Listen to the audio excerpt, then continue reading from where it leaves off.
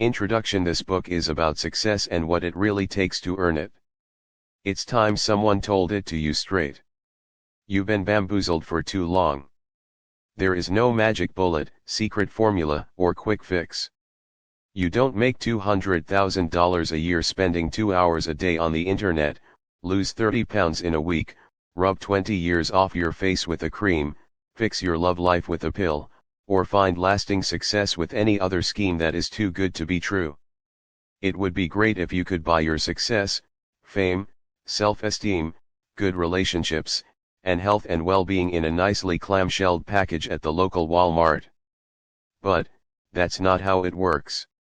We are constantly bombarded with increasingly sensational claims to get rich, get fit, get younger, get sexier, all overnight with little effort for only 3 easy payments of $39.95.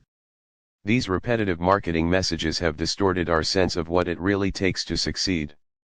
We've lost sight of the simple but profound fundamentals of what it takes to be successful. I'm tired of it. I won't sit back and watch these reckless messages derail people any longer. I wrote this book to take intro. In 1 April 21, 10:107 and 33 seconds p.m. to the compound effect you back to basics. I'm going to help you clear the clutter and bring focus to the core fundamentals that matter.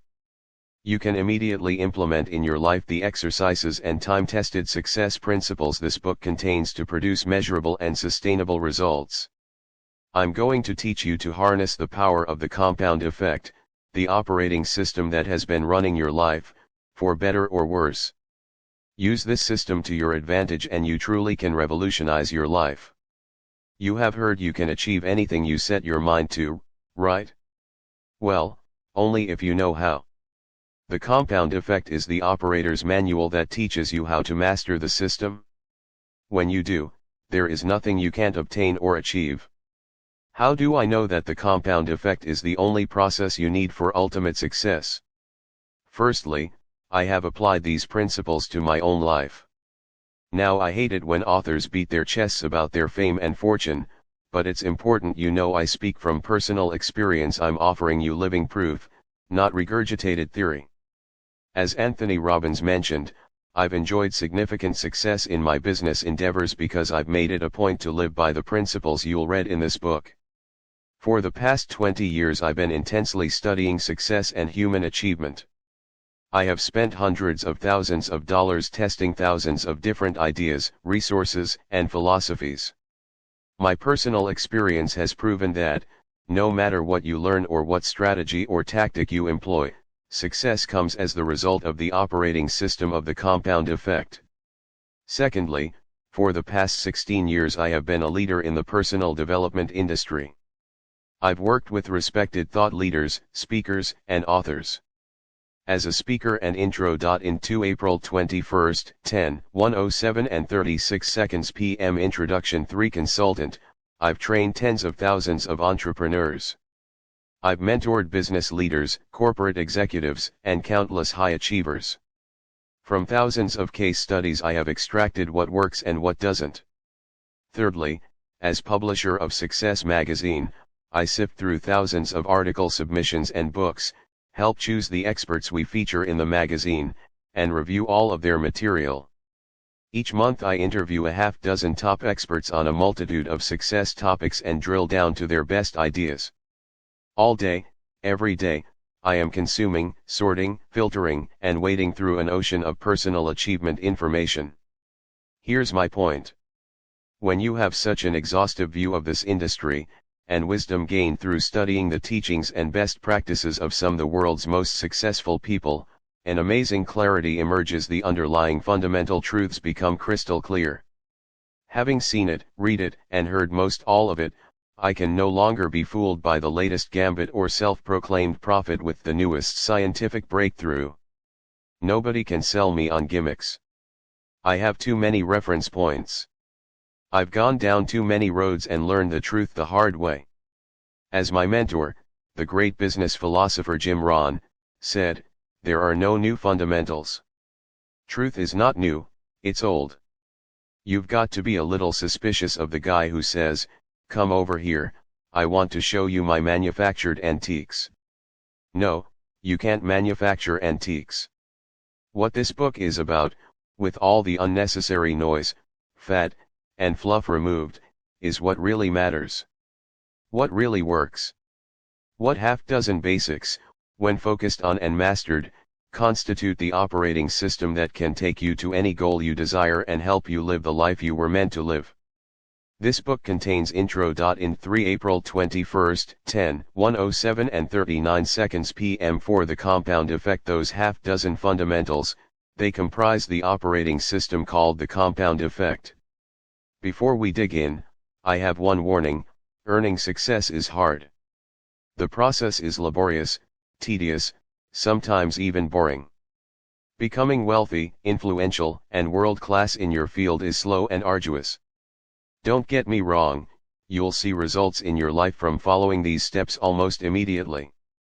But if you have an aversion to work, discipline, and commitment, you're welcome to turn the TV back on and put your hope in the next infomercial, the one touting promises of overnight success, if you have access to a major credit card. Here's the bottom line: you already know all that you need to succeed. You don't need to learn anything more. If all we needed was more information, everyone with an internet connection would live in a mansion, have ABS of steel, and be blissfully happy. New or more information is not what you need, a new plan of action is. It's time to create new behaviors and habits that are oriented away from sabotage and toward success. It's that simple. You're about to discover a detailed, tangible plan of action. Let it shake up your expectations, eliminate your assumptions, ignite your curiosity, and bring value to your life starting right now. Throughout the book I mention resources I've made available at thecompoundeffect.com. Please, go there. Use them. This book and the tools I've provided to support you offer the best of everything I've heard, seen, studied, and tried. It's the best of what we bring you every month in Success Magazine, all in one life-changing little book. And it is simple. Let's get started. Intro. In 4 April 21, 10:107 and 42 seconds p.m. Chapter 1: The Compound Effect in Action. You know that expression, slow and steady wins the race? Ever heard the story of the tortoise and the hare? Ladies and gentlemen, I'm the tortoise. Give me enough time, and I will beat virtually anybody, anytime, in any competition. Why? Not because I'm the best or the smartest or the fastest. I'll win because of the positive habits I've developed, and because of the consistency I use in applying those habits. I'm the world's biggest believer in consistency. I'm living proof that it's the ultimate key to success, yet it's one of the biggest pitfalls for people struggling to achieve. Most people don't know how to sustain it. I do. I have my father to thank for that. In essence, he was my first coach for igniting the power of the compound effect. My parents divorced when I was 18 months old, and my dad raised me as a single father. He wasn't exactly the soft, chapter_1. In 5 April 21, 10:140 and 31 seconds p.m. 6 The compound effect nurturing type. He was a former university football coach, and he hardwired me for achievement. Thanks to Dad, wake-up calls were at 6 o'clock every morning. Not by a loving tap on the shoulder or even the sound of a radio alarm. No, I was awakened each morning by the repetitious pile-driving sound of iron pounding on the concrete floor of our garage, situated next to my bedroom. It was like waking up 12 feet from a construction zone. He'd painted a huge "no pain, no gain" sign on the wall of the garage, which he stared at while he did countless old-school strongman deadlifts, power cleans, lunges, and squats. Rain, sleet, or shine, Dad was out there in his shorts and tattered sweatshirt. He never missed a day. You could set your watch by his routine. I had more chores than a housekeeper and gardener put together. Upon returning from school, there was always a list of instructions to greet me: pull weeds, rake leaves, sweep the garage, dust, vacuum, do the dishes, you name it. And getting behind in school wasn't tolerated. That's just the way it was. Dad was the original no excuses guy. We weren't ever allowed to stay home from school sick, unless we were actually puking, bleeding, or showing bone. The term showing bone came from his coaching days. His players knew they weren't allowed to come out of the game unless they were seriously injured. One time his quarterback asked to be pulled out of the game. Dad said, "Not unless you're showing bone." The quarterback pulled back his shoulder pads, and sure enough, his collarbone was showing. Only then was he allowed to come off the field. Chapter_1. In 6 April 21st, 10:138 and 13 seconds p.m. The compound effect in action 7. One of Dad's core philosophies was, it doesn't matter how smart you are or aren't, you need to make up in hard work what you lack in experience, skill, intelligence, or innate ability. If your competitor is smarter, more talented, or experienced, you just need to work 3 or 4 times as hard. You can still beat them. No matter what the challenge, he taught me to make up in hard work for wherever I might be disadvantaged. Miss free throws at the game. Do 1,000 free throws every day for a month. Not good at dribbling with your left hand? Tie your right hand behind your back and dribble 3 hours a day. Behind in your math? Hunker down, hire a tutor, and work like hell all summer until you get it. No excuses. If you aren't good at something, work harder, work smarter. He walked his talk, too. Dad went from being a football coach to a top salesperson. From there he became the boss, and ultimately, went on to own his own company. But I wasn't given loads of instruction. From the beginning, Dad let us figure it out. He was all about taking personal responsibility.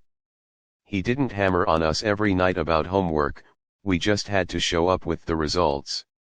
And, when you did, you were celebrated. If we got good grades, Dad took us to Pring's, an ice cream parlor where you could get these king banana split 6 scoops of ice cream and all the fixings. Many times my siblings didn't fare as well in school, so they didn't get to go. Getting to go was a big deal, so you worked your butt off to win the trip. Dad's discipline served as an example for me. Dad was my idol, and I wanted him to be proud of me. I also lived in fear of disappointing him. One of his philosophies is, be the guy who says no. It's no great achievement to go along with the chapter_1. In 7 April 21st, 10:138 and 14 seconds p.m. 8 The compound effect crowd. Be the unusual guy, the extraordinary guy. That's why I never did drugs. He never harped on me about it, but I didn't want to be that guy who just went along because everyone else was doing it. And I didn't want to let Dad down.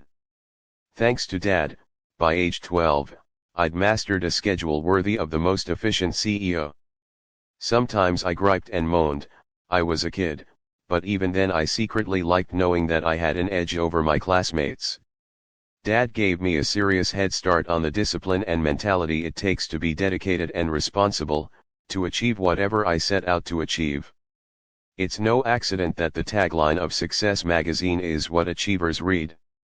Today Dad and I joke about what an addictive overachiever he trained me to be. At 18, I was making a 6-figure income in my own business. By age 20, I owned my own home in an upscale neighborhood. By age 24, my income grew to more than $1 million a year, and by age 27, I was officially a self-made millionaire with a business that brought in more than $50 million in revenue. That just about brings us to the present day, because I'm not yet 40, but I have enough money and assets to last my family the rest of my life. There are lots of ways to screw up a kid, Dad says. At least my way was a pretty good one. You seem to have done pretty well. So, while I admit that I've had to practice sitting on my hands and being present in the moment, or chilling out peacefully in a beach chair from time to time, without taking a pile of business books or self-improvement CDs with me, I'm grateful for the success skills I learned from my dad, and my other mentors along the way. The compound effect reveals the secret behind my success. I'm a true believer in the compound effect because Dad made chapter_1. In date April 21st, 10, 12:58 and 14 seconds p.m. The compound effect in action 9. Sure that I lived it, each and every day, until I couldn't live any other way if I tried. But if you're like most people, you're not a true believer. There are lots of perfectly understandable reasons why. You haven't had the same coaching and example showing you what to do. You haven't experienced the payoff of the compound effect. As a society, we have been deceived. We've been hypnotized by commercial marketing, which convinces you of problems you don't have and sells you on the idea of insta-fixes to cure them. We've been socialized to believe in the fairy tale endings found in movies and novels. We've lost sight of the good, old-fashioned value of hard and consistent work. Let's examine these hurdles one by one. You haven't experienced the payoff of the compound effect. The compound effect is the principle of reaping huge rewards from a series of small, smart choices. What's most interesting about this process to me is that, even though the results are massive, the steps, in the moment, don't feel significant. Whether you're using this strategy for improving your health, relationships, finances, or anything else for that matter, the changes are so subtle, they're almost imperceptible. These small changes offer little or no immediate result, no big win, no obvious "I told you so" payoff. So why bother? Most people get tripped up by the simplicity of the compound effect. For instance, they quit after the 8th day of running because they're still overweight. Or, they stop practicing the chapter_1. In 9 April 21st, 10, 12:58 and 16 seconds p.m. 10 The compound effect piano after 6 months because they haven't mastered anything other than chopsticks. Or, they stop making contributions to their IRA after a few years because they could use the cash and it doesn't seem to be adding up to much anyway. What they don't realize is that these small, seemingly insignificant steps completed consistently over time will create a radical difference. Let me give you a few detailed examples. Small, smart choices plus consistency plus time equals radical difference. The magic penny. If you were given a choice between taking $3 million in cash this very instant and a single penny that doubles in value every day for 31 days, which would you choose? If you've heard this before, you know the penny gambit is the choice you should make. You know it's the course that will lead to greater wealth. Yet why is it so hard to believe choosing the penny will result in more money in the end? Because it takes so much longer to see the payoff. Let's take a closer look. Let's say you take the cold, hard cash and your friend goes the penny route. On day 5, your friend has 16 cents. You, however, have $3 million. On day 10, it's $5.12 versus your big bucks. How do you think your friend is feeling about her decision? You're spending your millions, enjoying the heck out of it, and loving your choice. After 20 full days, with only 11 days left, Penny Lane has only $5,243. How is she feeling about herself at this point? For all her sacrifice and positive behavior, she has barely more than chapter_1. In 10 April 21st, 10, 12:58 and 18 seconds p.m. The compound effect in action. $5,000. You, however, have $3 million. Then the invisible magic of the compound effect starts to become visible. The same small mathematical growth improvement each day makes the compounded penny worth $10,737,418.24 on day 31, more than 3 times your $3 million. In this example we see why consistency over time is so important. On day 29, you've got your $3 million, Penny Lane has around $2.7 million. It isn't until day 30 of this 31-day race that she pulls ahead, with $5.3 million. And it isn't until the very last day of this month-long ultramarathon that your friend blows you out of the water. She ends up with $10,737,418.24 to your $3 million. Very few things are as impressive as the magic of compounding pennies. Amazingly, this force is equally powerful in every area of your life. Here's another example.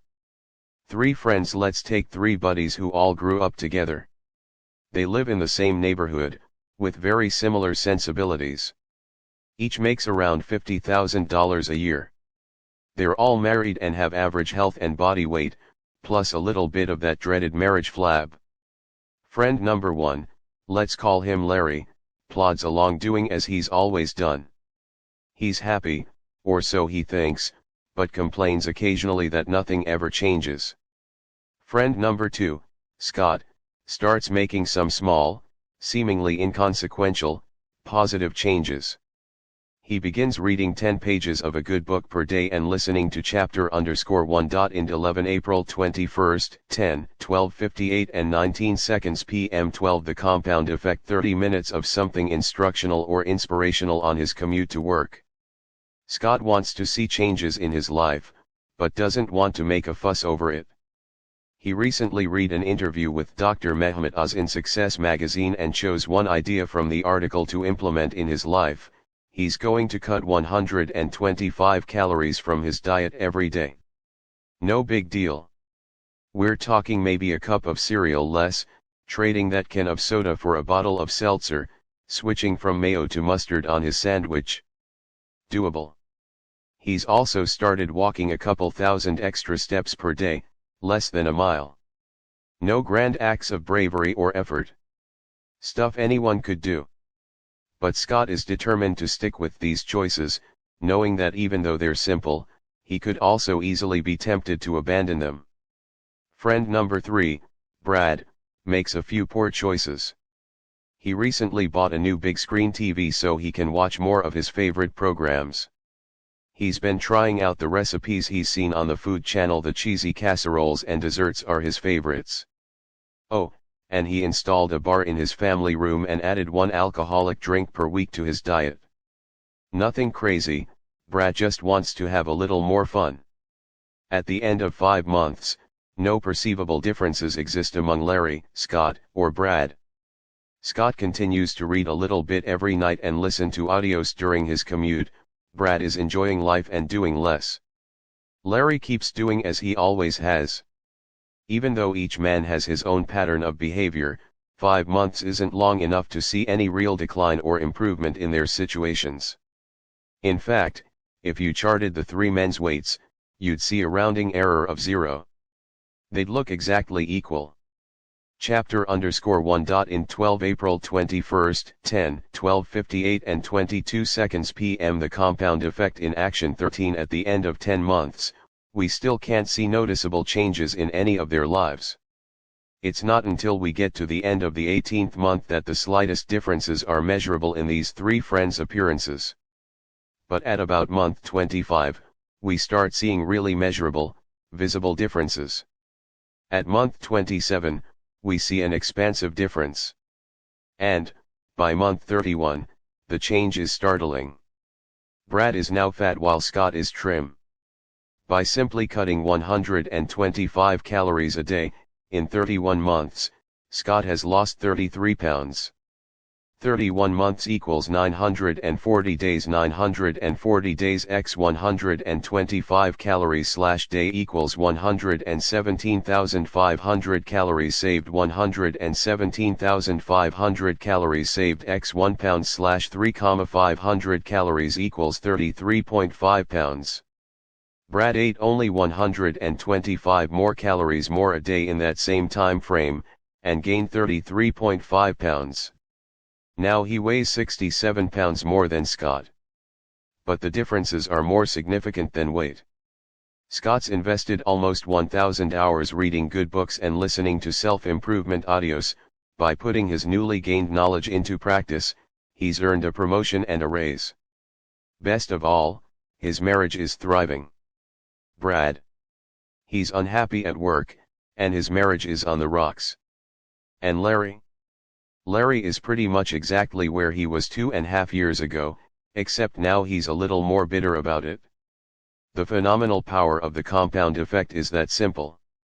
The difference between people who employ the chapter underscore 1. In 13 April 21, 10, 12:58 and 24 seconds PM 14. The compound effect for their benefit compared to their peers who allow the same effect to work against them is almost inconceivable. It looks miraculous. Like magic or quantum leaps. After 31 months, or 31 years, the person who uses the positive nature of the compound effect appears to be an overnight success. In reality, his or her profound success was the result of small, smart choices, completed consistently over time. The ripple effect. The results in the above example seem dramatic, I know. But it goes even deeper than that. The reality is that even one small change can have a significant impact that causes an unexpected and unintended ripple effect. Let's put one of Brad's bad habits under the microscope: eating rich food more frequently, to better understand how the compound effect can also work in a negative way and can create a ripple effect that impacts your entire life. Brad makes some muffins from a recipe he learned from the Food Channel. He's proud and his family loves it, and it seems to add value all around. He starts making them, and other sweets, frequently.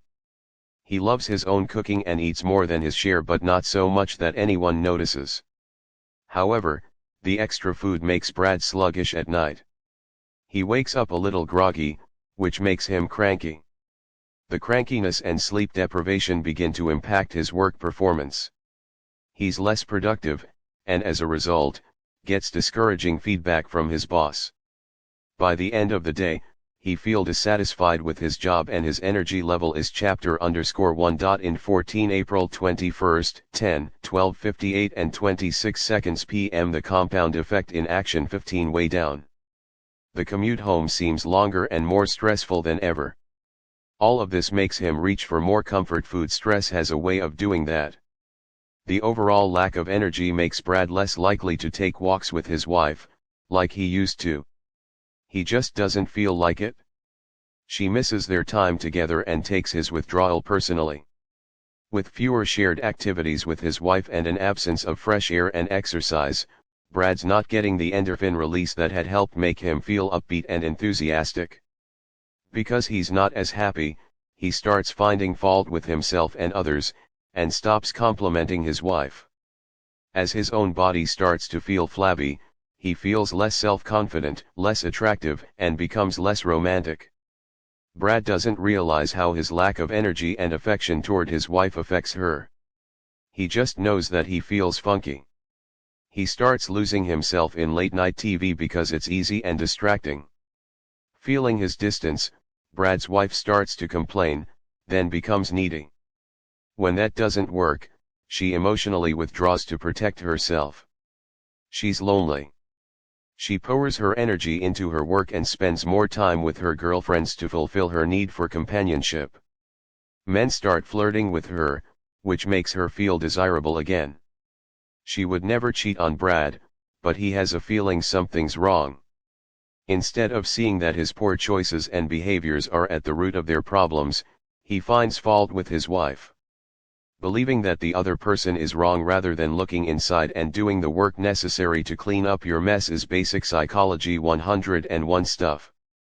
In Brad's case, he doesn't know to look inside. They don't offer self-improvement or relationship advice on Top Chef or his favorite crime shows. However, the thought may chapter underscore 1. In 15 April 21, 10, 12:58 and 28 seconds PM. 16. The compound effect have occurred to him that, if he had read the personal development books his buddy Scott read, he might have learned about ways to change negative habits. Unfortunately for Brad, the small choices he made on a daily basis created a ripple that wreaked havoc on every area of his life. Of course, all that calorie counting and intellectual stimulation has had the opposite effect with Scott, who's now reaping the bounty of positive results. It's that simple. With enough time and consistency, the outcomes become visible.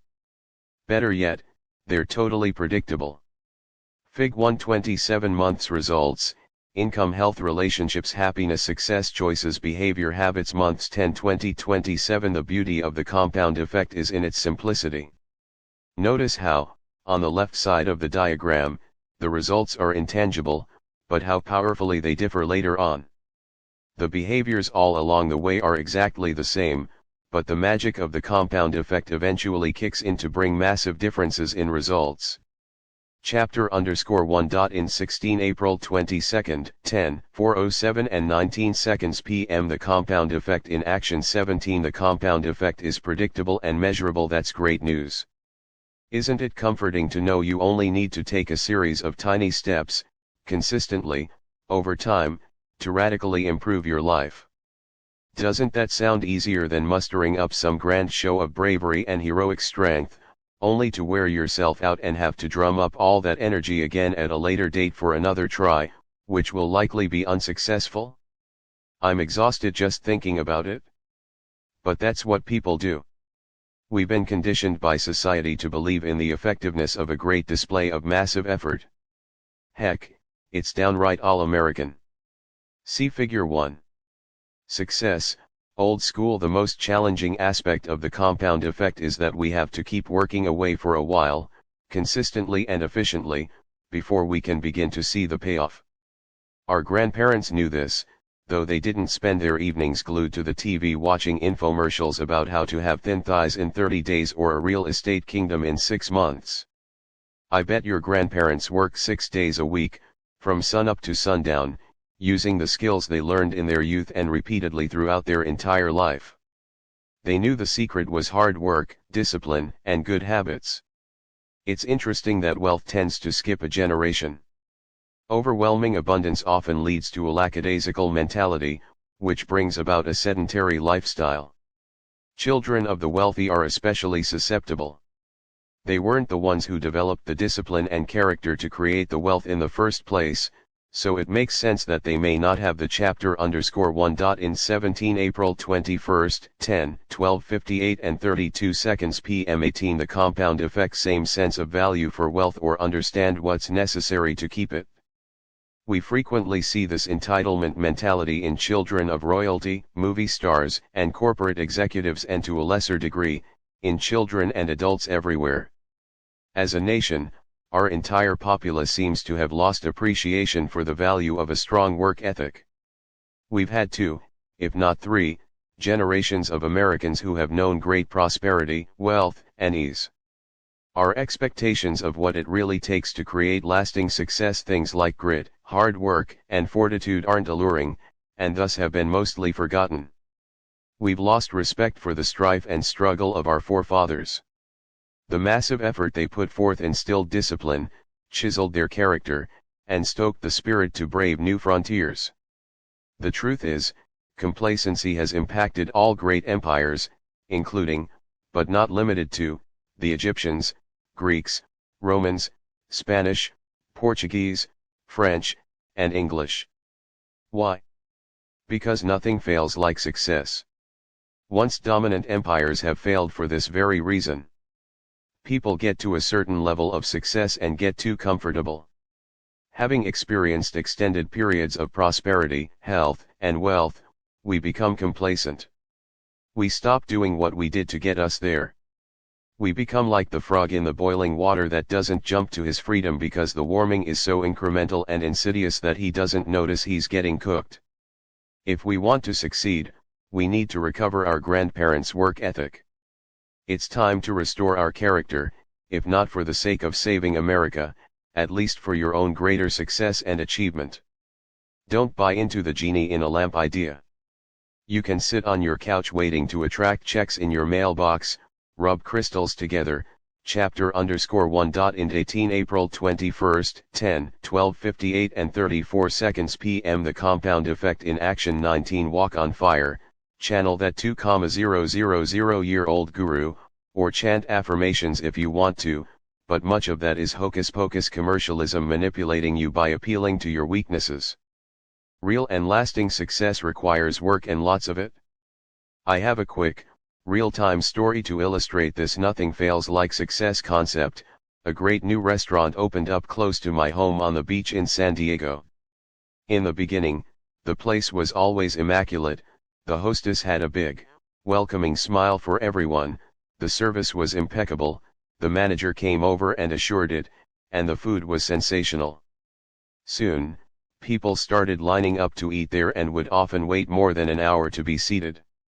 Then, unfortunately, the restaurant's staff began to take its success for granted. The hostess became snooty, the service staff disheveled and curt, and the food quality hit or miss. The place was out of business within 18 months. They failed because of their success. Or rather, because they stopped doing what made them successful to begin with. Their success clouded their perspective and they slacked off. Microwave mentality. Understanding the compound effect will rid you of instare-salt's expectation. The belief success should be as fast as your fast food, your 1-hour glasses, your 30-minute photo processing, your overnight mail, your microwave eggs, your instant hot water and text messaging. Enough, okay. Promise yourself that you're going to let go once and for all of your lottery winner expectations because, let's face it, you only hear stories about the one winner, not the millions of losers. That person you see. Chapter_1. In 19 April 21st, 10, 12:58 and 36 seconds p.m. 20. The compound effect. Jumping up and down in front of the Vegas slot machine or at the Santa Anita horse track doesn't reveal the hundreds of times that same person lost. If we go back to our mathematical chance of a positive result, again, we have a rounding error of 0, as in, you have about 0 chance of winning. Harvard psychologist Daniel Gilbert, author of Stumbling on Happiness, says that if we gave lottery losers each 30 seconds on TV to announce not, I won, but I lost, it would take almost 9 years to get through the losers of a single drawing. When you understand how the compound effect works, you won't pine for quick fixes or silver bullets. Don't try to fool yourself into believing that a mega-successful athlete didn't live through regular bone-crushing drills and thousands of hours of practice. He got up early to practice and kept practicing long after all others had stopped. He faced the sheer agony and frustration of the failure, loneliness, hard work, and disappointment it took to become number one. By the end of this book, or even before, I want you to know in your bones that your only path to success is through a continuum of mundane, unsexy, unexciting, and sometimes difficult daily disciplines compounded over time. Know, too, that the results, the life, and the lifestyle of your dreams can be yours when you put the compound effect to work for you. If you use the principles outlined in the compound effect, you will create your fairy tale ending. See Figure 2. Have I made my point? Good. Join me in the next chapter, where we will focus on the one thing that controls your life. Every victory or defeat, triumph or failure has started with this. Everything you have or don't have in your life right now has been because of this. Learn to change this, and you can change your life. Let's discover what this is. Chapter_1. In Sector 1:20 April 21st, 10, 12:58 and 37 seconds p.m. The compound effect in action. 21 Fig 2 results, income, health, relationships, happiness, success, choices, behavior, habits. The compound effect is always working. You can choose to make it work for you, or you can ignore it and experience the negative effects of this powerful principle. It doesn't matter where you are on this graph. Starting today, you can decide to make simple, positive changes and allow the compound effect to take you where you want to go. Chapter_1. In Sector 1:21 April 22nd, 10, 4:07 and 28 seconds p.m. 22 The compound effect. Put the compound effect to work for you. Summary action steps. Write out a few excuses you might be clinging to, example: not smart enough, no experience, wrong upbringing, don't have the education, etc. Decide to make up in hard work and personal development to outcompete anyone, including your old self. O.B. Scott. Write out the half-dozen small, seemingly inconsequential steps you can take every day that can take your life in a completely new and positive direction. Oh, don't be Brad. Write down the small, seemingly inconsequential actions you can stop doing that might be compounding your results downward. Oh, list a few areas, skills, or outcomes where you have been most successful in the past. Consider whether you could be taking those for granted and are not continuing to improve, and are therefore in jeopardy of having that complacency lead to future failure. Chapter underscore 1. In Sector 1 22 April 21st, 10, 12:58 and 41 seconds p.m. Chapter 2 Choices. We all come into this world the same, naked, scared, and ignorant. After that grand entrance, the life we end up with is simply an accumulation of all the choices we make. Our choices can be our best friend or our worst enemy. They can deliver us to our goals or send us orbiting into a galaxy far, far away. Think about it. Everything in your life exists because you first made a choice about something. Choices are at the root of every one of your results. Each choice starts a behavior that over time becomes a habit. Choose poorly, and you just might find yourself back at the drawing board, forced to make new, often harder choices. Don't choose at all, and you've made the choice to be the passive receiver of whatever comes your way. In essence, you make your choices, and then your choices make you. Every decision, no matter how slight, alters the trajectory of your life, whether or not to go to college, who to marry, to have that. Chapter underscore 2. In 23 April 21st, 10, 12:58 and 50 seconds p.m. 24 The compound effect. Last drink before you drive, to indulge in gossip or stay silent, to make one more prospecting call or call it a day, to say I love you or not. Every choice has an impact on the compound effect of your life. This chapter is about becoming aware of and making choices that support the expansion of your life. Sounds complicated, but you'll be amazed by its simplicity. No longer will 99% of your choices be unconscious. No more will most of your daily routines and traditions come as a reaction to your programming. You'll ask yourself, and be able to answer, how many of my behaviors have I not voted on? What am I doing that I didn't consciously choose to do, yet continue to do every day? By employing the same idiot-proof strategies I've used to catapult my own life and career, strengthened by the compound effect, you'll be able to loosen the mysterious grip of the things that are unwinding your life and pulling you in the wrong direction. You'll be able to hit the pause button before stumbling into idiot territory. You'll experience the ease of making decisions that lead to behaviors and habits that support you, every time. Your biggest challenge isn't that you've intentionally been making bad choices. Heck, that would be easy to fix. Your biggest challenge is that you've been sleepwalking through your choices. Half the time, you're not even aware you're making them. Our choices are often shaped by our culture and upbringing. They can be so entwined in our routine behaviors and habits that they seem beyond our control. For instance, have you ever been going about your business, enjoying your life, when all of a sudden you made a stupid choice or series of small choices that ultimately sabotaged your hard work and momentum, all for no apparent reason? You didn't intend to sabotage yourself, but by not thinking about chapter underscore 2. In 24 April 21st, 10, 12:58 and 52 seconds p.m. Choices 25 Your decisions weighing the risks and potential outcomes, you found yourself facing unintended consequences. Nobody intends to become obese, go through bankruptcy, or get a divorce, but often, if not always, those consequences are the result of a series of small, poor choices. Elephants don't bite. Have you ever been bitten by an elephant? How about a mosquito? It's the little things in life that will bite you.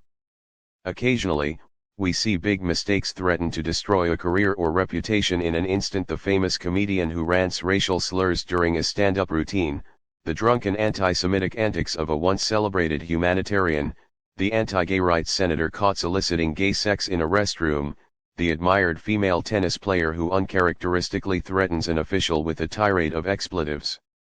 Clearly, these types of poor choices have major repercussions. But even if you've pulled such a whopper in your past, it's not extraordinary massive steps backward or the tragic single moments that we're concerned with here. For most of us, it's the frequent, small, and seemingly inconsequential choices that are of grave concern. I'm talking about the decisions you think don't make any difference at all. It's the little things that inevitably and predictably derail your success. Whether they're boneheaded maneuvers, no biggie behaviors, or are disguised as positive choices, those are especially insidious, These seemingly insignificant decisions can completely throw you off course because you are not mindful of them.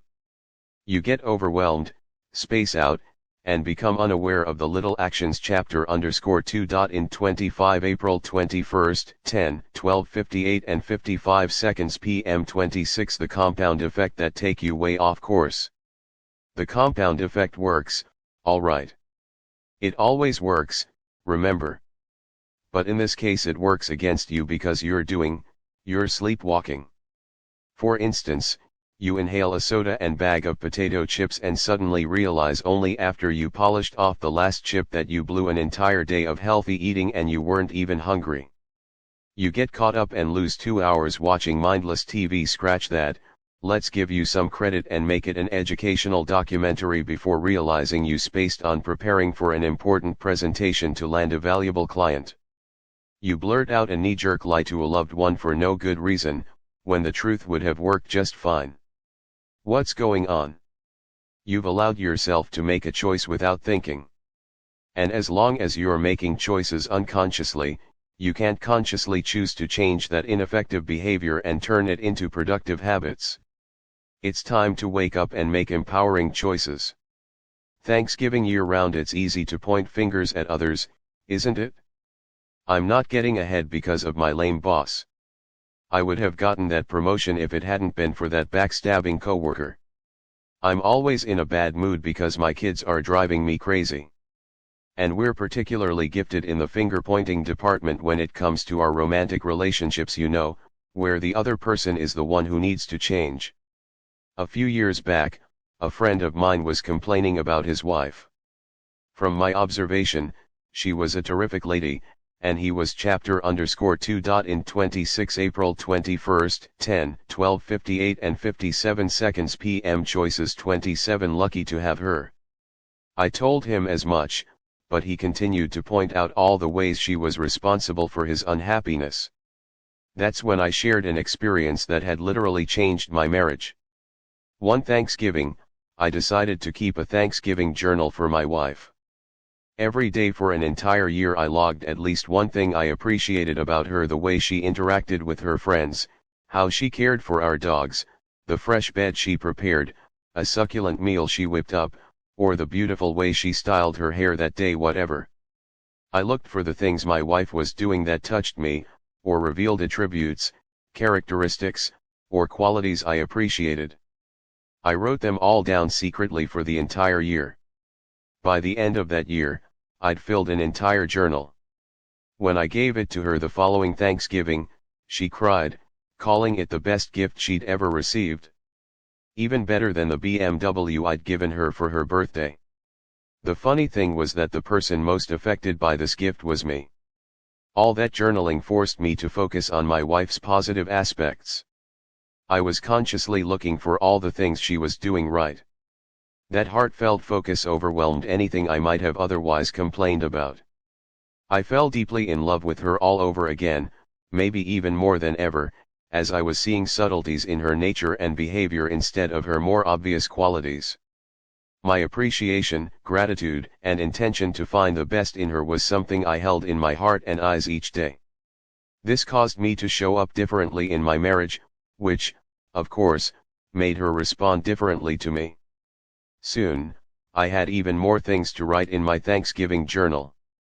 As a result of choosing to take a mere 5 minutes every day or so to document all the reasons why I was grateful for her, we chapter_2. In 27 April 21st, 10, 12:59 p.m. 28 The compound effect experienced one of the best years of our marriage, and it's only gotten better.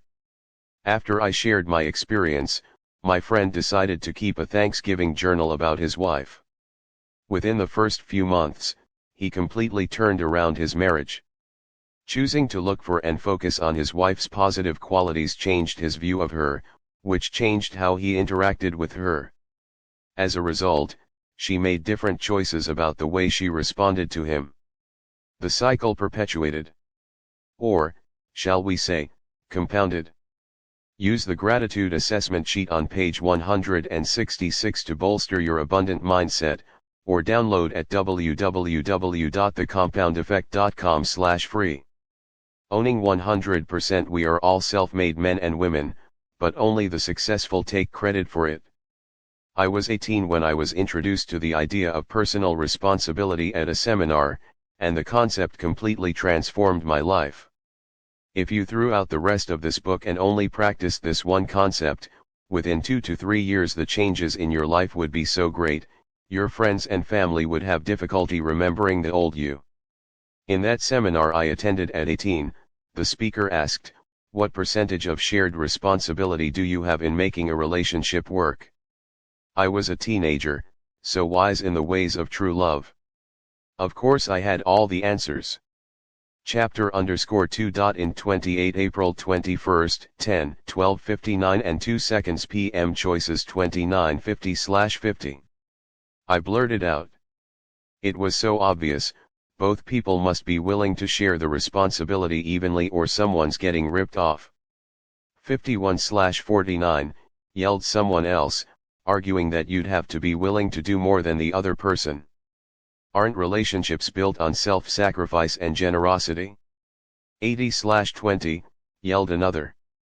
The instructor turned to the easel and wrote 100/0 on the paper in big black letters. You have to be willing to give 100% with zero expectation of receiving anything in return, he said. Only when you're willing to take 100% responsibility for making the relationship work will it work. Otherwise, a relationship left to chance will always be vulnerable to disaster. Whoa! This wasn't what I was expecting. But I quickly understood how this concept could transform every area of my life. If I always took 100% responsibility for everything I experienced, completely owning all of my choices and all the ways I responded to whatever happened to me, I held the power. Everything was up to me. I was responsible for everything I did, didn't do, or how I responded to what was done to me. I know you think you take responsibility for your life. I've yet to ask anybody who doesn't say, "Of course, I take responsibility for my life." But then you look at how most people operate in the world, there's a lot of finger-pointing, victimhood, blaming, and expecting someone else or the government to solve their problems. If you've ever blamed traffic for being late, or decided you are in a bad mood because of something your kid, spouse, or coworker did, you're not taking 100% personal responsibility. You arrived late because the printer was busy. Maybe you shouldn't have waited until the chapter _2. In 29 April 21st, 10:12:59 and 4 seconds p.m. 30. The compound effect. Last minute. Coworker messed up the presentation? Shouldn't you have double-checked it yourself before delivering it? Not getting along with your unreasonable teen? There are countless fantastic books and classes to help you learn how to deal. You alone are responsible for what you do, don't do, or how you respond to what's done to you. This empowering mindset revolutionized my life. Luck, circumstances, or the right situation wasn't what mattered. If it was to be, it was up to me. I was free to fly. No matter who was elected president, how badly the economy tanked, or what anybody said, did, or didn't do, I was still 100% in control of me. Through choosing to be officially liberated from past, present, and future victimhood, I'd hit the jackpot. I had the unlimited power to control my destiny. Getting lucky. Maybe you believe you're simply unlucky. But really, that's just another excuse. The difference between becoming fabulously rich, happy, and healthy, or broke, depressed, and unhealthy, is the choices you make throughout life. Nothing else will make the difference. Here's the thing about luck, we're all lucky. If you are on the right side of the dirt, have your health, and a little food in your cupboard, you are incredibly lucky. Everyone has the opportunity to be lucky, because beyond having the basics of health and sustenance, luck simply comes down to a series of choices. When I asked Richard Branson if he felt luck played a part in his success, he answered, "Yes, of course, we are all lucky. If you live in a free society, you are lucky. Luck surrounds us every day, we are constantly having lucky things happen to us, whether you chapter _ 2. In 30 April 21st, 10, 12:59 and 7 seconds p.m. choices 31 recognize it or not. I have not been any more lucky or unlucky than anyone else. The difference is when luck came my way, I took advantage of it. Spoken like a man knighted with wisdom. While we're on the topic, it's my belief that the old adage we often hear, luck is when opportunity meets preparation, isn't enough. I believe there are two other critical components to luck. The complete formula for getting lucky: preparation, personal growth, plus attitude, belief/mindset, plus opportunity, a good thing coming your way, plus action, doing something about it, equals luck. Preparation: by consistently improving and preparing yourself, your skills, knowledge, expertise, relationships, and resources, you have the wherewithal to take advantage of great opportunities when they arise, when luck strikes. Then, you can be like Arnold Palmer, who told Success magazine in February of 2009, "It's a funny thing, the more I practice, the luckier I get." Attitude: this is where luck evades most people, and where Sir Richard is spot on with his belief that luck is all around us. It's simply a matter of seeing situations, conversations, and circumstances as fortuitous. You cannot see what you don't look for, and you cannot look for what you don't believe in. Opportunity: it's possible to make your own luck, but the luck I'm talking about here isn't planned for, or it comes faster or differently than expected. In this stage of the formula, luck isn't chapter _ 2. In 31 April 21st, 10, 12:59 and 9 seconds p.m. 32 the compound effect forced.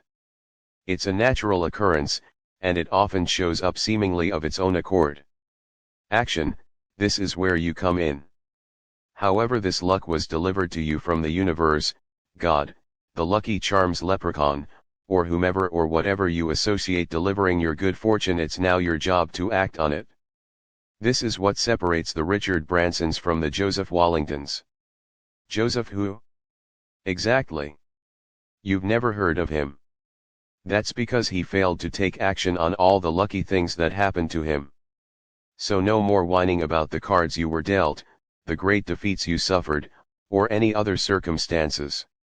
Countless people have more disadvantages and greater obstacles than you, and yet they're wealthier and more fulfilled. Luck is an equal opportunity distributor. Lady Luck shines on all, but rather than having your umbrella drawn, you've got to have your face to the sky. When it comes down to it, it's all you, baby. There's no other way around it.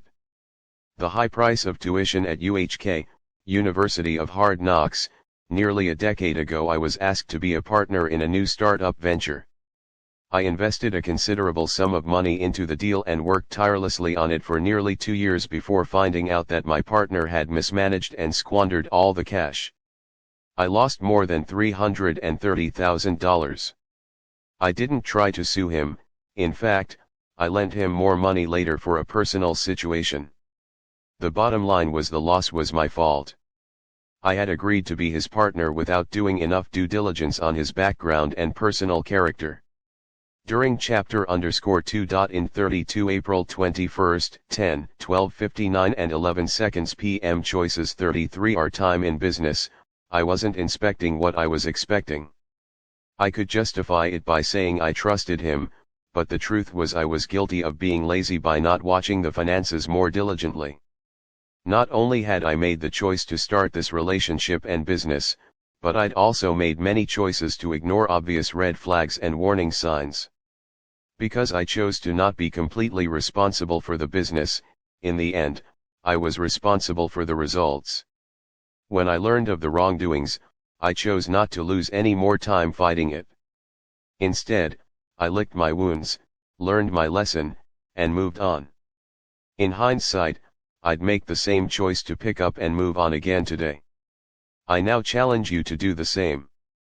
No matter what has happened to you, take complete responsibility for it, good or bad, victory or defeat. Own it. My mentor Jim Rohn said, "The day you graduate from childhood to adulthood is the day you take full responsibility for your life." Today is graduation day. From this day forward, Choose to be 100% responsible for your life. Eliminate all of your excuses. Embrace the fact that you are freed by your choices, as long as you assume personal responsibility for them. It's time to make the choice to take control. Your secret weapon, your scorecard. I'm about to walk you through one of the single greatest strategies I've ever used in my personal development. This strategy helps me take control of the choices I make throughout the day, causing everything else to fall into place, and leading to behaviors and actions that shepherd my habits into line like dutiful, loyal minions. Chapter _2. In 33 April 21st, 10, 12:59 and 14 seconds p.m. 34 The compound effect. Right this moment, pick an area of your life where you most want to be successful. Do you want more money in the bank? A trimmer waistline? The strength to compete in an Ironman event? A better relationship with your spouse or kids? Picture where you are in that area, right now. Now picture where you want to be, richer, thinner, happier, you name it. The first step toward change is awareness. If you want to get from where you are to where you want to be, you have to start by becoming aware of the choices that lead you away from your desired destination. Become very conscious of every choice you make today so you can begin to make smarter choices moving forward. To help you become aware of your choices, I want you to track every action that relates to the area of your life you want to improve. If you've decided you want to get out of debt, you're going to track every penny you pull from your pocket. If you've decided you want to lose weight, you're going to track everything you put into your mouth. If you've decided to train for an athletic event, you're going to track every step you take, every workout you do. Simply carry around a small notebook, something you'll keep in your pocket or purse at all times, and a writing instrument. You're going to write it all down. Every day.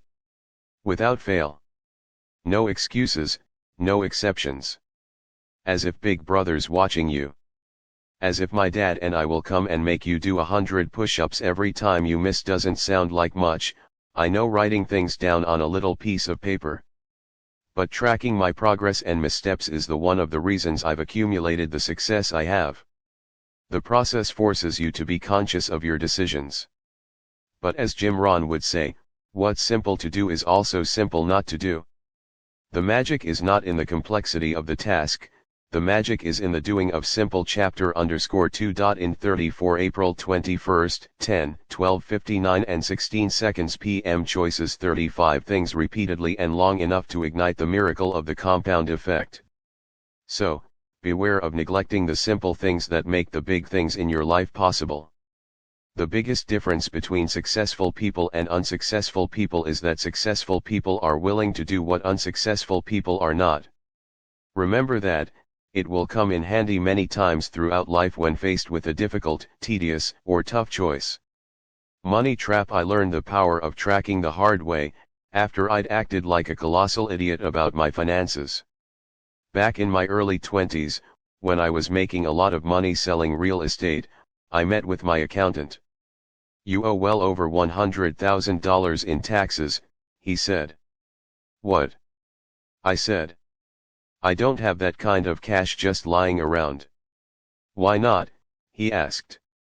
"You collected several times that, certainly you set aside the taxes that would be due on that money." "Evidently I didn't," I said. "Where did the money go?" he asked.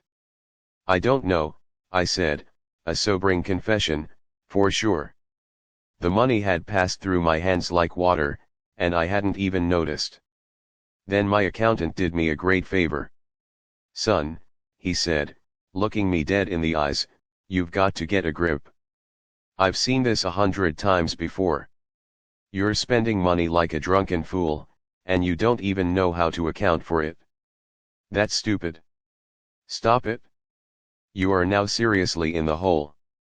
You. Chapter _2. In 35 April 21st, 10, 12:59 and 18 seconds p.m. 36 The compound effect. Have to earn more money that you'll owe additional taxes on just to pay for your back taxes. Continue this, and you'll dig your financial grave with your own wallet. I immediately got the message.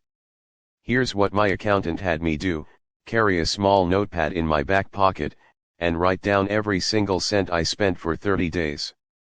Whether it was $1,000 for a new suit or 50 cents for air to fill up my tires, it all had to go down on the notepad. Wow! This brought an instantaneous awareness of the many unconscious choices I was making that resulted in money pouring out of my pockets. Because I had to log everything, I resisted buying some things, just so I didn't have to take out the notepad and write it in the dang book. Keeping a money log for 30 days straight cemented a new awareness in me, and created a completely new set of choices and disciplines around my spending. And, since awareness and positive behaviors compound, I found myself being more proactive with money in general, putting away more for retirement, finding areas to save where there was clear waste, and enjoying the fun quotient of money play money all the more. When I did consider shelling out for entertainment, I did so only after a long pause. This tracking exercise changed my awareness of how I related to my money.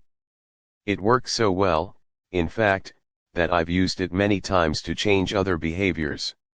Tracking is my go-to transformation model for everything that ails me. Over the years I've tracked what I eat and drink, how much I exercise, how much time I spend improving a skill, my number of sales calls, even the improvement of my relationships with family, friends.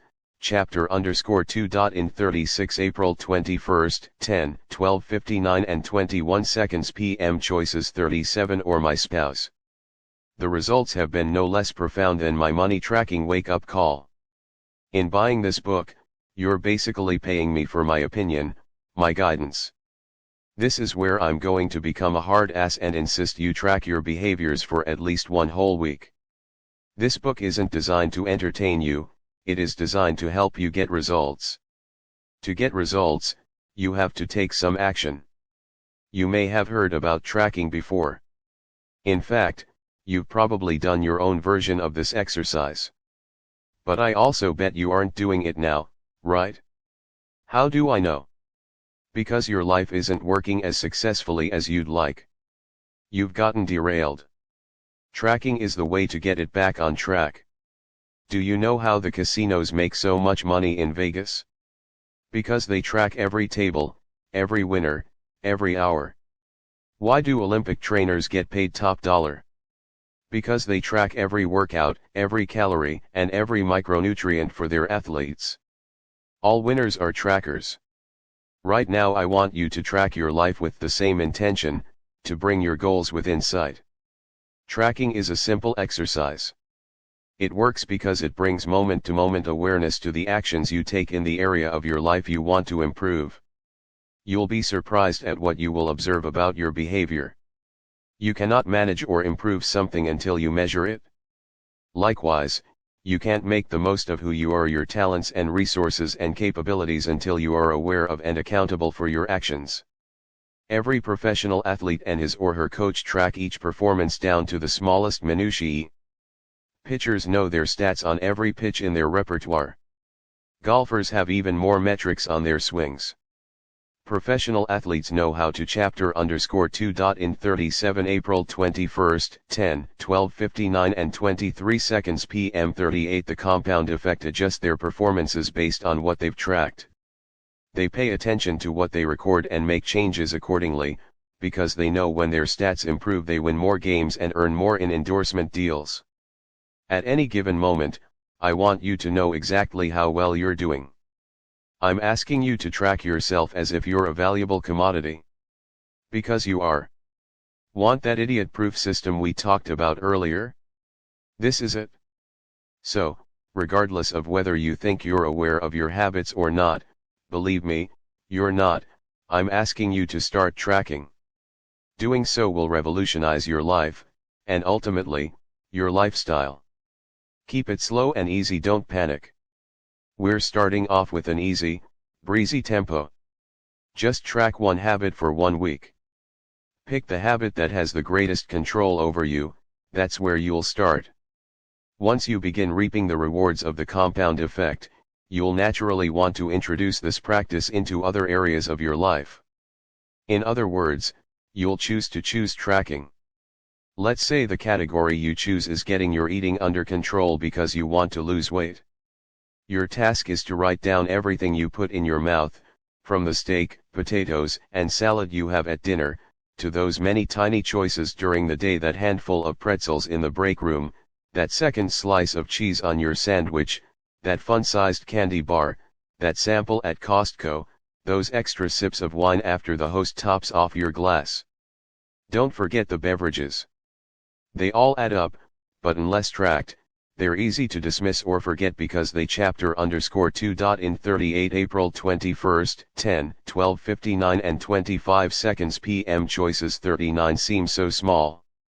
Again, merely writing these things down sounds simple, and it is, but only when you do it.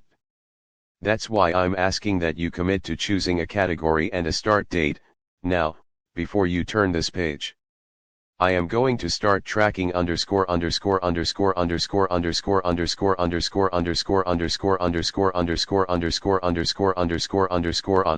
_________________________________________________________________________________________________________________under________ date/month/year. What will the tracking look like? It will be thorough, as in organized, and relentless, as in constant. Each day you'll start with the date at the top of a fresh page, and start keeping track. What happens after the first week of tracking? You'll probably be in shock. You'll be astonished at how those calories, pennies, minutes have been escaping you.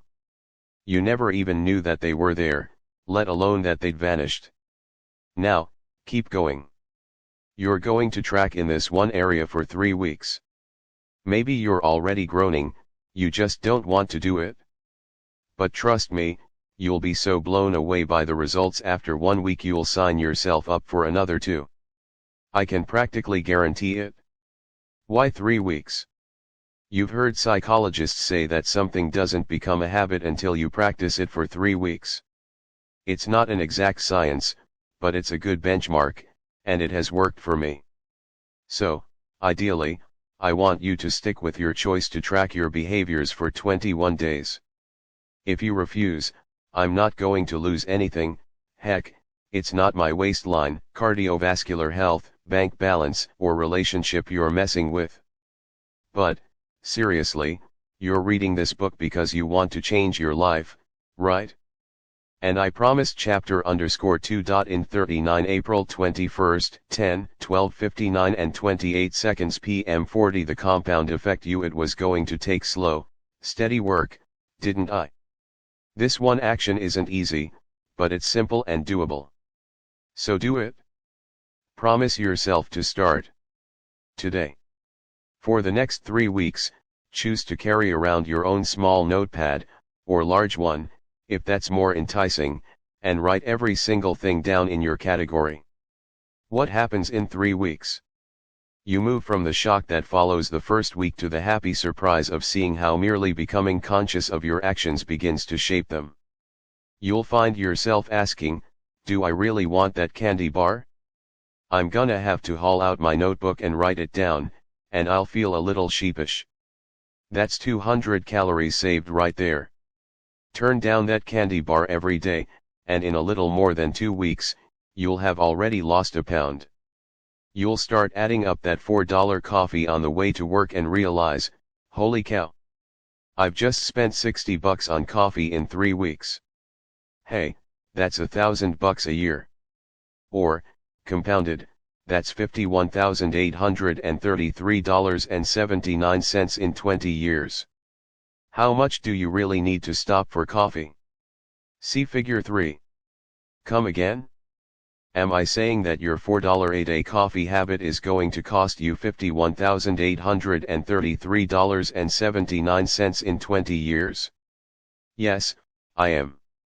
Did you know that every dollar you spend today, no matter where you spend it, is costing you nearly $5 in only 20 years, and $10 in 30 years? That's because if you took $1 and invested it at 8%, in 20 years, that dollar would be worth almost 5. Every time you spend $1 today, it's like taking $5 out of your future pocket. I used to make the mistake of looking at a price tag and thinking that if an item was listed at $50, it cost me $50. Well, yes, in today's dollars. But if you consider the potential value of that same $50 after it has been invested for 20 years, chapter_2. 40 April 21st, 10, 12:59 and 30 seconds p.m. Choices $41 years 1 5 10 15 $51,833.79 $46,849.70 $37,998.15 $34,074.40 $27,105.98 $24,016.99 $18,531.07 $16,099.25 $1.3,853.76 $9,865.97 $8,098.22 $6,465.96 $4,958.79 $10,000 $3,567.12 $1,095.59 $20,000 $2,282.12 $30,000 $11,780.43 $40,000 $21,164.73 $50,000 $30,451.36 $60,000 $42,247.57 Fig 320 The real cost of a $4 a day coffee habit over 20 years is $51,833.79. That's the power of the compound effect. The cost, what you lose by spending that money rather than investing it, is 4 or 5 times greater. In other words, every time you look at an item that costs $50 you have to ask, is this item worth $250? If it's worth $250 to you today, then it's worth buying. Keep that in mind next time you go to a place like Costco, with all sorts of amazing things that you didn't know you had to have. You go in to buy $25 worth of necessities and walk out with $400 of stuff instead. My garage looks like a Costco graveyard.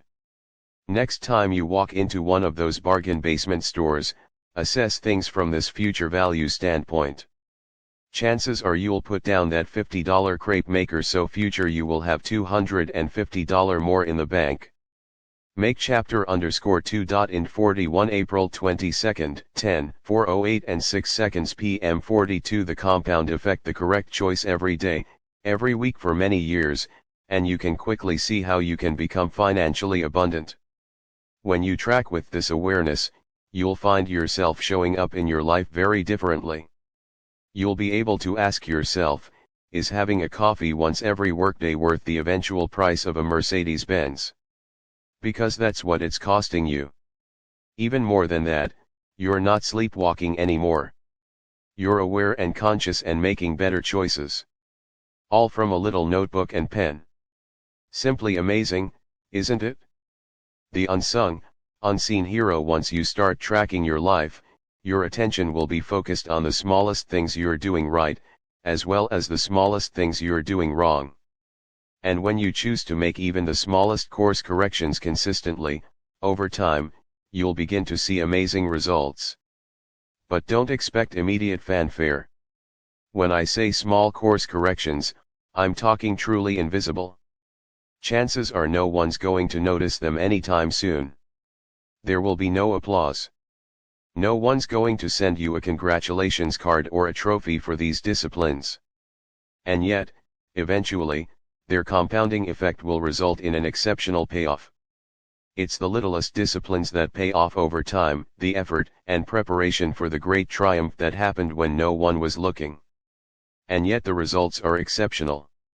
A horse wins by a nose, but gets 10 times the prize money. Is the horse 10 times faster? No, just a little bit better. but it was those extra laps around the chapter _2. In 42 April 21st, 10, 12:59 and 35 seconds p.m. choices 43 track, the extra discipline in the horse's nutrition, or the extra work by the jockey that made the results a slight bit better with compounded rewards. After hundreds of tournaments played and thousands of strokes tallied, the difference between the number 1 ranked golfer and the number 10 golfer is an average of only 1.9 strokes, but the difference in prize money is 5 times, over $10 million versus $2 million. The number 1 golfer isn't 5 times better, not even 50% or even 10% better. In fact, the difference between his average score is only 2.7% better. Yet, the Fig for $12 million earnings $10 million $10,508,163 $8 million $6 million $4 million $2 million $2,092,113 0 1 Tiger Woods No 10 Scott Verplank average score 68.1 average score 70 The difference between the number 1 ranked golfer and the number 10 golfer is an average of only 1.9 strokes, but the difference in prize money is VE times. That's the power of the compound effect. Source: FedEx Cup ranking as of mid-December 2009 chapter _2. In 43 April 21st, 10, 12:59 and 37 seconds p.m. 44 The compound effect results are 5 times greater. See figure 4. That's the power of little things adding up. It's not the big things that add up in the end, it's the hundreds, thousands, or millions of little things that separate the ordinary from the extraordinary. To be 1 stroke better requires countless little things that don't get accounted for when you're putting on the green jacket. Let me give you a few more ways tracking small changes can result in huge payoffs. Take a walk. I was mentoring a CEO of a sizable company doing more than $100 million in sales annually. Phil was an entrepreneur and founder of the company. The company was doing fine, but I detected a lack of engagement, trust, and enthusiasm in the culture of his organization. I wasn't too surprised. It turns out that Phil hadn't been in parts of his own building for more than 5 years. He'd never spoken personally to more than 80% of his staff. He basically lived in a bubble with his management team. I asked Phil to track just one change, 3 times a week. He had to step outside of his office and walk around the building. His goal was to seek out at least 3 people whom he saw doing things right or had heard good things about and give them some personal acknowledgement of his appreciation. This one small change in his behavior took less than an hour a week, but had massive effects over time. The employees Phil took the time to recognize began to go the extra mile and work harder to earn his greater appreciation. Other employees started to perform better, observing that great effort was recognized and chapter _2. In 44 April 21st, 10, 12:59 and 40 seconds p.m. choices 45 appreciated. The ripple effect of their new attitude transferred to their customer interactions, improving the customer's experience with the company, increasing repeat and referral business, which increased everyone's pride. That simple change over the period of 18 months did a complete 180 on the company culture. Net profits grew by more than 30% during that time, utilizing the same staff and 0 additional investment in marketing. All because Phil committed to one small, seemingly insignificant step done consistently over time. Money Tree 12 years ago I had a wonderful assistant, Kathleen. She earned $40,000 a year at the time. She was tasked to manage the registration table situated at the back of the room during one of my lectures on entrepreneurship and wealth building. The next week she came into my office. "I heard you talk about saving 10% of everything you earn," she told me. "That sounds nice, but there is no way I could do that. It's totally unrealistic." She proceeded to tell me about all her bills and financial obligations. After she wrote them all out, it was obvious there really wasn't any money left over at the end of the month. "I need a raise," she said. "I'll do better than that," I told her. "I'm going to teach you how to become wealthy." It wasn't the answer she was looking for, but she agreed. I taught Kathleen how to track her spending, and she began to carry her notebook. I told her to open a separate savings account with only $33, just 1% of her existing monthly income.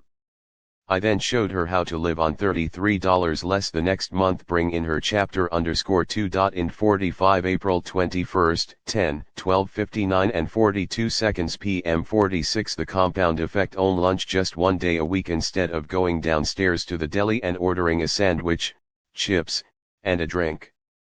The next month I had her save only 2%, $67.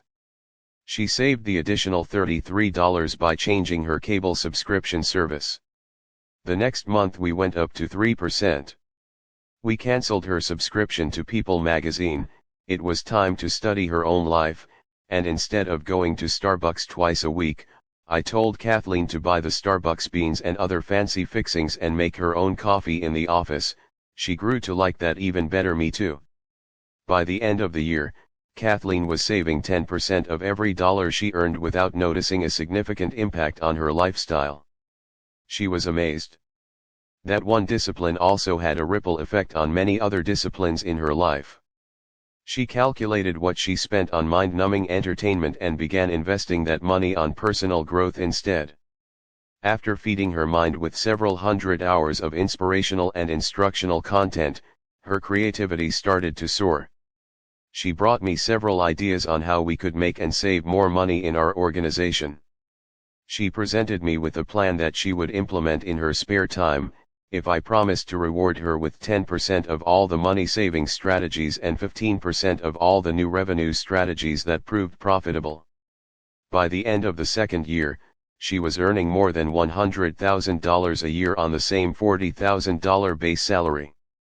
Kathleen eventually started her own independent contract service business that took off. I ran into Kathleen at an airport 2 years ago. She now earns more than $250,000 a year and has saved and created more than $1 million in assets. She's a millionaire. All starting from the choice to take one small step and start saving $33 a month. Chapter_2. In 46 April 21st, 10, 12:59 and 44 seconds p.m. Choices 47 Time is of the essence. The earlier you start making small changes, the more powerfully the compound effect works in your favor. Suppose your friend listened to Dave Ramsey's advice and began putting $250 a month into an IRA when she got her first job after graduating from college at age 23. You, on the other hand, don't start saving until you're 40. Or maybe you started saving a little earlier but cleaned out your retirement account because you didn't notice any great gains. By the time your friend is 40, she never has to invest another dollar and will have more than $1 million by the age of 67, growing at 8% interest compounded monthly. You continue to invest $250 every month until you reach 67, the normal retirement age for Social Security for those born after 1960. That means you're saving for 27 years in contrast to her 17 years. When you're ready to retire, you'll have less than $300,000 and will have invested $27,000 more than your friend. Even though you saved for many more years and invested much more cash, you still ended up with less than a third of the money you could have had. That's what happens when we procrastinate and neglect necessary behaviors, habits, and disciplines. Don't wait another day to start the small disciplines that will lead you in the direction of your goals. See Figure 5. Are you telling yourself that you're starting so late that you're already way behind the 8 ball and can never catch up? That's just another tired tape in your head. It's time to turn it off. It's never too late to reap the benefits of the compound effect.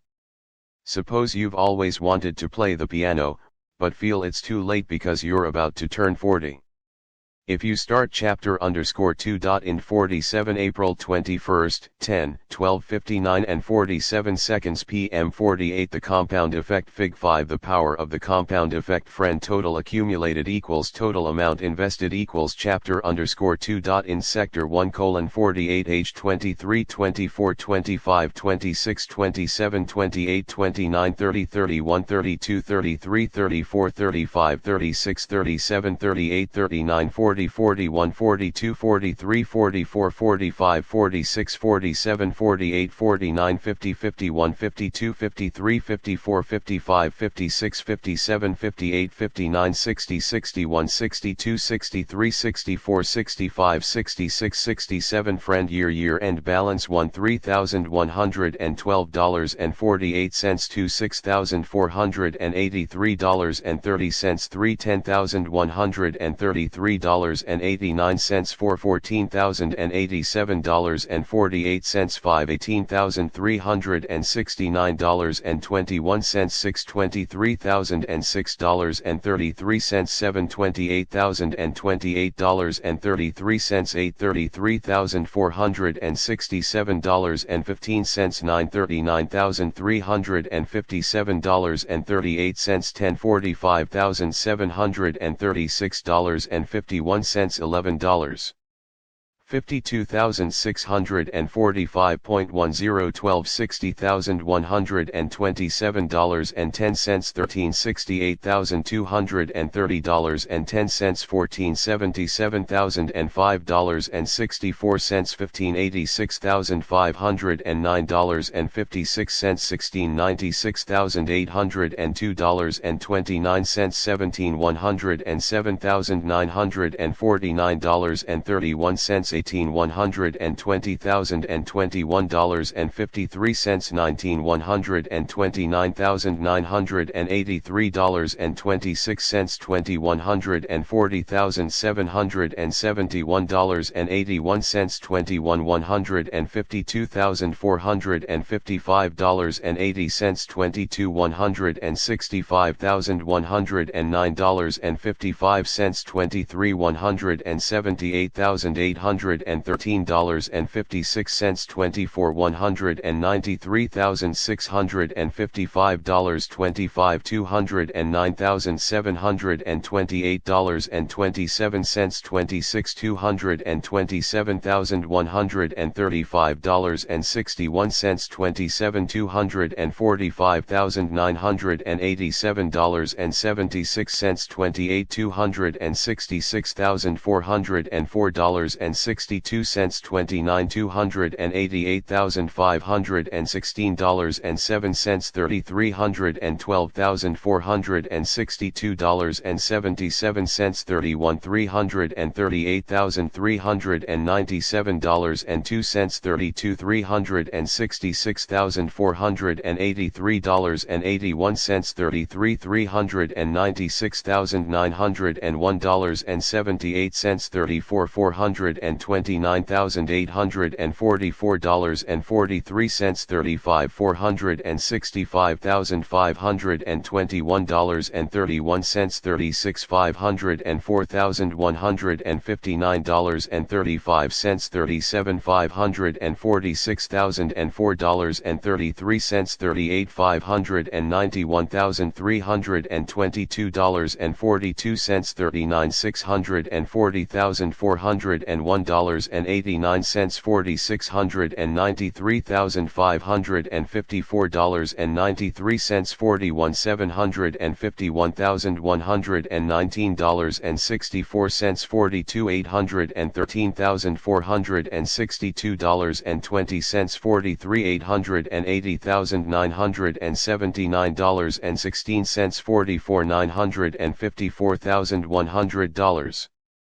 45 $1,033,289.83 $54,000 age 23 24 25 26 27 28 29 30 31 32 33 34 35 36 37 38 39 40 41 42 43 44 45 46 47 48 49 50 51 52 53 54 55 56 57 58 59 60 61 62 63 64 65 66 67 year 1 2 3 4 5 6 7 8 9 10 11 12 13 14 15 16 17 18 19 20 21 22 23 24 25 26 27 28 29 30 31 32 33 34 35 36 37 38 39 40 41 42 43 44 45 U year-end balance 0.0000000000000000000000000000000000000000000000000000000000000000000000000000000000000000000000000000000000000000000000000000000000000000000000000000000000000000000000000000000000000000000000000000000 $77,560.10 $77,564,86,509.56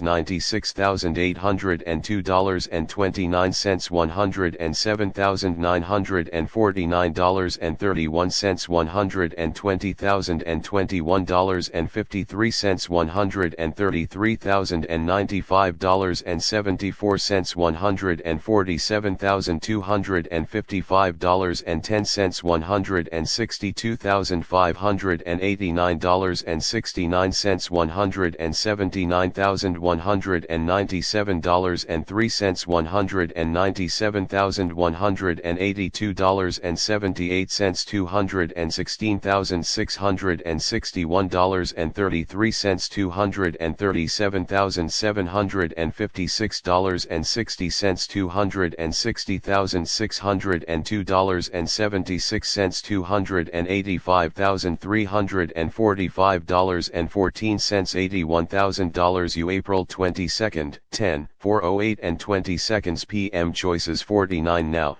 by the time your retirement age, you could be a master, as you'll have been playing for 25 years. The key is to start now. Every great act, every fantastic adventure, starts with small steps. The first step always looks harder than it actually is. But what if 25 years is too long? What if you've only got time or patience for 10 years? In Brian Tracy's book Focal Point, Omicom, 2002, he models how to improve any area of your life by 1000%. Not 10% or even 100%, but 1000%. Let me outline it for you. All you have to do is improve yourself, your performance, and your output and earnings by January 10th of 1% each workday. You even get to slack off on weekends. That is 1/1,000. Do you think you could do that? Of course, anyone could do that. Simple. Do it each day of the week, and you'll improve by 0.5% each week. Translation, not much, equaling 2% each month, which, compounded, adds up to 26% each year. Your income now doubles each 2.9 years. By year 10, you can be performing and earning 1000% what you are now. Isn't that amazing? You don't have to put in 1000% more effort or work 1000% more hours. Just 0.1% improvement each day. That's it. Success is a half marathon. Beverly was a salesperson for an educational software company for which I was doing a turnaround. One day she told me about her friend who was running a half marathon the upcoming weekend. I could never do such a thing, Beverly, chapter_2. In Sector 1:49 April 21st, 10:12:59 and 52 seconds p.m. 50 The compound effect. Who was significantly overweight, assured me. I get winded going up a single flight of stairs. If you want to, you can choose to do what your friend is doing, I told her. She balked, saying, there's absolutely no way. My first step was to help Beverly find her motivation. So, Beverly, why would you want to run the half marathon? Well, my 20-year high school reunion is coming up next summer, and I want to look fabulous. But I've gained so much weight since I had my second child 5 years ago. I don't know how I can do it. Bingo. Now we had a motivating goal. But I proceeded with caution. If you've ever tried to lose weight, you probably know the drill: buy an expensive gym membership, drop a fortune on personal trainers, new equipment, spiffy new workout clothes, and great athletic footwear. Work out vigorously for a week or so and then turn your elliptical machine into a clothes drying rack, ditch the gym, and let your sneakers mold in the corner. I wanted to try a better way with Beverly. I knew that if I could get her to choose just one new habit, she'd get hooked, and all the other behaviors would naturally fall into line. I asked Beverly to drive her car around the block and map out a 1-mile loop from her house. Then, I told her to walk the loop 3 times over a period of 2 weeks. Notice that I didn't ask her to start by running the mile. Instead, I started with something a small, easy task that required no major stretch. Then I had her walk the loop 3 times in 1 week for an additional 2 weeks. Each day she made the choice to continue on. Chapter_2. In Sector 1:50 April 21, 10, 12:59 and 54 seconds p.m. Choices 51. Next I told Beverly to start a slow jog, only as far as she felt comfortable. As soon as she started feeling breathless, she was to stop and continue walking. I asked her to do this until she could run 1/4, then 1/2, and then 3/4 of that mile. It took 3 more weeks, 9 outings before she could jog a full mile. After a total of 7 weeks, she was jogging the whole loop. That might seem like a long time for such a short victory, right? After all, half of a marathon is 13.1 miles. 1 mile is nothing. What was something, however, was that Beverly was beginning to see how her choice to get fit for the reunion, her Y power, as I'll soon explain, was fueling her new health habits. The compound effect had been set in motion and was starting its miraculous process.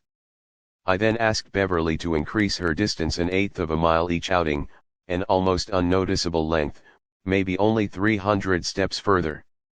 Within 6 months, she was running 9 miles without any discomfort at all. In 9 months, she was running 13.5 miles regularly, more than the distance of a half marathon, as part of her running routine. More exciting, though, was what happened in other areas of her life. Beverly lost her cravings for chocolate, a lifelong obsession, and heavy, fatty foods. Gone. The increased energy she felt from the cardiovascular exercise and better eating choices helped her bring more enthusiasm to her work. Her sales performance doubled during the same period, which was great for me. As we saw in the previous chapter, the ripple effects of all this momentum raised her self-esteem, which made her more affectionate toward her husband. Their relationship became more passionate than it had been since college. Because she Chapter_2. In Sector 1:51 April 21, 10, 12:59 and 57 seconds p.m. 52 The compound effect had renewed energy, her interaction with her children became more active and animated. She noticed she no longer had time to hang out with her Debbie Downer friends, who still gathered together after work for greasy appetizers and drinks. She made new healthy friends in a running club she joined, which led to a whole host of additional positive choices, behaviors, and habits. Following that first conversation in my office and Beverly's decision to find her Y power and commit to a series of small steps, she lost more than 40 pounds, becoming a walking, and running, billboard for fit and empowered women. Today, Beverly runs full marathons. Your life is the product of your moment-to-moment choices. In our Success CD, May 2010, TV's Biggest Loser fitness trainer Jillian Michaels shared with me a powerful childhood story. When I was a kid, my mom would have these elaborate Easter egg hunts for me. I would run around the house, and when I would get close to a hidden egg, she'd say, "Oh, you're warm. You know, you get closer to it, oh, you're on fire." And then you move away from the egg and she'd go, "Oh, you're cold, you're freezing." I teach contestants that, on a moment-to-moment basis, I need them to think about their happiness and their ultimate goal as being warm, how every choice and every decision they make in the moment is getting them closer to that ultimate goal. Since your outcomes are all a result of your moment-to-moment choices, you have incredible power to change your life by changing those choices. Step by step, day by day, your choices will shape your actions until they become habits, where practice makes them permanent. Chapter_2. In Sector 1:52 April 21, 10, 12:59 and 59 seconds p.m. Choices 53. Losing is a habit. So is winning. Now let's work on permanently instilling winning habits into your life. Eliminate sabotaging habits and instill the needed positive habits, and you can take your life in any direction you desire, to the heights of your greatest imagination. Let me show you how. Chapter_2. In Sector 1:53 April 21, 10, 1 o'clock and 1 second p.m. 54 The compound effect. Put the compound effect to work for you. Summary action steps. What area, person, or circumstance in your life do you struggle with the most? Start journaling all the aspects of that situation that you are grateful for. Keep a record of everything that reinforces and expands your gratitude in that area. Where in your life are you not taking 100% responsibility for the success or failure of your present condition? Write down 3 things you have done in the past that have messed things up. List 3 things you should have done but didn't. Write out 3 things that happened to you but you responded poorly. Write down 3 things you can start doing right now to take back responsibility for the outcomes of your life. Start tracking at least one behavior in one area of your life you'd like to change and improve, example money, nutrition, fitness, recognizing others, parenting, any area. Chapter_2. In Sector 1:54 April 21, 10, 1 o'clock and 4 seconds p.m. Chapter 3 Habits. A wise teacher was taking a stroll through the forest with a young pupil and stopped before a tiny tree. Pull up that sapling, the teacher instructed his pupil, pointing to a sprout just coming up from the earth. The youngster pulled it up easily with his fingers. Now pull up that one, said the teacher, indicating a more established sapling that had grown to about knee-high to the boy. With little effort, the lad yanked and the tree came up, roots and all.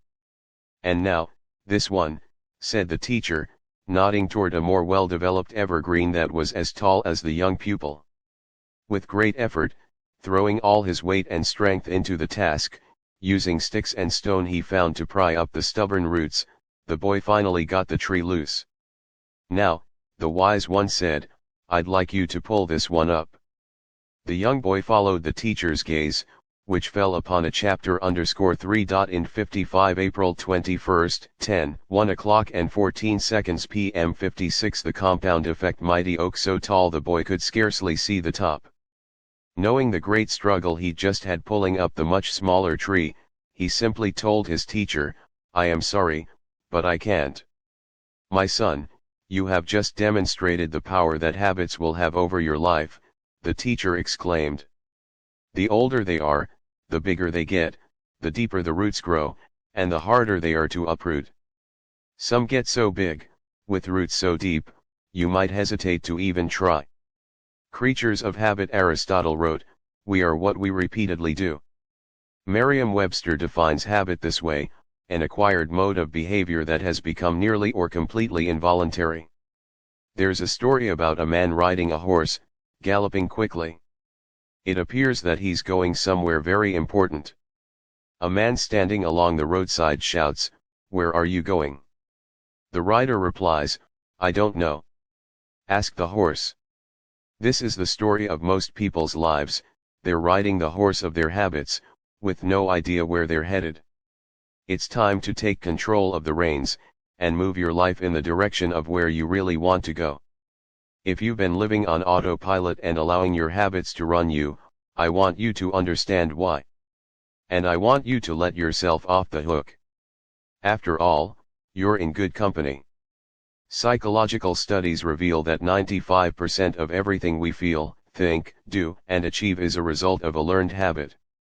We're born with instincts, of course, but no habits at all. We develop them over time.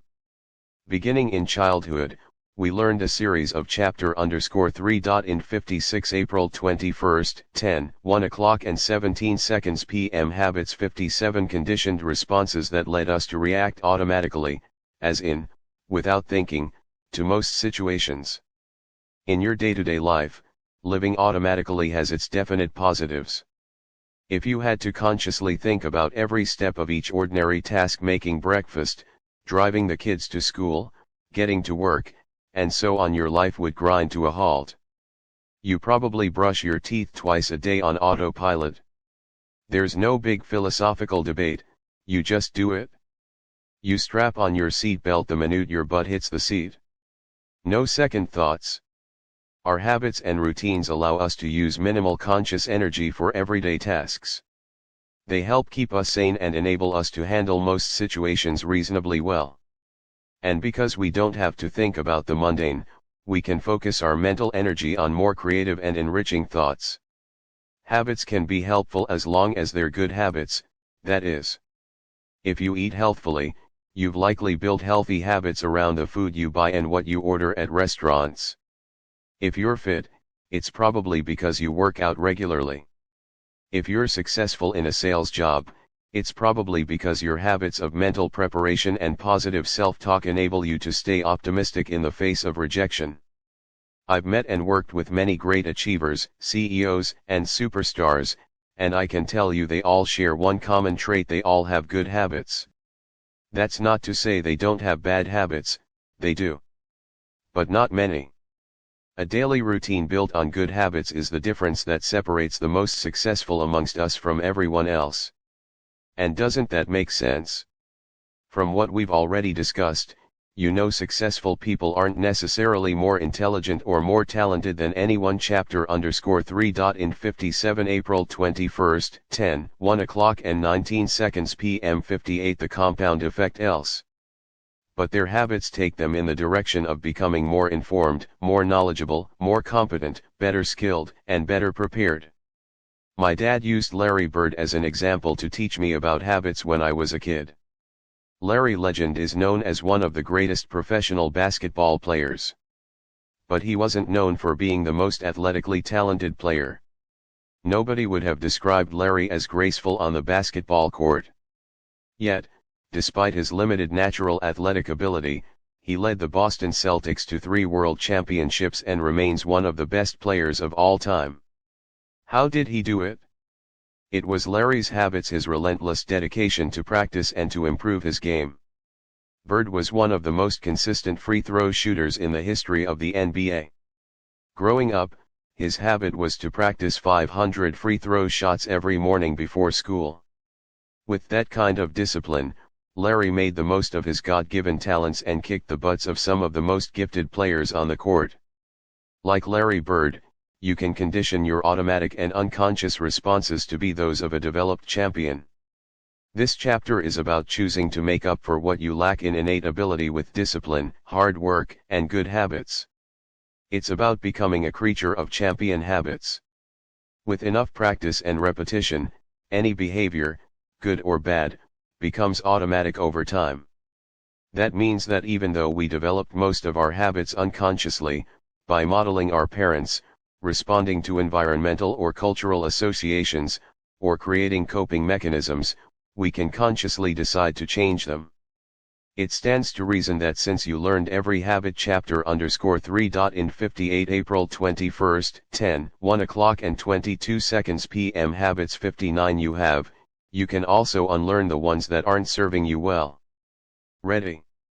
Here goes. Start by thinking your way out of the instant gratification trap. We understand that scarfing Pop-Tarts won't slenderize our waistlines. We realize that logging 3 hours a night watching Dancing with the Stars and NCIS leaves us with 3 fewer hours to read a good book or listen to a terrific audio. We get that merely purchasing great running shoes doesn't make us marathon ready. We're a rational species, at least that's what we tell ourselves. So why are we so irrationally enslaved by so many bad habits? It's because our need for immediate gratification can turn us into the most reactive, non-thinking animals around.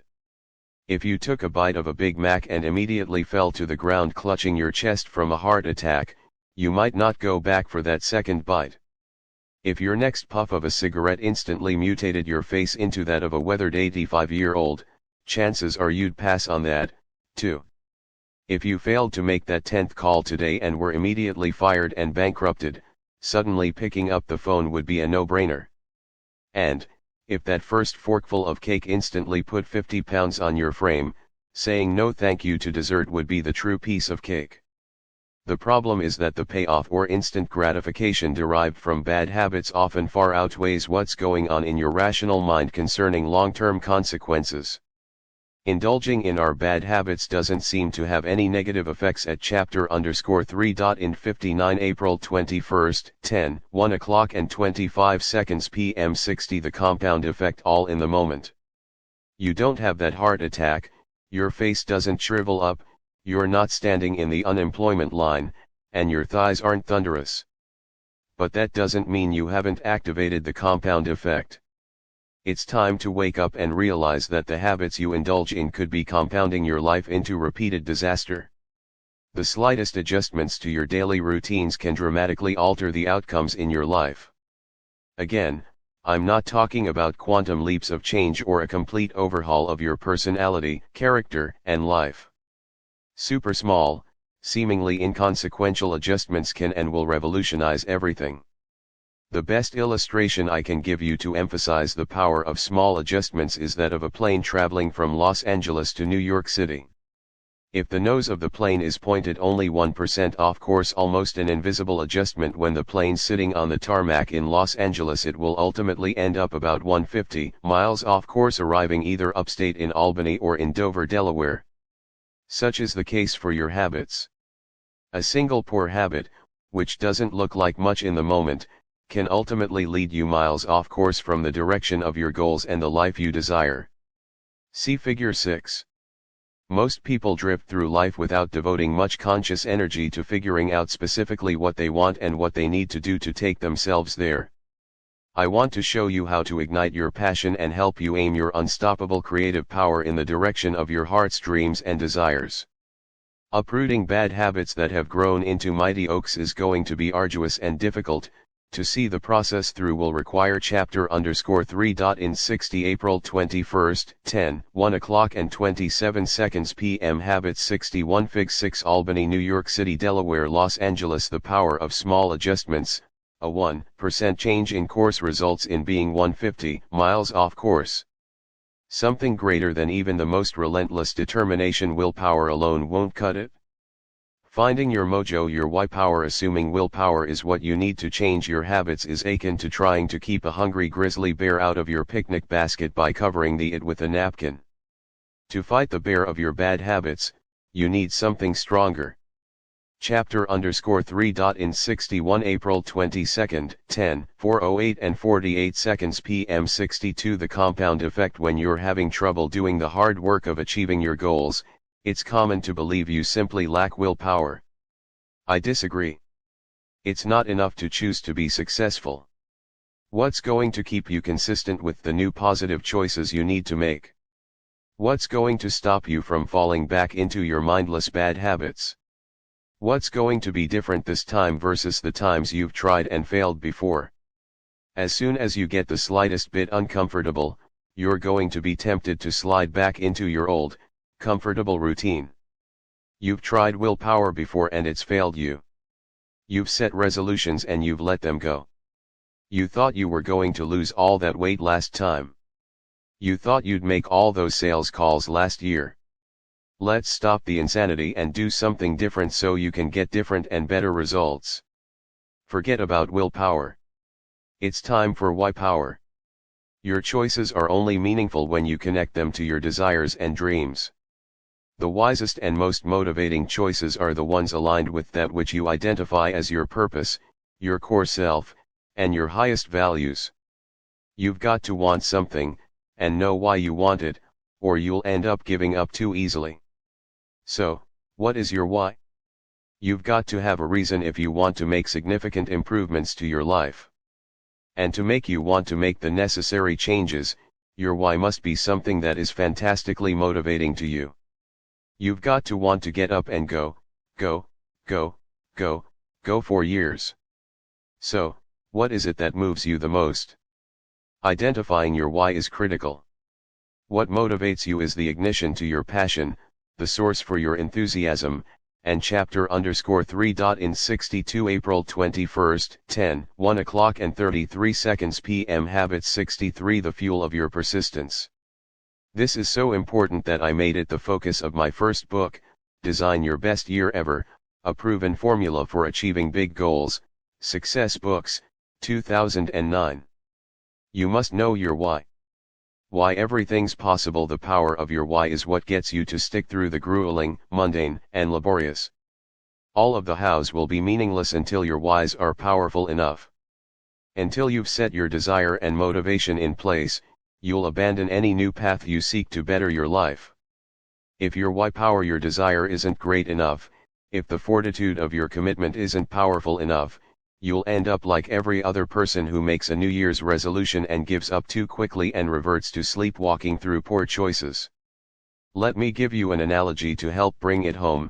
If I were to put a 10-inch wide, 30-foot long plank on the ground and say, if you walk the length of the plank, I'll give you $20, would you do it? Of course, it's an easy $20. But what if I took that same plank and made a rooftop bridge between two 100-story buildings? That same $20 for walking the 30-foot plank no longer looks desirable or even possible, does it? You'd look at me and say, not on your life. See Figure 7. However, if your child was on the opposite building, and that building was on fire, would you walk the length of the plank to save him? Without question, and immediately you'd do it, $20 or not. Chapter underscore 3. In 63 April 21st, 1 o'clock and 36 seconds p.m. 64. The compound effect. Fig 7. Is your why power great enough? Why is it that the first time I asked you to cross that sky-high plank, you said no way, yet, the second time you wouldn't hesitate? The risks and the dangers are the same. What changed? Your why changed your reason for wanting to do it. You see, when the reason is big enough, you will be willing to perform almost anyhow.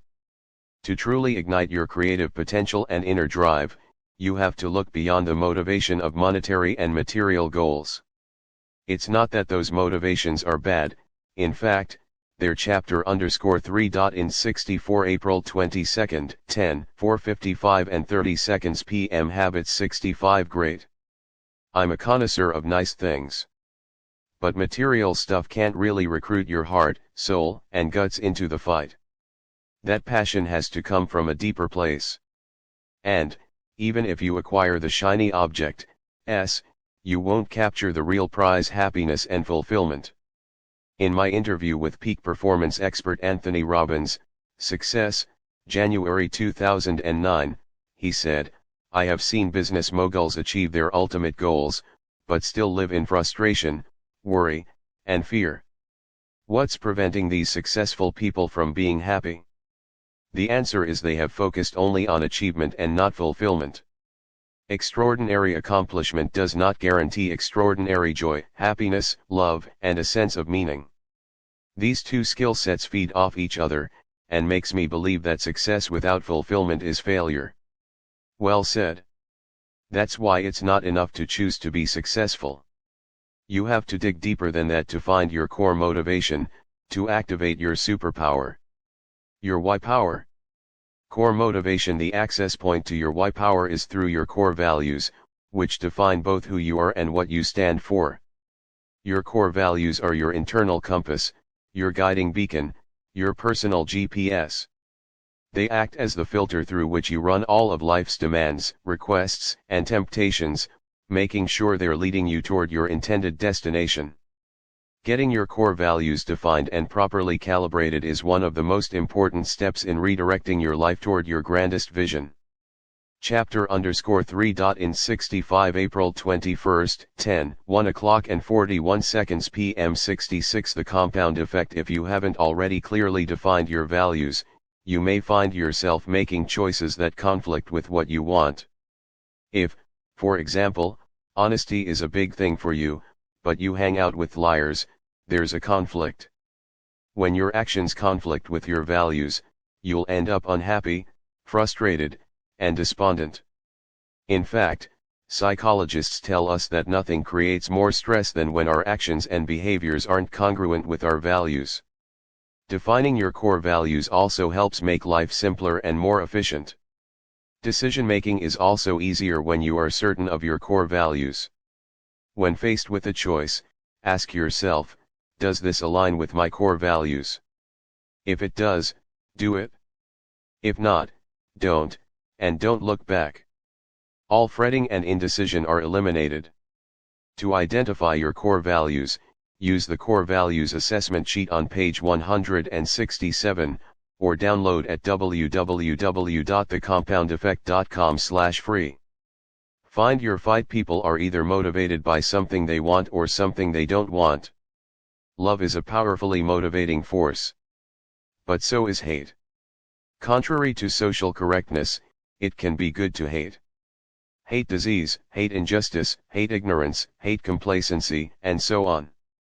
Sometimes identifying an enemy lights your fire.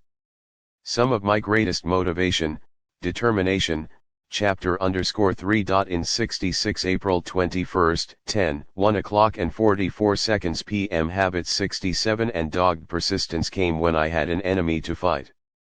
In history, the most transformational stories and political revolutions came about as a result of fighting an enemy.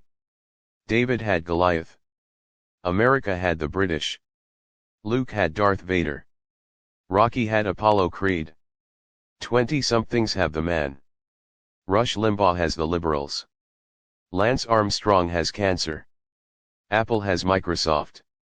Microsoft has Apple. We could go on and on, but you get the point. Enemies give us a reason to stand tall with courage. Having to fight challenges your skills, your character, and your resolve.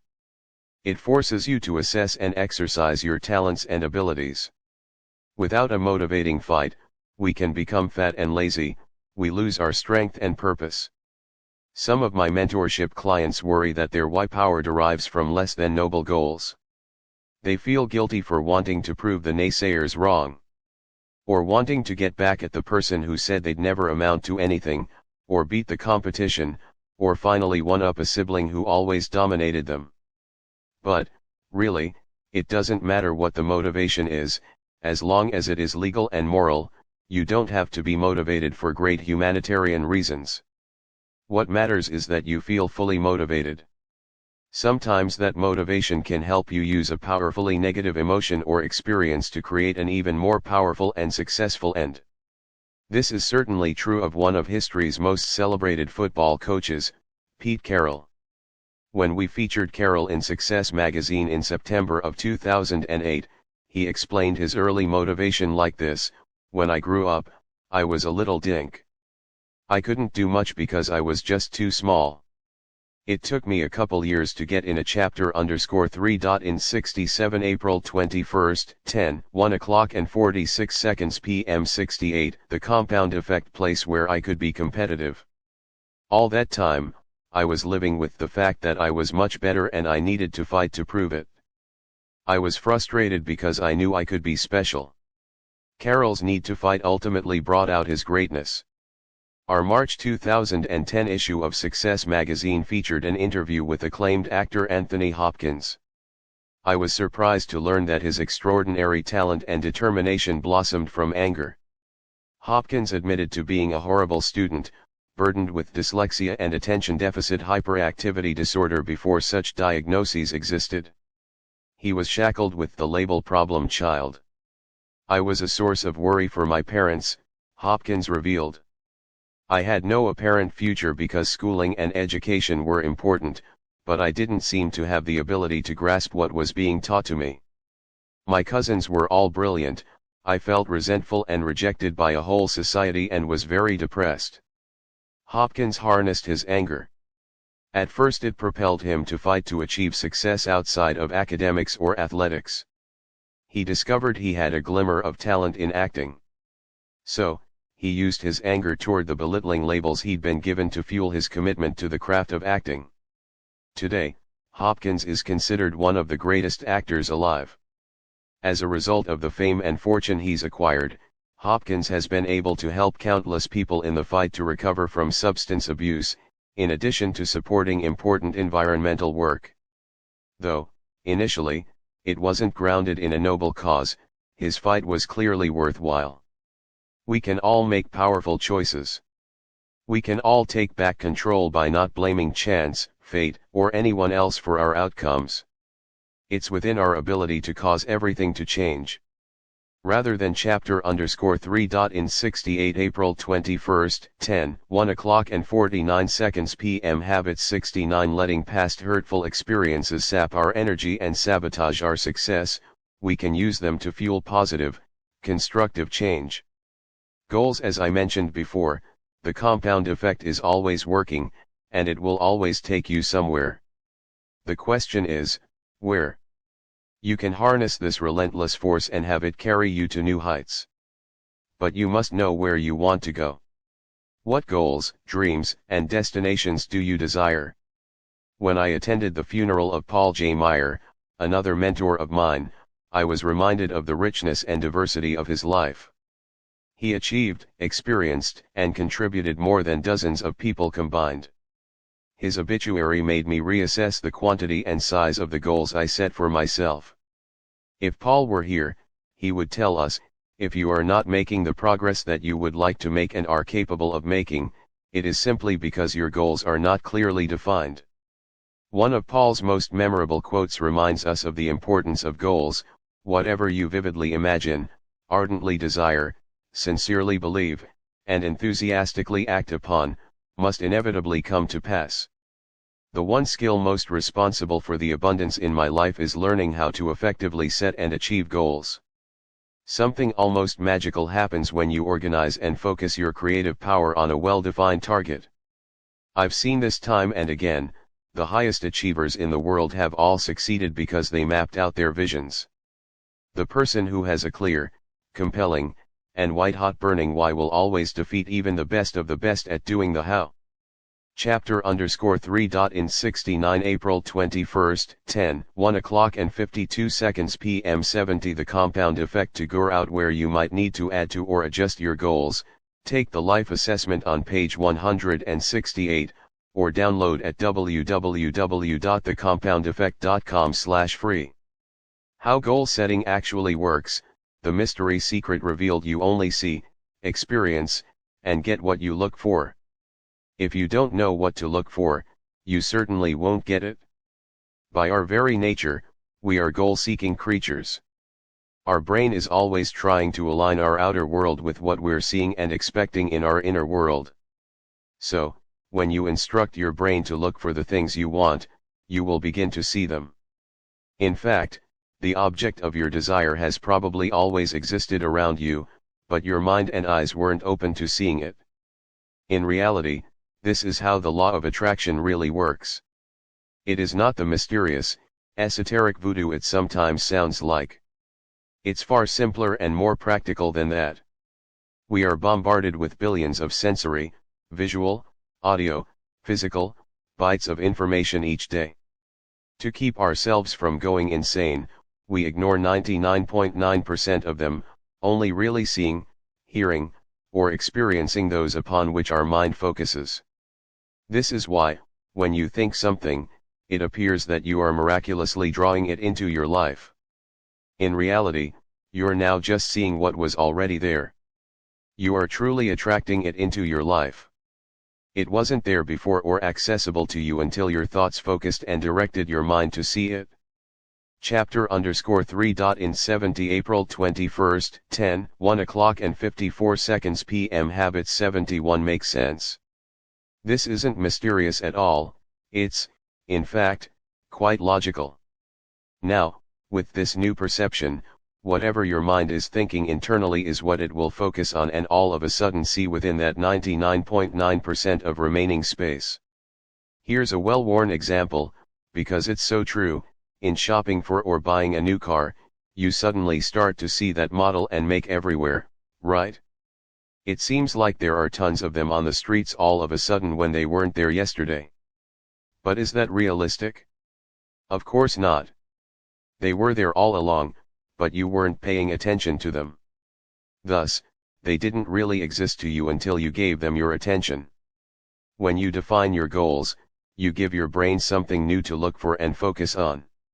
It's as if you're giving your mind a new set of eyes from which to see all the people, circumstances, conversations, resources, ideas, and creativity surrounding you. With this new perspective, an inner itinerary, your mind proceeds to match up on the outside what you want most on the inside your goal. It's that simple. The difference in how you experience the world and draw ideas, people, and opportunities into your life after you have clearly defined your goals is profound. In one of my interviews with Brian Tracy, he put it this way: top people have very clear goals. They know who they are and they know what they want. They write it down and they make plans for its accomplishment. Unsuccessful people carry their goals around in their head like marbles rattling around in a can, and we say a goal that is not in writing is merely a fantasy. And everybody has fantasies, but those fantasies are like bullets with no powder in the cartridge. People go through life shooting blanks without written goals, and that's the starting point. Chapter_3. In 71 April 21st, 1 o'clock and 57 seconds p.m. 72 The compound effect. I suggest that you take some time today to make a list of your most important goals. I recommend considering goals in all aspects of your life, not just for your business or finances. Be wary of the high price of putting too much focus on any single aspect of your life, to the exclusion of everything else. Go for whole life success balance in all the aspects of life that are important to you: business, finances, health and well-being, spirituality, family and relationships, and lifestyle. To help you set specific and meaningful goals, refer to the goal designing sheet on page 169, or download at www.thecompoundeffect.com/free. Who you have to become. When most people set out to achieve new goals, they ask, okay, I have my goal, now what do I need to do to get it? It's not a bad question, but it's not the first question that needs to be addressed either. The question we should be asking ourselves is, who do I need to become? You probably know some people who seem to do all the right things, but still don't produce the results they want, right? Why not? One thing Jim Rohn taught me is, if you want to have more, you have to become more. Success is not something you pursue. What you pursue will elude you. It can be like trying to chase butterflies. Success is something you attract by the person you become. When I understood that philosophy, wow! It revolutionized my life and personal growth. When I was single and ready. Chapter_3. In 72 April 21st, 1:01 p.m. Habits 73 To find my mate and get married, I made a long list of traits I desired in the perfect woman, for me.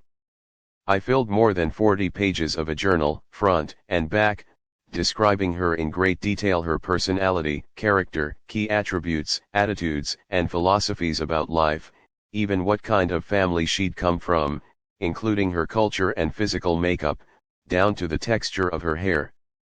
I wrote in depth what our life would be like and what we'd do together. If I had then asked, what do I have to do to find and get this girl? I might still be on that butterfly chase. Instead, I looked back at the list and considered whether or not I embodied those same attributes myself. Did I have the very qualities I was expecting in her? I asked myself, what kind of a man would a woman like this be looking for? Who do I need to become to be attractive to a woman of this substance? I filled 40 more pages describing all the attributes, qualities, behaviors, attitudes, and characteristics I needed to become myself. Then I went to work on becoming and achieving those qualities. Guess what? It worked. As if she were peeled off the pages of my journal and appeared in front of me, my wife, Georgia, is exactly what I described and asked for, in almost eerie detail. The key was my getting clear on who I'd have to be to attract and keep a woman of her quality, and then doing the work to achieve that. To identify bad habits and needed new habits essential to becoming and achieving what you want, complete the habit assessment sheet on page 170, or download at www.thecompoundeffect.com/free. Chapter_3. In 73 April 21st, 10:101 and 3 seconds PM 74 The compound effect. Behave yourself. Alright, let's map out your process for achieving the goals you've decided upon. This is the doing process, or, in some cases, the stop doing process. What stands between you and your goal is your behavior. Do you need to stop doing anything so the compound effect isn't taking you into a downward spiral? Similarly, what do you need to start doing to change your trajectory so that it's headed in the most beneficial direction? In other words, what habits and behaviors do you need to subtract from and add to your life? Your life comes down to this formula: you 1/4 choice plus behavior plus habit plus compounded equals goals, decision, action, repeated action, time. That's why it's imperative to figure out which behaviors are blocking the path that leads to your goal, and which behaviors will help you accomplish your goal. You may think you've got a handle on all your bad habits, but I'd bet good money you're wrong. Again, that's why tracking is so effective. I mean, honestly, do you know how many hours of TV you really watch every day?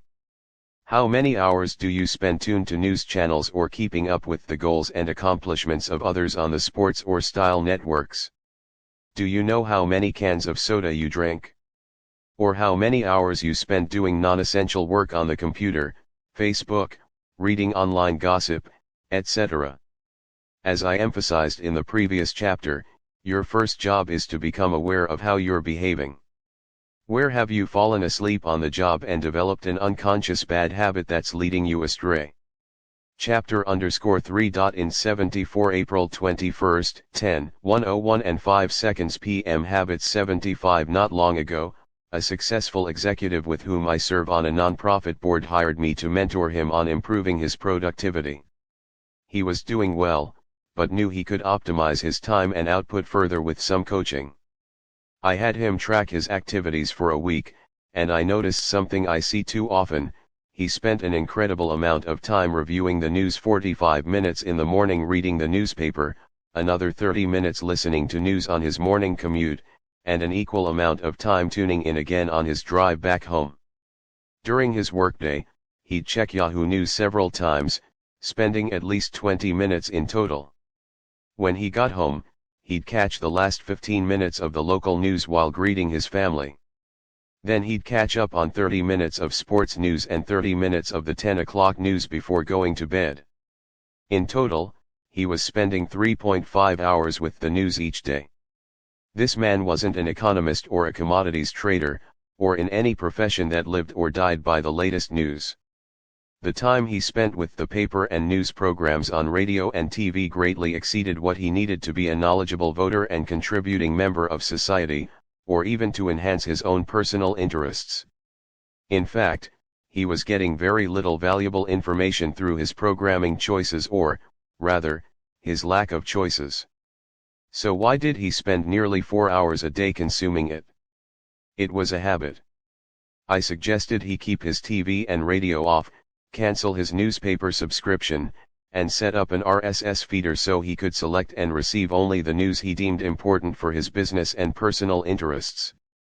Doing so immediately cleared out 95% of the mind-cluttering and time-sucking noise. He could now review all that mattered to him in less than 20 minutes. A chapter_3. In 75 April 21st, 10:101 and 8 seconds PM 76 The compound effect day. This left the 45 minutes in the morning, his commute time, and that hour in the evening for productive activities, exercise, listening to instructional and inspirational material, reading, planning, preparing, and spending quality time with his family. He tells me he's never felt less stressed. Constant negative news has a tendency to make you anxious, and more inspired and focused than he does now. One small, simple change in habit, one giant leap forward in balance and productivity. Okay, now it's your turn. Get out your little notebook and write out your top 3 goals. Now make a list of the bad habits that might be sabotaging your progress in each area. Write down every one. Habits and behaviors never lie. If there's a discrepancy between what you say and what you do, I'm going to believe what you do every time. If you tell me you want to be healthy, but you've got Doritos dust on your fingers, I'm believing the Doritos. If you say self-improvement is a priority, but you spend more time with your Xbox than at the library, I'm believing the Xbox. If you say you're a dedicated professional, but you show up late and unprepared, your behavior rats you out every time. You say your family is your top priority, but if they don't appear on your busy calendar, they aren't, really. Look at the list of bad habits you just made. That's the truth about who you are. Now you get to decide whether that's okay, or if you want to change. Next, add to that list all the habits you need to adopt that, practiced and compounded over time, will result in you gloriously achieving your goals. Making this list isn't about wasting energy by getting judgmental and regretful. It's about taking a clear-headed look at what you want to improve. I'm not going to leave you there. Chapter_3. In 76 April 21st, 10:101 and 10 seconds p.m. Habit 77. However, let's uproot those sabotaging bad habits and plant new, positive, and healthy ones in their place. Game Changers, 5 strategies for eliminating bad habits. Your habits are learned, therefore, they can be unlearned. If you want to sail your life in a new direction, you have to first pick up the anchors of bad habits that have been weighing you down. The key is to make your why power so strong that it overwhelms your urges for instant gratification. And for that, you need a new game plan. The following are my all-time favorite game changers. 1. Identify your triggers. Look at your list of bad habits. For each one you've written down, identify what triggers it. Figure out what I call the big 4S: the who, the what, the where, and the when underlying each bad behavior. For example, are you more likely to drink too much when you're with certain people? Is there a particular time of day when you just have to have something sweet? What emotions tend to provoke your worst habits? Stress, fatigue, anger, nervousness, boredom. When do you experience those emotions? Who are you with, where are you, or what are you doing? What situations prompt your bad habits to surface? Getting in your car, the time before performance reviews. Chapter_3. In 77 April 21st, 10:101 and 13 seconds p.m. 78 The compound effect: visits with your in-laws, conferences, social settings, feeling physically insecure, deadlines. Take a closer look at your routines. What do you typically say when you wake up? When you're on a coffee or lunch break? When you've gotten home from a long day? Again, get out your notebook or use the Bad Habit Killer worksheet here, which you can also download for free at www.thecompoundeffect.com/free, and write down your triggers. This simple action alone increases your awareness exponentially. But, of course, this isn't the whole enchilada, because as we've discussed, increasing your awareness of a bad habit isn't enough to break it. To clean house, get to scrubbin'. And I mean this literally and figuratively. If you want to stop drinking alcohol, remove every drop of it from your house, and your vacation house, if you have one.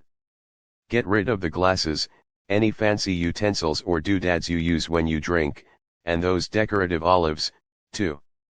If you want to stop drinking coffee, heave the coffee maker, and give that bag of gourmet grounds to a sleepy neighbor. If you're trying to curb your spending, take an evening and cancel every catalog or retail offer that flies in through your mailbox or your inbox, so you won't even need to muster the discipline to walk it from the front door to the recycle bin. If you want to eat more healthfully, clean your cupboards of all the crap, stop buying the junk food and stop buying into the argument that it's not fair to deny the other people in your family junk food just because you don't want it in your life. Trust me, everyone in your family is better off without it. Don't bring it into the house, period. Get rid of whatever enables your bad habits. Chapter_3. In 78 April 21st, 10:101 and 16 seconds p.m. Habit 79. 3. Swap it. Look again at your list of bad habits. How can you alter them so that they're not as harmful? Can you replace them with healthier habits or drop kick them altogether? As in, for good. Anyone who knows me knows that I love something sweet after a meal. If there is ice cream in the house, the something sweet turns into a triple scoop banana split with all the fixings, 1255 calories. Instead, I replace that bad habit with 2 Hershey's Kisses, 50 calories. I'm still able to satisfy the sweet tooth without having to spend the extra hour on the treadmill just to get back to even. My sister-in-law started a habit of eating crunchy and salty junk food when she watched TV. She'd crunch through a whole bag of tortilla chips with little actual awareness. Then she realized that what she really enjoyed was the crunchy sensation in her mouth. She decided to replace her bad habit with crunching on carrot and celery sticks, and raw broccoli spears. She got the same joyful sensation, and her FDA-recommended vegetable servings at the same time. A guy who used to work for me had a habit of drinking 8 to 10 Diet Cokes a day. That's a bad habit. I suggested he replace them with low-sodium, carbonated water, adding fresh lemon, lime, or oranges. He did this for about a month before realizing he didn't need the carbonation at all, and switched to just plain water. Play with this, and see what behaviors you can replace, delete, or swap out. Chapter_3. In 79 April 21, 10:101 and 18 seconds PM 80 The compound effect 4. Ease in. I live near the Pacific Ocean. Whenever I get in the water, I get my ankles acclimated first, then walk in up to my knees, then it's my waist and chest, before taking the plunge. Some people just run and dive in and get it over with. Good for them. Not me. I like to ease my way in, probably residual trauma from my childhood, as you'll see in the next strategy. For some of your long-standing and deep-rooted habits, it may be more effective to take small steps to ease into unwinding them. You may have spent decades repeating, cementing, and fortifying those habits, so it can be wise to give yourself some time to unravel them, one step at a time. A few years ago, my wife's doctor required she cut out caffeine from her diet for several months. We both love our coffee, so if she was going to have to suffer, I decided it was only fair that we do it together. We first went to 50/50% decaffeinated and 50% regular for a week. Then 100% decaf for another week. Then Earl Grey decaf tea for a week, followed by decaf green tea. It took us a month to get there, but we didn't suffer even a moment of caffeine withdrawal. No headaches, no sleepiness, no brain fog, no nothing. However, if we had gone cold turkey, well, I shiver at the thought. 5. Or jump in. Not everyone is wired the same way. Some researchers have found that it can be paradoxically easier for people to make lifestyle changes if they change a great many bad habits at once. For example, pioneering cardiologist Dr. Dean Ornish found he could reverse people's advanced heart disease without Chapter_3. In 80 April 21, 10:101 and 21 seconds PM Habits 81 Medication or surgery with dramatic lifestyle changes. He discovered they often found it easier to say goodbye to almost all their bad habits at once. He enrolled them in a training session where he substituted a very low-fat diet for their fat and cholesterol-rich fare. The program included exercise, getting them off their couches and walking or jogging, as well as stress reduction techniques, and other heart-healthy habits. Amazingly, in less than a month, these patients learned to let go of a lifetime of bad habits and embrace new ones, and they went on to experience dramatic health benefits after a year as a result. Personally, I find this to be the exception, not the rule, but you'll have to figure out the strategy that works best for you. When I was a kid, my family camped at a little-known spot called Lake Rollins. The lake, situated not far from the Sierras in Northern California, is fed from glaciers that melt from atop the mountains of Lake Tahoe. The water's ridiculously cold. Every day we were there, my dad insisted that I water ski in the polar pond. All day I would be quietly anxious about the dreaded call to go in. I loved to water ski, I just hated getting in the water. A slight conflict of interest, because of course, there was no separating one from the other. Dad made sure that I never missed my turn, sometimes by actually physically throwing me in. After a dozen or so excruciating seconds of near hypothermia, I always found the water refreshing and rejuvenating. My anticipation of getting in the water was actually worse than the reality of just jumping in. Once my body acclimated, water skiing was a blast. And, yet, I went through the cycle of dread and relief each and every time. Chapter_3. Ind 81 April 21, 10:101 and 24 seconds PM 82. The compound effect that experience isn't unlike that of suddenly dropping or changing a bad habit. For a short while it can feel excruciating, or at least quite uncomfortable. But just as the body adjusts to a changing environment through a process called homeostasis, we have a similar homeostatic ability to adjust to unfamiliar behavior changes. And usually, we can regulate ourselves physiologically and psychologically to the new circumstances quite quickly. Sometimes waiting in just won't do. Sometimes you really do have to jump in. I want you to ask yourself now, where can I start slow and hold myself accountable? And, where do I need to take that bigger leap? Where have I been avoiding pain or discomfort, when I know deep down that I'll adapt in no time if I just go for it? One of my former partners has a brother who was a beer-guzzling, bar-brawling, life-of-the-party alcoholic. He drank at lunch, with dinner, after dinner, and all weekend long. One day he was at a wedding for a former college roommate when he saw his friend's brother, who was 10 years older than both of them, but looked 10 years younger. He watched the man dance, laugh, and play during the wedding, exuding a vitality he hadn't felt in many years. He made a decision on the spot that he would never touch a drop of alcohol again. Cold turkey, that was it, never again. And he hasn't in more than 6 years. When it comes to changing bad habits at home, I'm a toe dipper. But in my professional life, I find that taking the big plunge is far more effective. Whether committing to a new business or dealing with potential new clients, partners, or investors, toe dipping usually doesn't cut it. Each time, I think of Lake Rollins and know it will be painful at first, but I remember that within little time, it will be exhilarating, and well worth the temporary discomfort. Chapter_3. Ind 82 April 21, 10:101 and 27 seconds PM Habits 83 Run a vice check. I'm not suggesting you cut out every bad thing in your life. Most everything is good in moderation. But, how can you tell whether a bad habit is becoming the boss of you? I believe in testing my vices. Every so often I go on a vice fast.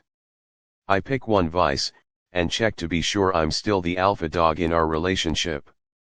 My vices are coffee, ice cream, wine, and movies. I already told you about my ice cream obsession.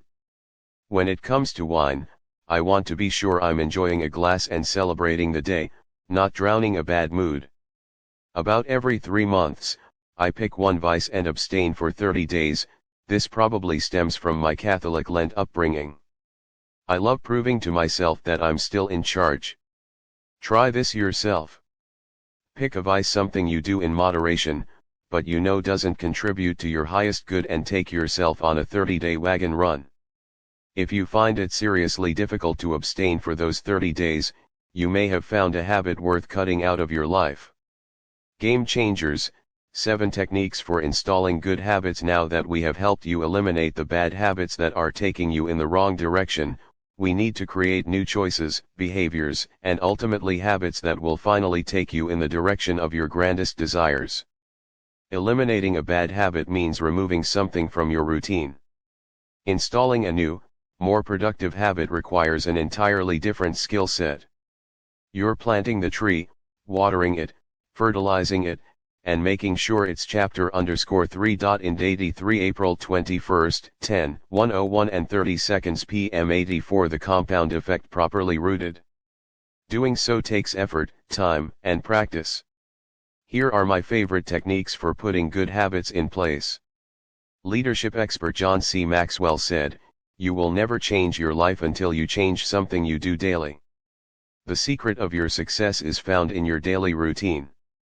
According to research, it takes 300 instances of positive reinforcement to turn a new habit into an unconscious practice. That's almost a year of daily practice. Fortunately, as we talked about earlier, we know we've got a much better chance of cementing a new habit into our lives after 3 weeks of diligent focus. That means that if we bring special attention to a new habit daily for the first 3 weeks, we have a far better chance of making it a lifelong practice.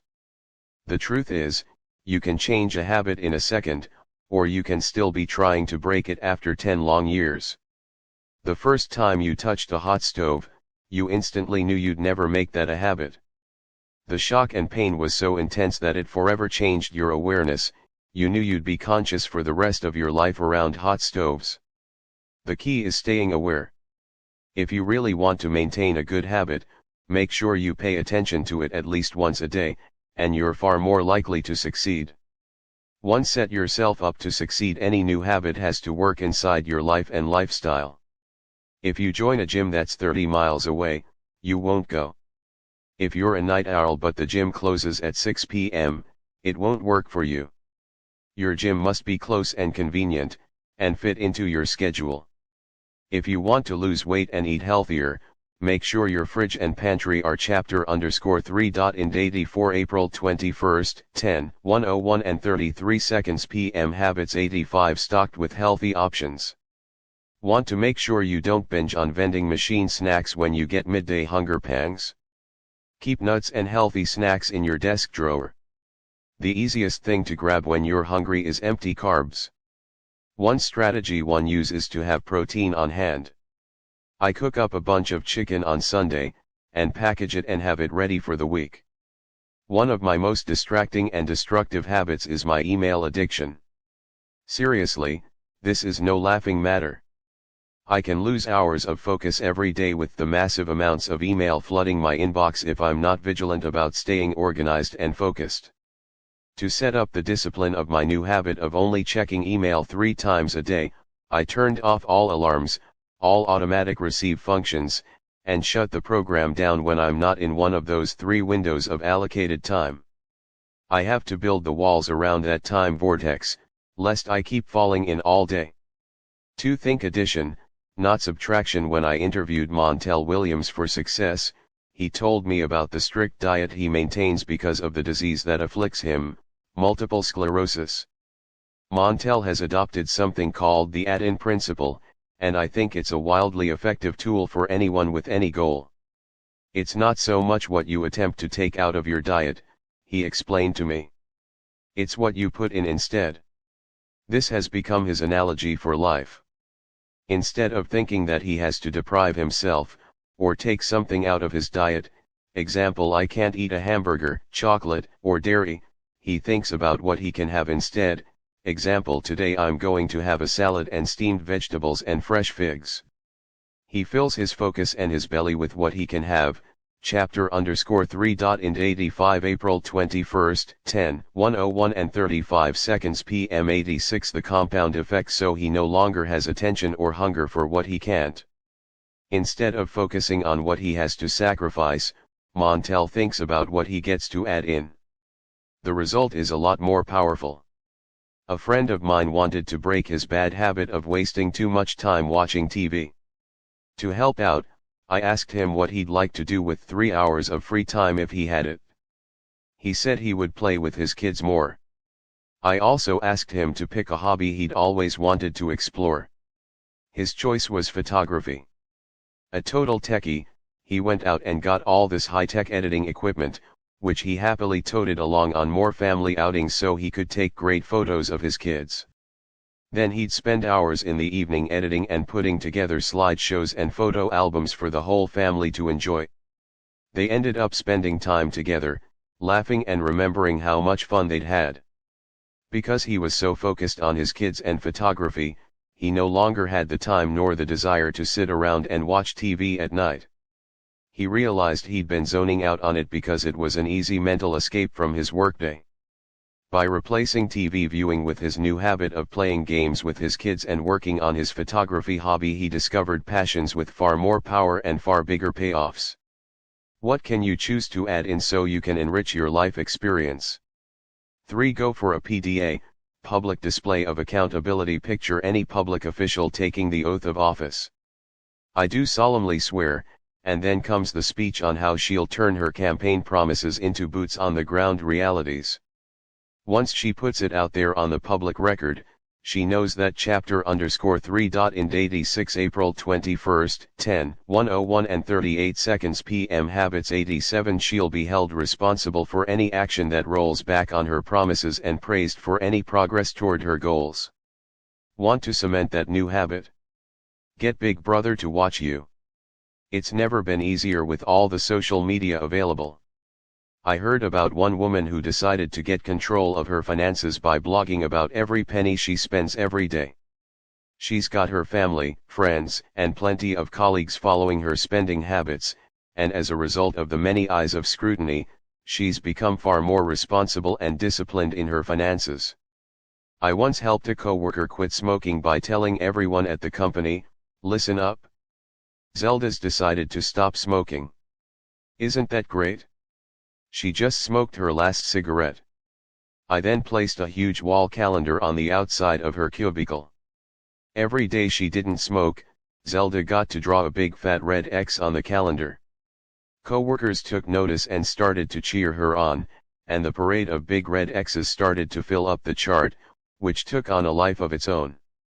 Zelda didn't want to quit on that chart, quit on her coworkers, or quit on herself. But she did quit smoking. Tell your family. Tell your friends. Tell Facebook and Twitter. Get the word out that there's a new sheriff in town, and you're in charge. 4. Find a success buddy. There are few things as powerful as two people locked arm in arm marching toward the same goal. To up your chances of success, get a success buddy, someone who'll keep you accountable as you cement your new habit while you return chapter_3. In 87 April 21st, 10:101 and 41 seconds p.m. 88 The compound effect. The favor. I, for example, have what I call a peak performance partner. Every Friday at 11 a.m. sharp, we have a 30-minute call during which we trade our wins, losses, fixes, ahas, and solicit the needed feedback and hold each other accountable. You might seek out a success buddy for regular walks, runs, or dates at the gym, or to meet to discuss and trade personal development books. 5. Competition and camaraderie. There's nothing like a friendly contest to whet your competitive spirit and immerse yourself in a new habit with a bang. Dr. Mehmet Oz once told me in an interview, if people would just walk 1,000 more steps per day, they would change their lives. Video Plus, the parent company for Success, held a step competition using shoe pedometers to count steps. Employees organized into teams and competed to see which team could accumulate the most steps. It was amazing to me that people who didn't previously exercise for their own health or benefit suddenly started walking 4, 5, or 6 miles a day. At lunch, they walked in the parking lot. If they knew they had a conference call, suddenly they were out doing it on their cell phones while they walked. Because of the competition, they found ways to increase their activity. Everyone's steps were tracked, and the whole office could see who was slacking off and who was stepping up. People's step tallies increased every day. Yet as soon as the competition was over, I was fascinated to observe that the step count completely dropped off the cliff by more than 60% just 1 month after the competition. When chapter_3. In 88 April 21st, 10:101 and 44 seconds p.m. Habits 89 The competition was reorganized again, the step count shot right back up. All it took was a little competition to keep people's engines revved, and they got a wonderful sense of community and shared experience and camaraderie in the bargain. What kind of friendly competition can you organize with your friends, colleagues, or teammates? How can you inject fun, rivalry, and a competitive spirit into your new habit? 6. Celebrate. All work and no play make Jack a dull boy, and it's a recipe for backsliding. There should be a time to celebrate, to enjoy some of the fruits of your victories along the way. You can't go through this thing sacrificing yourself with no benefit. You've got to find little rewards to give yourself every month, every week, every day, even something small to acknowledge that you've held yourself to a new behavior. Maybe time to yourself to take a walk, relax in the bath, or read something just for fun. For bigger milestones, book a massage or have dinner at your favorite restaurant. And promise yourself a nice big pot of gold when you reach the end of the rainbow. Change is hard, yippee. There is one thing that 99% of failures and successful folks have in common: they all hate doing the same things. The difference is successful people do them anyway. Change is hard. That's why people don't transform their bad habits, and why so many people end up unhappy and unhealthy. What excites me about this reality, however, is that if change were easy, and everyone were doing it, it would be much more. Chapter_3. In date 9 April 21st, 10:101 and 47 seconds PM 90. The compound effect: difficult for you and me to stand out and become an extraordinary success. Ordinary is easy. Extraordinary is what will separate you from the crowd. Personally, I'm always happy when something is hard. Why? Because I know that most people won't do what it takes, therefore, it will be easier for me to step in front of the pack and take the lead. I love what Dr. Martin Luther King Jr. said so eloquently: the ultimate measure of a man is not where he stands in moments of comfort and convenience, but where he stands at times of challenge. When you press on despite difficulty, tedium, and hardship, that's when you earn your improvement and gain strides on the competition. If it's hard, awkward, or tedious, so be it. Just do it. And keep doing it, and the magic of the compound effect will reward you handsomely. Be patient when it comes to breaking old bad habits and starting new ones. Remember to be patient with yourself. If you've spent 20, 30, or 40 years or more repeating the behaviors you're now trying to change, you've got to expect it's going to take time and effort before you see lasting results. Science shows that patterns of thoughts and actions repeated many times create what's called a neurosignature or a brain groove, or a series of interconnected neurons that carry the thought patterns of a particular habit. Attention feeds the habit. When we give our attention to a habit, we activate the brain groove, releasing the thoughts, desires, and actions related to that habit. Luckily, our brains are malleable. If chapter_3. In 90 April 21st, 10:101 and 49 seconds PM habits 91. We stop giving attention to the bad habits, those grooves weaken. When we form new habits, we drive new grooves deeper with each repetition, eventually overpowering the previous ones. Creating new habits, and burning new grooves into your brain, will take time. Be patient with yourself. If you fall off the wagon, brush yourself off, not beat yourself up, and get back on. No problem. We all stumble. Just go again and try another strategy. Reinforce your commitment and consistency. When you press on, you will receive huge payoffs. Speaking of payoffs, the next chapter is where we really start breaking away from the herd, where the multiplying effect really takes shape. With all the disciplined effort you've applied from the fundamentals of the first 3 chapters, here's where you get rewarded big time.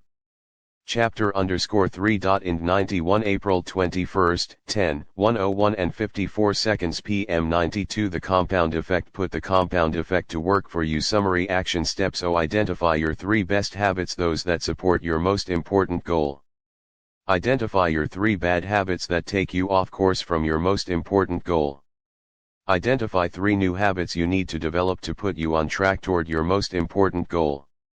Download the habits sheet, www.thecompoundeffect.com/free. Identify your core motivation. Discover what gets you fired up and keeps you fired up to achieve big results. Download the core values assessment document at www.thecompoundeffect.com/free. Find your why power. Design your concise, compelling, and awe-inspiring goals. Download the goal sheet at www.thecompoundeffect.com/free. Chapter_3. 92 April 21st, 10:101 and 56 seconds p.m. Chapter 4 Momentum. I'd like to introduce you to a very good friend of mine. This friend, also close to Bill Gates, Steve Jobs, Richard Branson, Michael Jordan, Lance Armstrong, Michael Phelps, and every other superachiever, will impact your life like no other. I'd like to introduce you to MO, or Big MO, as I like to call it. Big MO is, without doubt, one of the most powerful and enigmatic forces of success. You can't see or feel MO, but you know when you've got it. You can't count on MO showing up to every occasion, but when it does, wow! Big MO can catapult you into the stratosphere of success.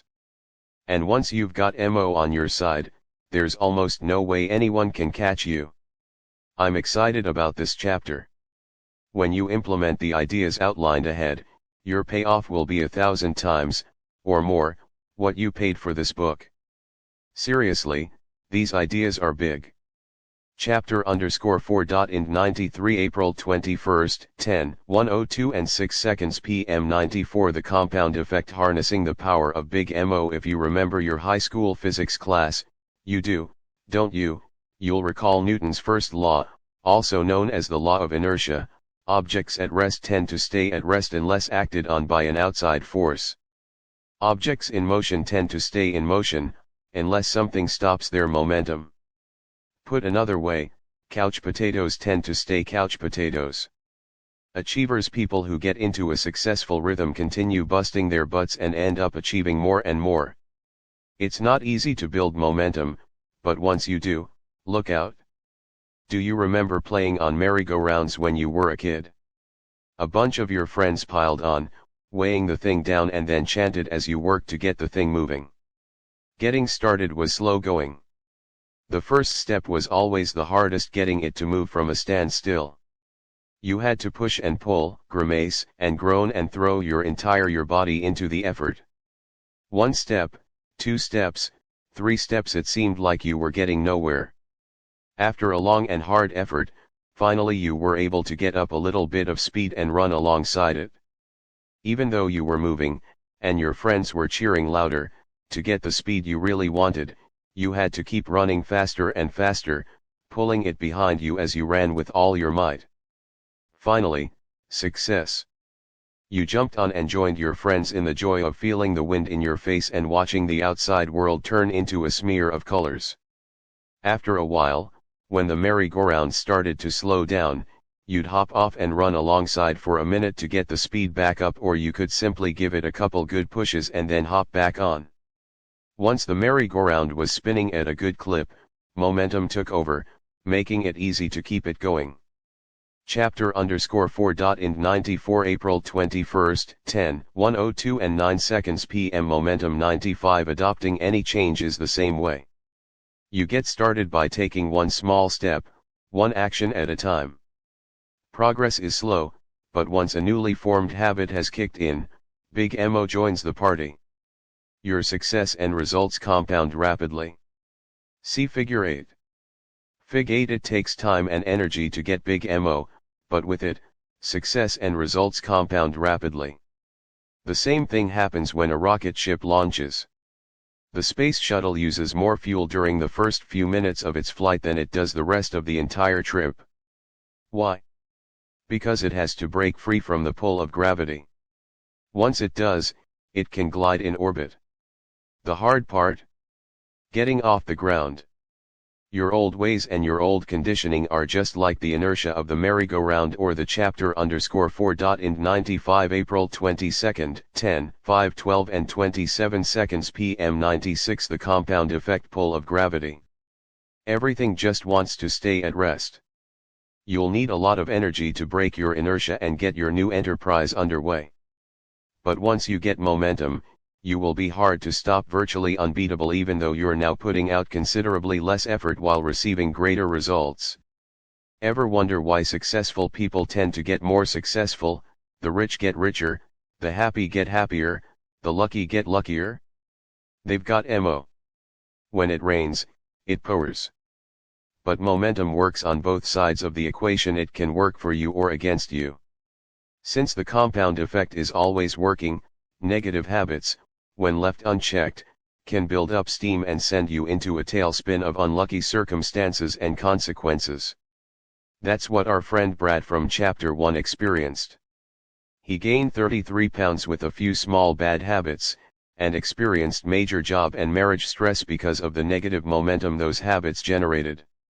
The law of inertia says objects at rest tend to stay at rest. That's the compound effect working against you. The more time you spend sitting on that couch watching 2.5 Men, the harder it will be for you to get up and get moving. So let's start right now. How do you get Big Mo to pay you a visit? You build up to it. You get into the groove, the zone, by doing the things we've covered so far. 1. Making new choices based on your goals and core values. 2. Putting those choices to work through new positive behaviors. 3. Repeating those healthy actions long enough to establish new habits. Chapter_4. In 96 April 21st, 10:102 and 16 seconds p.m. Momentum 97.4. Building routines and rhythms into your daily disciplines. 5. Staying consistent over a long enough period of time, then, bang. Big Mo kicks in your door. That's a good thing. And you're virtually unstoppable. Think about swimmer Michael Phelps, who won a legendary 8 gold medals at the 2008 Summer Olympics in Beijing. How did he do it? Working with his coach, Bob Bowman, Phelps honed his talents over the course of 12 years. Together, they built routines and rhythms, and developed a consistency of performance that prepared Phelps to catch momentum just at the right time. The Olympic Games. Phelps and Bowman's symbiotic relationship is legendary for its scope and ambition and its utter predictability. Bowman required such consistency when it came to practice that one of Phelps' most vivid memories is when Bowman allowed him to finish a training session 15 minutes early so he could get ready for a middle school dance. That's one time in 12 years. No wonder Phelps was so unbeatable in the pool. Chances are you have an iPod. Ever think about the evolution that made it possible for that little gizmo to wind up in your pocket? Apple was around a long time before they launched the iPod. While Mac computers have always had an intensely loyal following, they still comprise a small fraction of the overall PC market. The iPod certainly wasn't the first MP3 player out there. Apple was actually late to the game. But they had something powerful going for them, the consistency of their efforts in maintaining customer loyalty, a steadfast commitment to high quality, innovative design, and ease of use. They made the MP3 player simple, cool, easy to use and play with, and promoted it through entertaining and inventive ad campaigns. It worked. It hit a nerve. Chapter_4. In 97 April 21st, 10:102 and 19 seconds p.m. 98 The compound effect. But, the iPod wasn't an overnight success. In 2001, the year Apple released the iPod, they went from 30% revenue growth the year previous to -33%. The following year, 2002, was also a negative revenue growth year at -2%. But 2003 saw a shift to a positive 18%. Growth came again in 2004, up to 33%. And in 2005, they caught Mo, and bang. Apple catapulted to 68% revenue growth and now holds more than 70% of the MP3 player market share.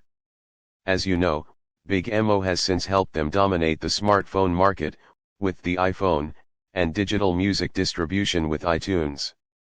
This momentum has also given them a resurgence of growth in their original market of personal computers. With Big Mo on their side, I wouldn't be surprised to see them expand into other markets. Google was a small, struggling search engine for a while. Today it, too, owns more than 60% of its market. YouTube, the video sharing space created in February 2005, officially launched in November of that year. But it wasn't until they featured the Lazy Sunday digital short that originally aired on Saturday Night Live that people started going to YouTube in huge numbers to find it. That YouTube video clip went viral. It got more than 5 million views before NBC asked to have it taken down. Then, there was no way to catch them. They had MO. Today YouTube owns more than 60% of the video market. Google caught up with YouTube's two young founders and paid them $1.65 billion to buy their MO. Wow! What do Michael Phelps, Apple, Google, and YouTube have in common? They were doing the same things before and after they achieved momentum. Their habits, disciplines, routines, and chapter_4. In 98 April 21, 10:102 and 22 seconds p.m. Momentum 99, consistency were the keys that unlocked momentum for each. And they became unstoppable when Big Mo showed up to their party. Routine power. Some of our best intentions fail because we don't have a system of execution.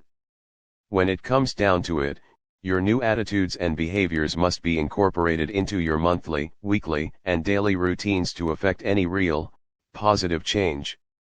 A routine is something you do every day without fail, so that eventually, like brushing your teeth or putting on your seat belt, you do it without conscious thought.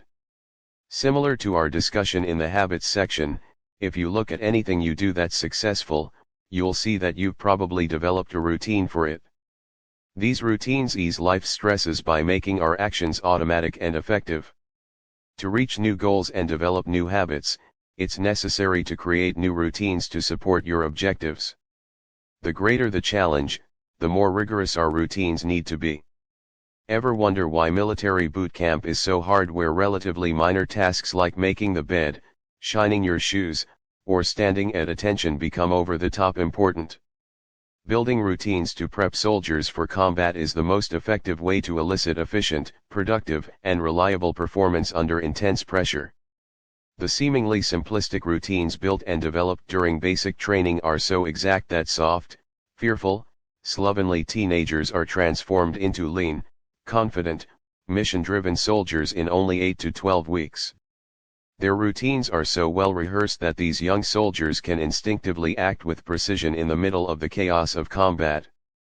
That intense chapter_4. In 99 April 21, 10:102 and 25 seconds p.m. 100. The compound effect level of training and practice prepares soldiers to carry out their duties even under the threat of imminent death. Now, your days might not be as dangerous, but without the proper routines built into your schedule, the results of your life can be unruly and unnecessarily hard. Developing a routine of predictable, daily disciplines prepares you to be victorious on the battlefield of life.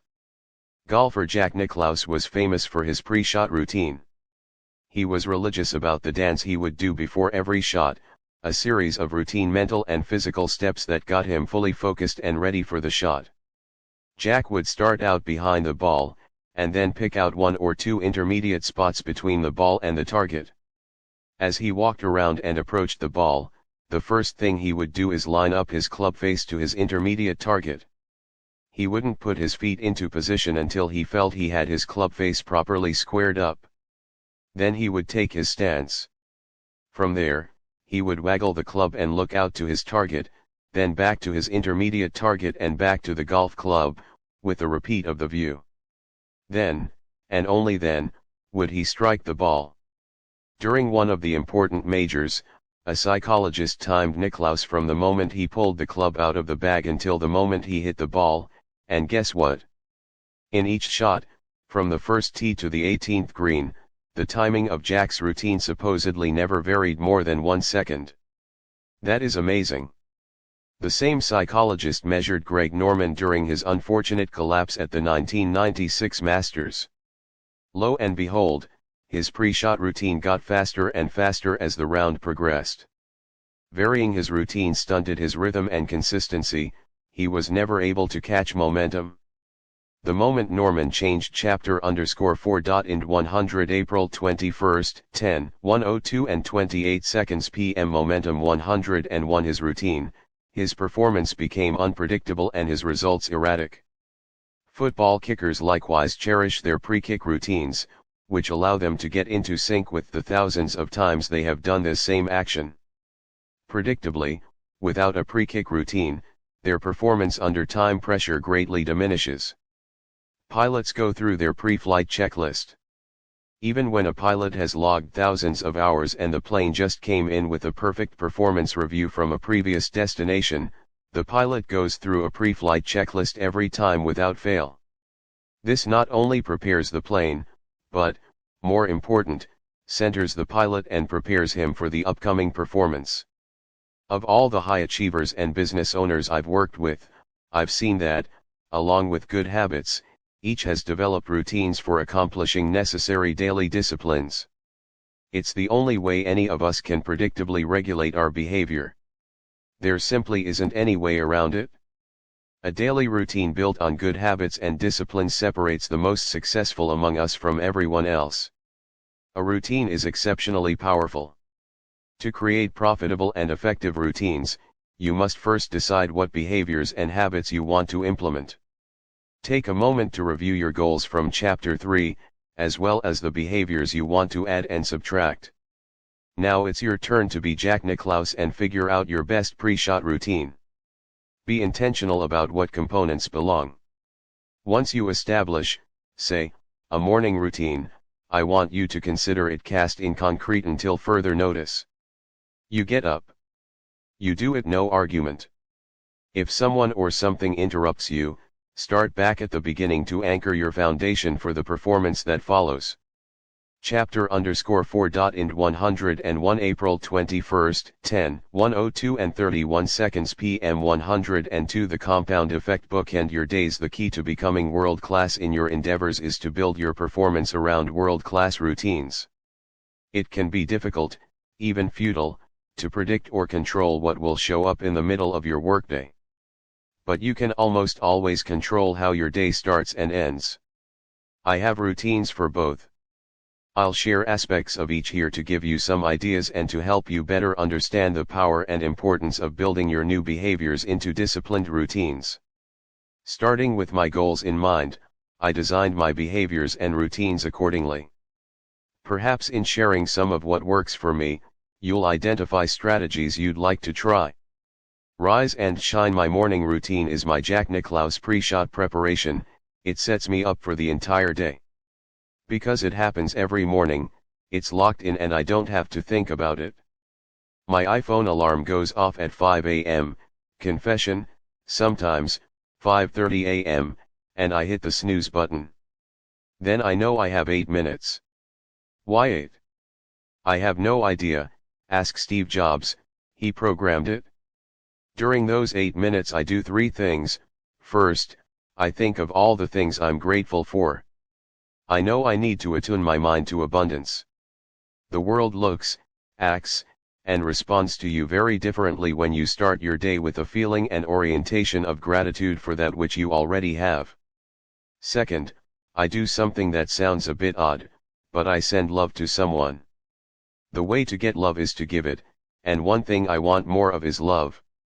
I give love by thinking of one person, anyone, it could be a friend, relative, co-worker, or someone I just met in the supermarket. It doesn't. Chapter_4. In 102 April 21st, 10:102 and 34 seconds p.m. Momentum 103 Matter, and then I send them love by imagining all that I wish and hope for them. Some would call this a blessing or a prayer, I call it a mental love letter. Third, I think about my number 1 goal and decide which 3 things I'm going to do on this day to move closer toward reaching it. For example, at the time of this writing, my number 1 goal is to deepen the love and intimacy in my marriage. Each morning I plan 3 things I can do to make sure that my wife feels loved, respected, and beautiful.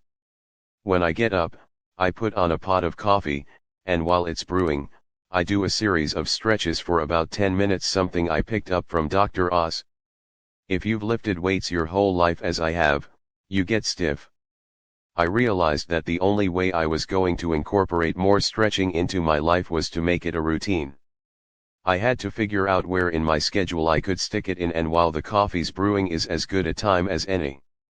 Once I've stretched and poured my cup, I sit in my comfy leather recliner, set my iPhone for 30 minutes, no more, no less, and read something positive and instructional. When the alarm sounds, I take my most important project and work on it for an hour of completely focused and undistracted effort.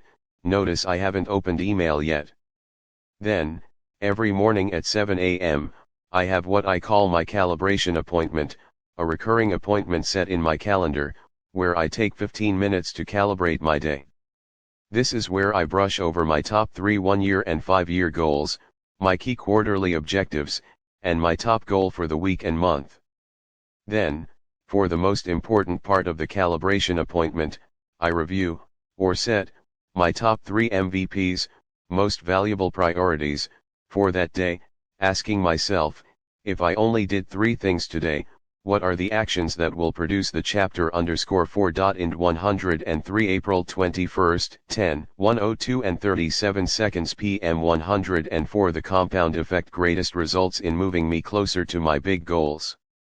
Then, and only then, do I open email and send out a flurry of tasks and delegations to get the rest of my team started on their day. I then quickly close down my email and go to work on my MVPs.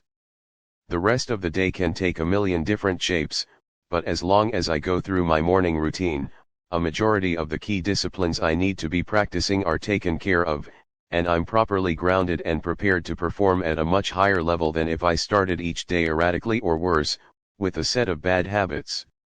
Sweet dreams. In the evening I like to cash out something I learned from waiting tables in my youth. Before we could go home, we had to cash out, meaning turn in all our receipts, credit card slips, and cash. Everything had to add up, or there was big trouble. It's important to cash out your day's performance. Compared to your plan for the day, how did it go? What do you need to carry over to tomorrow's plan? What else needs to be added, based on what showed up throughout the day? What's no longer important and needs to be scratched out? Additionally, I like to log into my journal any new ideas, ahas, or insights I picked up throughout the day. This is how I've collected more than 40 journals of incredible ideas, insights, and strategies. Finally, I like to read at least 10 pages of an inspirational book before going to sleep. I know the mind continues to process the last information consumed before bedtime, so I want to focus my attention on something constructive and helpful in making progress with my goals and ambitions. That's it. All hell can chapter _4. Ind 104 April 21st, 10:102 and 40 seconds PM Momentum 105 Break loose throughout the day, but because I control the bookends, I know I'm always going to start and finish strong. Shake it up every so often. I like to interrupt my routines. Otherwise, life gets stale and I plateau. An easy example is working out with weights. When I work out the same way at the same time, doing the same repetitive movements week after week, my body stops showing compounded results. I get bored, lose my passion, and big MO is a no-show. That's why it's important to mix it up, challenge yourself in new ways, and freshen up your experience. Right now I'm working on adding more adventure into my life. I set weekly, monthly, and yearly goals to do something I wouldn't normally do. Most of the time it's nothing earth-shattering, but things such as eating different kinds of foods, taking a class, visiting a new destination, or joining a club to meet new people. This change of pace makes me feel alive, helps recapture my passion, and offers me opportunities for fresh perspectives. Look at your routines. If something that used to energize you has become same old, or is no longer generating powerful results, switch it up. Getting into a rhythm, finding your new groove. Once your daily disciplines have become a routine, you want the succession of those steps to create a rhythm. When your disciplines and actions jibe into a regular weekly, monthly, chapter _4. Ind 105 April 21st, 10:102 and 43 seconds PM 106 The compound effect quarterly, and yearly rhythm, it's like laying a welcome mat at the front door for big MO. It's like the wheels of a steam locomotive. At a standstill, it takes very little to keep it from moving forward. A 1-inch block of wood placed under the front wheel will do the job. It takes an incredible amount of steam to get the pistons to move and cause a series of connections that get the wheels to budge. It's a slow process. But once the train starts rolling, the wheels get into a rhythm. If the pressure remains consistent, the train gains momentum, and watch out. At 55 miles an hour, that train can crash through a 5-foot, steel-reinforced concrete wall and keep on going. Envisioning your success as an unstoppable locomotive may help you stay enthusiastic about getting into your own rhythm. See Figure 9. Fig 9. When your disciplines and actions develop a rhythm, you welcome Big MO. Chapter_4. Ind 106 April 21st, 10:102 and 46 seconds p.m. Momentum 107. Along with my daily rhythms, I also plan ahead. For instance, in looking again at my goal of deepening the love and intimacy of my marriage, I designed a weekly, monthly, and quarterly rhythm schedule. Doesn't sound too romantic, I know. But maybe you've noticed that, even when something's a high priority for you, if it isn't scheduled on your calendar, it often doesn't happen, right? Certainly not with the regularity you'll need to get into any kind of rhythm. Here's how it works. Every Friday night is date night, and Georgia and I go out or do something special together. At 6 p.m., an alarm goes off on both our iPhones, and no matter what we're doing, date night is on. Every Saturday is FD, Family Day, which means no working. Essentially sundown on Friday night until sunup on Sunday morning is time we devote to the marriage and family. If you don't create these boundaries, one day has a tendency to flow into the next. Unfortunately, the people who get shoved aside are often the most important. Every Sunday night, also at 6 p.m., we have our relationship review. This is a practice I picked up from relationship experts Linda and Richard Eyre during an interview I did with them for our October 2009 Success audio series. During this time, we discuss the previous week's wins, losses, as well as the adjustments we need to make in our relationship. We start the conversation by telling each other a few things we have appreciated about the other during the previous week. It's helpful to start with the good stuff. Then, using an idea I picked up from my interview with Jack Canfield, we ask each other, on a scale of 1 to 10, 10 being the best, how would you rate our relationship this week? This gets the discussion of wins and losses flowing. Oh, boy. Then we discuss the adjustments that need to be made through this follow-up question. What would it take to make chapter_4. Ind 107 April 21st, 10:102 and 49 seconds p.m. 108 The compound effect your experience a 10. By the end of the discussion, both of us feel heard and validated, and we have made our observations and wishes clear moving into the next week. This is an incredible process. I highly recommend it, if you dare. Every month, Georgia and I also schedule something unique and memorable. Jim Rohn taught me that life is simply a collection of experiences. Our goal should be to increase the frequency and the intensity of the good experiences. Once a month we try to do something that creates an experience that has some memorable intensity. It could be driving up to the mountains, going on an adventurous hike, driving up to Los Angeles to try a new fancy restaurant, going sailing in the bay, whatever. Something out of the ordinary that has a heightened experience and creates an indelible memory. Once a quarter we plan a 2 to 3 day getaway. I like to do a quarterly review of all my goals and life patterns, and this is a great time to do a deeper check-in on how things are going in our relationship. Then we have our special travel vacation, plus our holiday traditions and our New Year's hike and goal-setting ritual. You can see that once all this is scheduled, you no longer have to think about what you need to be doing. Everything happens naturally. We've created a rhythm that gives us momentum. Registering your rhythm, I want to share with you something I created for myself that helps me keep track of the rhythm of a new behavior. I call it my rhythm register, and I think you'll find it extremely helpful. If you want to drink more water or take more steps each day or chapter _ 4. Ind 108 April 21st, 10:102 and 52 seconds PM Momentum 109 Fig 10 chapter _ 4. Ind 109 April 21st, 10:102 and 55 seconds PM 110 The compound effect. Acknowledge your spouse more affectionately. Whatever behavior you've decided you need to move toward your goal, you'll want to track it to make sure you're establishing a rhythm. See Figure 10. You can download a copy of the document for free at www.thecompoundeffect.com/free. The rhythms of life. When people get started in a new endeavor, they almost always overdo it. Of course, I want you to feel excited about setting up a rhythm for success, but you need to find a program that you can absolutely, positively do in the long term without renegotiation. I don't want you thinking of the rhythms you can do for this week, month, or even the next 90 days, I want you to think about what you can do for the rest of your life.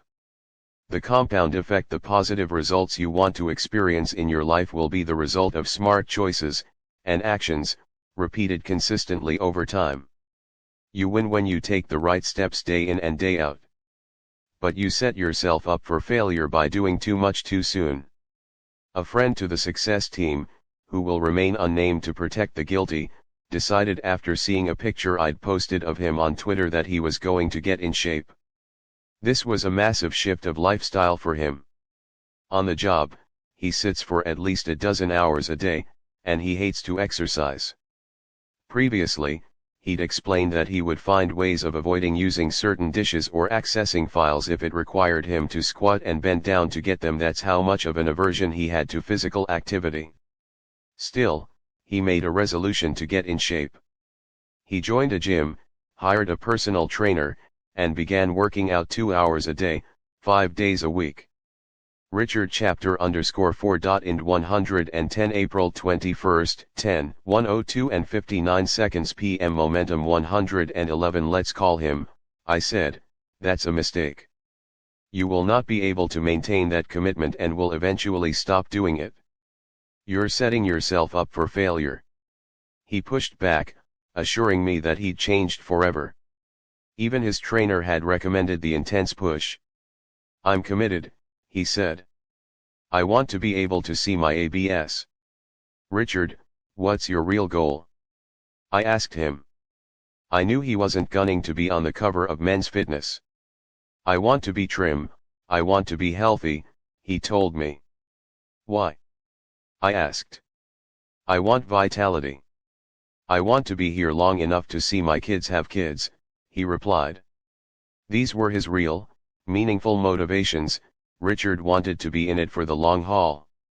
That meant he was signing on not for bikini season, but a long-term commitment to fitness. Okay, I said. You've convinced me. But you're overdoing it. You're going to get 2 or 3 months down the road, and you're going to say, I don't have 2 hours to work out, so I guess I can't do it today. That's going to happen to you over and over again. Working out 5 days a week will turn into 2 or 3, and you'll get discouraged. Soon it will be over. I know you're really fired up right now, so let's do this. Do your 2 hours a day, 5 days a week.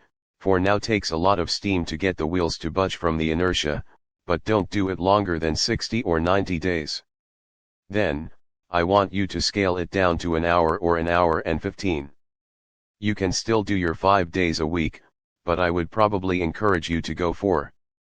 Do that another 60 to 90 days. Then I want you to consider an hour a day for a minimum of 3 days a week, for if you're feeling extra spry. That's the program I want you to work toward, because if you don't get into something you can maintain, you won't do it at all. Chapter _ 4. Ind 111 April 21st, 10:103 and 2 seconds PM 112 The compound effect. I really had to struggle to get Richard to comprehend this because, at that moment, he was all gung-ho. He thought he was going to be able to stick with his new routine for a lifetime. For someone who's never worked out, to start working out 2 hours a day, 5 days a week, is a surefire dead end. You have to build a program that you can do for 50 years, not 5 weeks, or 5 months. It's okay if you go strong for a while, but you've got to see light at the end of the tunnel where you can start scaling it back. You can always find 45 minutes to an hour a few times a week, but to find 2 hours, 5 days a week, to make your routine work, that'll never happen. Remember, consistency is a critical component of success. The power of consistency. I've mentioned that if there's one discipline that gives me a competitive advantage, it's my ability to be consistent. Nothing kills big MO quicker and with more certainty than a lack of consistency. Even good, passionate, and ambitious people with good intentions can fall short when it comes to consistency. But it's a powerful tool you can use to launch the flight toward your goals. Think of it like this: if you and I flew planes from Los Angeles to Manhattan, but you took off and landed in every state in between, while I flew straight through, even if you went 500 miles per hour in the air and I only traveled at a rate of 200 miles per hour, I'd still beat you by a big margin. The time and energy it takes for you to repeatedly stop and start and get back to momentum make your trip at least 10 times as long. In fact, most likely you wouldn't even make it. You'd run out of fuel, energy, motivation, belief, will, at some point. It's far easier and requires a chapter_4. Ind 112 April 21, 10:103 and 5 seconds p.m. Momentum 113 Lot less energy to take off once and maintain a regular speed, even if slower than most everyone else, all along the way. The pump. Well, when you start thinking about slacking off on your routines and rhythms, consider the massive cost of inconsistency. It is not the loss of the single action and tiny results it creates, it is the utter collapse and loss of momentum your entire progress will suffer. Think of a hand-pumped water well, which uses a pipe to draw water up from the water table several feet underground. To get the water to the surface, you have to pump the well's lever to create the suction that brings the water above the ground and out of the spout. See Figure 11. Fig 11. Consistency is the key to achieving and maintaining momentum. Chapter_4. Ind 113 April 22, 10:410 and 40 seconds p.m. 114 The compound effect. When most people start a new endeavor, they grab the lever and start pumping really hard. Just as Richard was with his plan to get fit, they're excited and committed, they pump and pump and pump, but after a few minutes, or a few weeks, when they don't see any results, they give up pumping the lever altogether. They don't realize how long it takes to create the vacuum needed to suck the water into the pipe and eventually out of the spout and into their bucket. Just like the merry-go-round, rocket ship, or steam engine breaking free of inertia, it takes time, massive energy, and consistency to pump water. Most people give up, but wise people continue to pump. Those who persevere and continue to pump the lever will eventually get a few drops of water. This is when a lot of people say, "You've got to be kidding me. All this pumping, and for what, a few measly drops?" Forget it. Many people throw their hands up in defeat and quit, but wise people persist further. And here's where the magic happens: if you continue to pump, it doesn't take long before you'll get a full and steady stream of water. You have your success. Now that the water is flowing, you no longer need to pump the lever as hard or as quickly. It becomes easy, actually. All you have to do to keep the pressure steady is to just pump the lever consistently. That's the compound effect. Now, what happens if you let go of the lever for too long? The water falls back down into the ground, and you're back to square one. If you try to pump the lever easily and steadily, you won't get any water. MO is gone, water is at the bottom. The chapter_4. Ind 114 April 21, 10:103 and 11 seconds p.m. Momentum 115. Only way to get it back up is to pump it really hard all over again. That's how most of us lead our lives, in fits and starts. We get a new business venture going, and then cut out on vacation. We start up a routine of making 10 prospecting calls a day, strike a little gold, and then shift into neutral. We get hopped up about our new date night routine with our spouse, but in a few weeks, It's back to Netflix and microwave popcorn on the couch Friday nights. I see people buy a new book, sign up for a new program or seminar, and go like crazy for a couple of weeks or months. Then they stop and end up right back where they started. Sound familiar? Miss only a couple weeks of anything, workouts at the gym, affectionate gestures toward your spouse, or the phone calls that are part of your prospecting routine, and you don't just lose the results those 2 weeks would have produced. If that's all you lost, which is what most people assume, not much damage would be done. But by slacking off for even a short time, you killed MO. It's dead. And that's a tragedy. Winning the race is all about pace. Be the tortoise. The person who, given enough time, will beat virtually anybody in any competition as a result of positive habits and behaviors applied consistently. That'll put the mojo in your momentum. And keep it there. Making the right choice, holding to right behaviors, practicing perfect habits, staying consistent, and keeping your momentum is easier said than done, especially in the dynamic, constantly changing, and always challenging world we share with billions of other people. In the next chapter I will discuss the many influences that, mostly unknowingly, chapter_4. Ind 115 April 21, 10:103 and 14 seconds PM 116 The compound effect can help or hinder your ability to succeed. These influences are pervasive, persuasive, and constant. Learn how to use them or you might end up losing because of them. Let me show you how.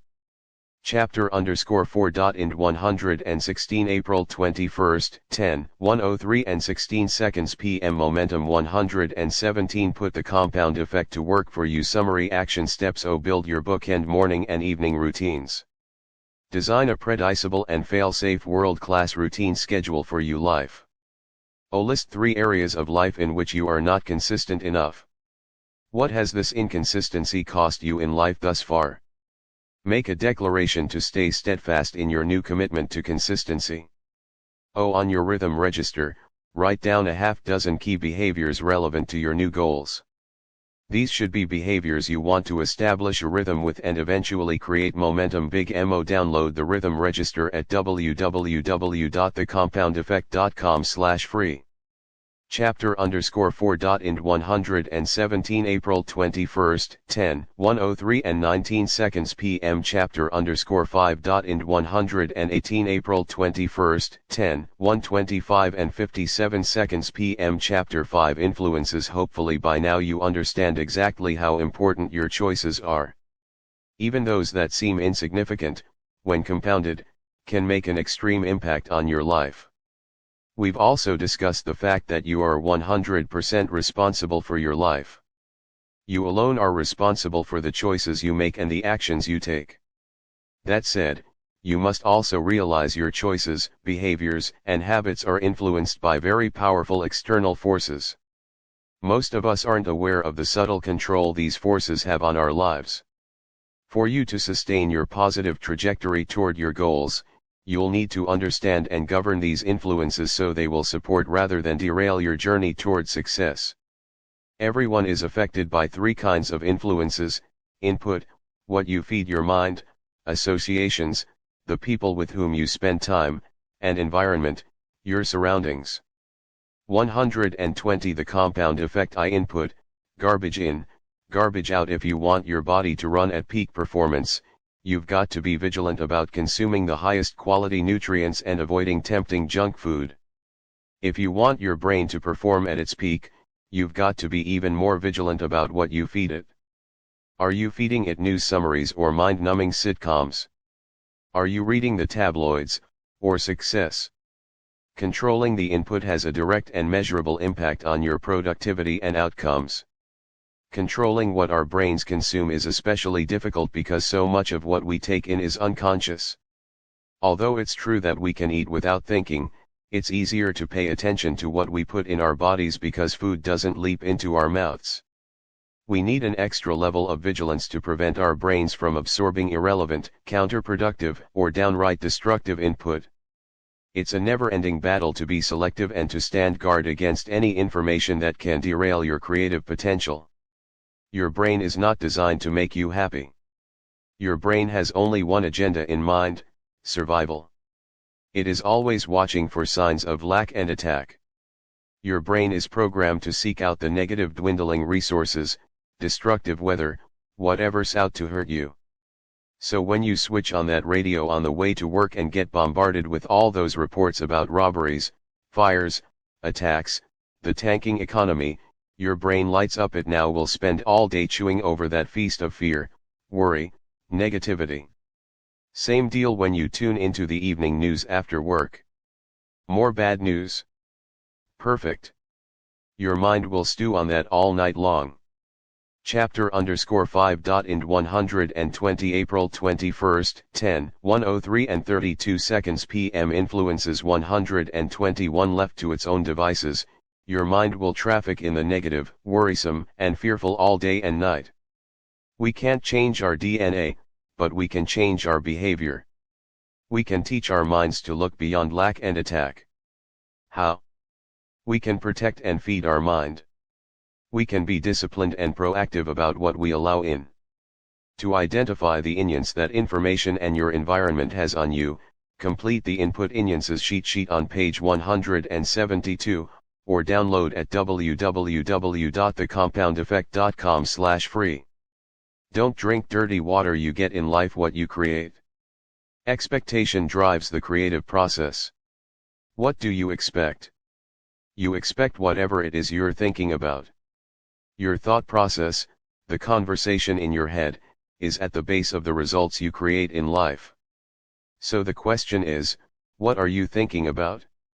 What is influencing and directing your thoughts? The answer: whatever you're allowing yourself to hear and see. This is the input you are feeding your brain. Period. See Figure 12. Your mind is like an empty glass, it'll hold anything you put into it. You put in sensational news, salacious headlines, talk show rants, and you're pouring dirty water into your glass. If you've got dark, dismal, worrisome water in your glass, everything you create will be filtered through that muddy mess, because that's what you'll be thinking about. Garbage Chapter_5. Ind 121 April 21st, 10:103 and 35 seconds p.m. 122 The compound effect. Fig 12 Flush out the negative, dirty water, with positive, inspirational, and supportive ideas, clean water. In, garbage out. All that drive time radio yak about murders, conspiracy, deaths, economy, and political battles drives your thinking process, which drives your expectations, which drives your creative output. That is bad news. But just like a dirty glass, if you flush it with clean, clear water under the faucet long enough, eventually you'll end up with a glass of pure, clear water. What is that clear water? Positive, inspirational, and supportive input and ideas. Stories of aspiration, people who, despite challenges, are overcoming obstacles and achieving great things. Strategies of success, prosperity, health, love, and joy. Ideas to create more abundance, to grow, expand, and become more. Examples and stories of what's good, right, and possible in the world. That's why we work so hard at Success Magazine. We want to provide you with those examples, those stories, and the key takeaways you can use to improve your Chapter_5. Ind 122 April 22nd, 10:4:11 and 6 seconds p.m. Influences 123 View of the world, yourself, and the results you create. That's also why I read something inspirational and instructional for 30 minutes in the morning and evening, and have personal development CDs playing in my car. I'm flushing my glass and feeding my mind. Does this give me an edge over the guy who gets up and first thing reads the newspaper, listens to news radio on his commute to and from work, and watches the evening news before going to bed? You bet it does. And it can for you, too. Step 1, stand guard. Unless you decide to hole up in a cave or on a desert island, you're going to get dirty water in your glass. It's going to be on billboards, on CNN while you're walking through the airport, on the screaming tabloid headlines at the checkout when you're buying groceries, etc. Even your friends, family members, and your own negative mental tapes can flood dirty water into your glass. But that doesn't mean you can't take steps to limit your exposure to all that grime. Maybe you can't avoid the tabloids stacked up at the checkout register, but you can cancel your subscriptions. You can refuse to listen to the radio to and from work and instead put in an instructional and inspirational CD. You can turn off the evening news and talk to your loved ones instead. You can buy a DVR and record only those programs you feel are truly educational and life-affirming and speed through the commercials aimed at making you feel inadequate or lacking unless you buy more crap. I didn't really grow up with TV. I remember watching Solid Gold and the A-Team, remember them, but television wasn't a chapter _ 5. In 123 April 21st, 10:103 and 42 seconds p.m. 124 The compound effect big part of our family life. I managed somehow to thrive without it, and that's given me a clearer perspective when I watch an occasional program now. Sure, I'll laugh along with the sitcom, but afterward, I feel the same as if I ate fast food bloated and malnourished. And I can't get over how commercials prey on our psychology, our fears, pains, needs, and weaknesses. If I walk through life thinking that I'm not enough just as I am, that I need to buy this, that, and the other thing to be okay, how can I expect to create amazing results? It's estimated that Americans, 12 and older, spend 1,704 hours watching TV per year. That averages out to 4.7 hours per day. We're spending almost 30% of our waking hours watching TV. Almost 33 hours per week, more than one whole day each week. It's the equivalent of watching TV for 2 solid months out of every 12. Wow. And people wonder why they can't get ahead in life? Put yourself on a media diet. The media thrives on taking us hostage. Ever been stuck on the freeway with traffic backed up for miles, making you late, wondering what the heck's holding everything up? Sure enough, when you finally get close, you see that nothing physical is blocking the flow of cars. The wreck clearly happened a while ago and has since been moved to the side of the freeway. The 3 miles per hour crawl was caused by people rubbernecking. Now you're really irritated. But what happens when your car passes the wreck? You slow way down, take your eyes off the road in front of you, and crane your own neck.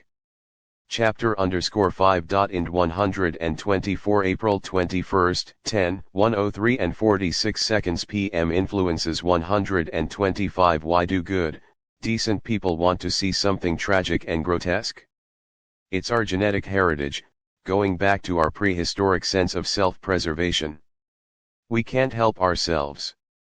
Even if we're adept at avoiding negativity, and have trained ourselves to be relentlessly positive, when it comes to sensationalism, our basic nature can't resist. Media masters understand that. They know your nature, in many ways better than you. The media has always used shocking and sensational headlines to draw attention. But today, instead of 3 news TV and radio networks, there are hundreds, running 24/7. Instead of a few newspapers, there are endless portals reaching us from our computers to our phones. The competition for your attention has never been bloodier, and the media jockeys continually up the ante in shock value. They find a dozen or so of the most heinous, scandalous, criminal, murderous, bleak, and horrid things that happen in the world each day, and parade them through our papers, news channels, and the web over and over. Meanwhile, during that same 24-hour period, millions of wonderful, beautiful, incredible things have happened. Yet we hear very little about them. In being wired to seek out the negative, we create the demand for more and more. How could the positive news stories ever hope to compete with those ratings or advertising dollars? Let's go back to our freeway.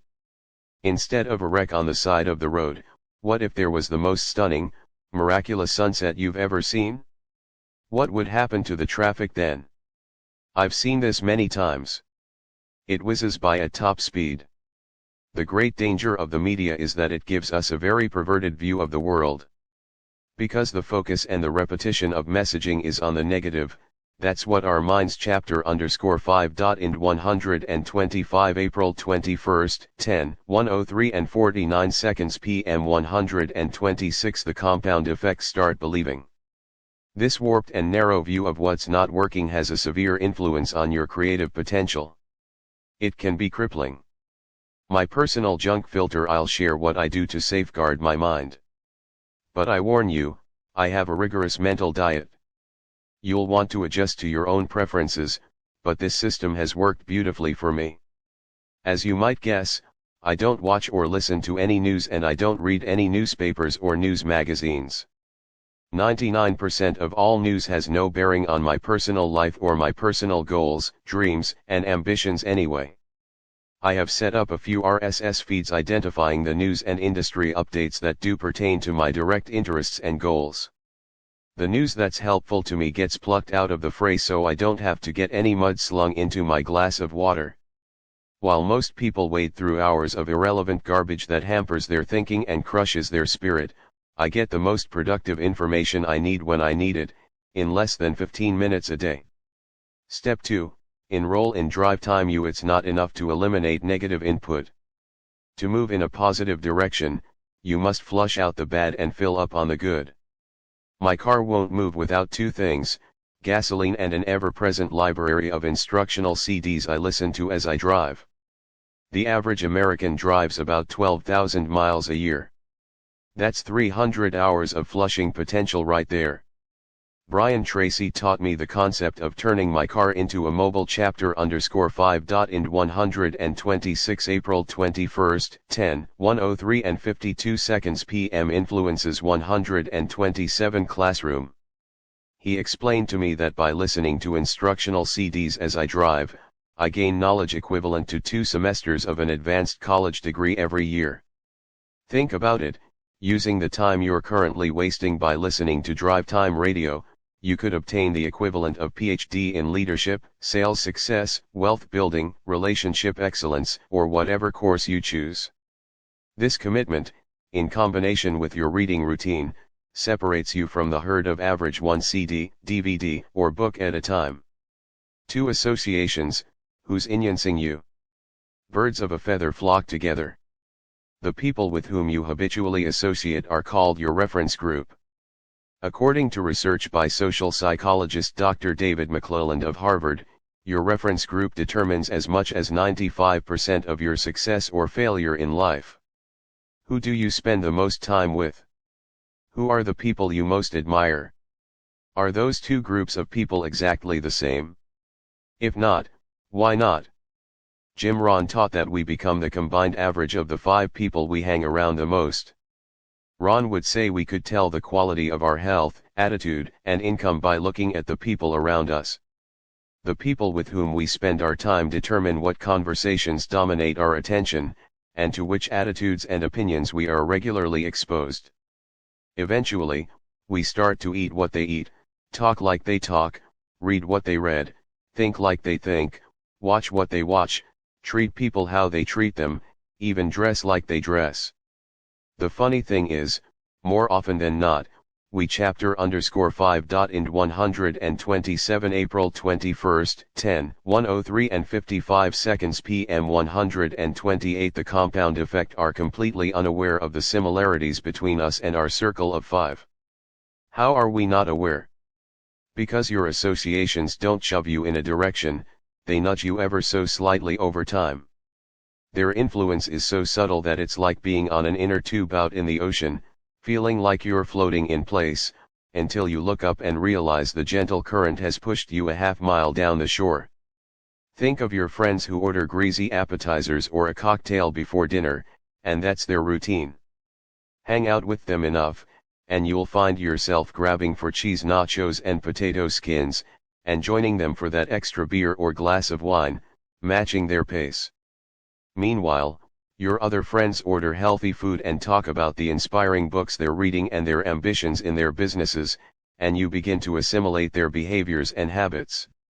You read and talk about what they talk about, you see the movies they're excited about, and you go to the places they recommend. The influence your friends have over you is subtle and can be positive or negative. Either way, the impact is incredibly powerful. Watch out.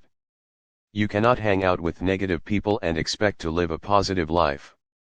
So, what is the combined average income, health, or attitudes of the 5 people you spend most of your time with? Does the answer frighten you? If so, the best way to increase your potential for whatever traits you desire is to spend the majority of your time with people who already possess those traits. You will then see the power of influence work for you, rather than against you. The behaviors and attitudes which help them acquire the success. Chapter _5. Ind 128 April 21, 10:103 and 58 seconds p.m. Influences 129 you admire will begin to become part of your daily routine. Hang around them long enough, and you're likely to realize similar successful outcomes in your life. If you haven't already, jot down the names of those 5 people you hang around the most. Also write down their main characteristics, both positive and negative. It doesn't matter who they are. It could be your spouse, your brother, your neighbor, or your assistant. Now, average them out. What's their average health and bank balance? What's their average relationship like? As you look at your results, ask yourself, is this list okay for me? Is this where I want to go? It's time to reappraise and reprioritize the people you spend time with. These relationships can nurture you, starve you, or keep you stuck. Now that you've started to carefully consider with whom you spend your time, let's go a little deeper. As Jim Rohn taught me, it's powerful to evaluate and shift your associations into 3 categories: dissociations, limited associations, and expanded associations. To evaluate your current associations, complete the Association Evaluator sheet on page 173, or download at www.thecompoundeffect.com/free. Dissociations you guard against the influences your children are exposed to, and the people they hang around.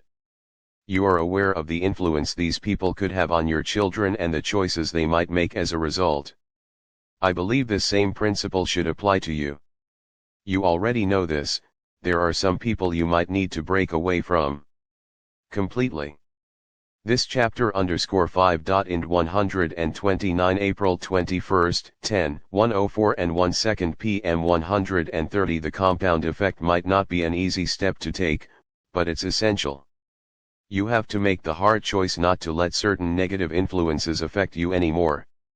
Determine the quality of life you want to have, and then surround yourself with the people who represent and support that vision. I'm constantly weeding out of my life people who refuse to grow and live positively. Growing and changing your associations is a lifelong process. Some people might say I'm too rigorous about it, but I'd like to be more so. I had a business relationship with someone I really liked, but when the economy got difficult, most of his conversation was focused on how horrible things were, how much his company was feeling the hit, and how hard it was out there. I said, man, you've got to stop working on your presentation about how bad life is. I can hear you collecting all the data points to reinforce your beliefs. He persisted in seeing everything as more dour and hopeless than it was, and I decided we had no business doing business together. When you make the tough decision to put up boundaries between you and people who drag you down, realize that they'll fight you, especially those closest to you. Your decision to live a more positive, goal-oriented life will be a mirror to their own poor choices. You will make them uncomfortable and they will attempt to pull you back down to their level. Their resistance doesn't mean they don't love you or want the best for you. It's actually not about you at all. It's about their fear and their guilt about their own poor choices and lack of discipline. Just know that breaking away won't be easy. Chapter _5. Ind 130 April 21, 10:104 and 4 seconds p.m. Influences 131 Limited associations. There are some people you can spend 3 hours with, but not 3 days. Others you can spend 3 minutes with, but not 3 hours. Always remember that the influence of associations is both powerful and subtle. The person you're walking with can determine whether you slow your pace or quicken it, literally and figuratively. Similarly, you can't help but be touched by the dominant attitudes, actions, and behaviors of the people with whom you spend time. Decide how much you can afford to be influenced, based on how those people represent themselves. This is difficult, I know. I have had to do this on several occasions, even with close family members. I will not, however, allow someone else's actions or attitudes to have a dampening influence on me. I've got a neighbor who's a 3-minute friend. For 3 minutes, we have a great chit-chat, but we wouldn't mesh for 3 hours. I can hang out with an old high school friend for 3 hours, but he's not a 3-day guy. And, then there are some people I can hang around for a few days, but wouldn't go on an extended vacation with. Take a look at your relationships and make sure you're not spending 3 hours with a 3-minute person. Expanded associations. We've just talked about weeding out negative influencers. While you're doing that, you'll also want to reach out. Identify people who have positive qualities in the areas of life where you want to improve, people with the financial and business success you desire, the parenting skills you want, the relationships you. Chapter _5. Ind 131 April 21, 10:104 and 7 seconds p.m. 132 The compound effect. Yearn for the lifestyle you love, and then spend more time with them. Join organizations and businesses and health clubs where these people gather and make friends.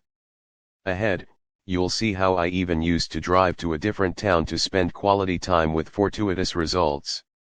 I rave about Jim Rohn throughout this book because, aside from my father, Jim remains my foremost mentor and influencer. My relationship with Jim perfectly exemplifies an expanded association. While I got to share a few private meals and spend a little time with him during our interviews and backstage before events, most of my time with Jim was spent listening to him in my car or reading his words in my living room. I have spent more than 1,000 hours getting direct instruction from Jim, and 99% of that was through books and audio programs.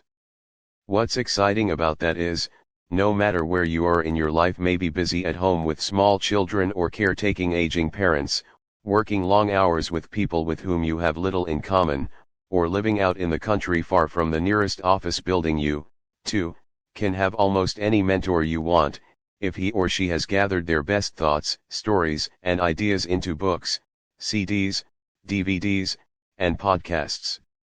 You have an unlimited bounty from which to draw. Take advantage of it. If you want to have a better, deeper, more meaningful relationship, ask yourself, who has the type of relationship I want? How can I spend more time with that person? Who can I meet who can positively influence me? Let their glow rub off on you.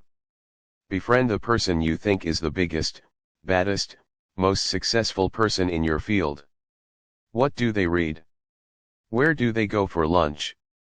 How? Chapter _5. Ind 132 April 21, 10:104 and 10 seconds p.m. Influences 133. Can that association influence you?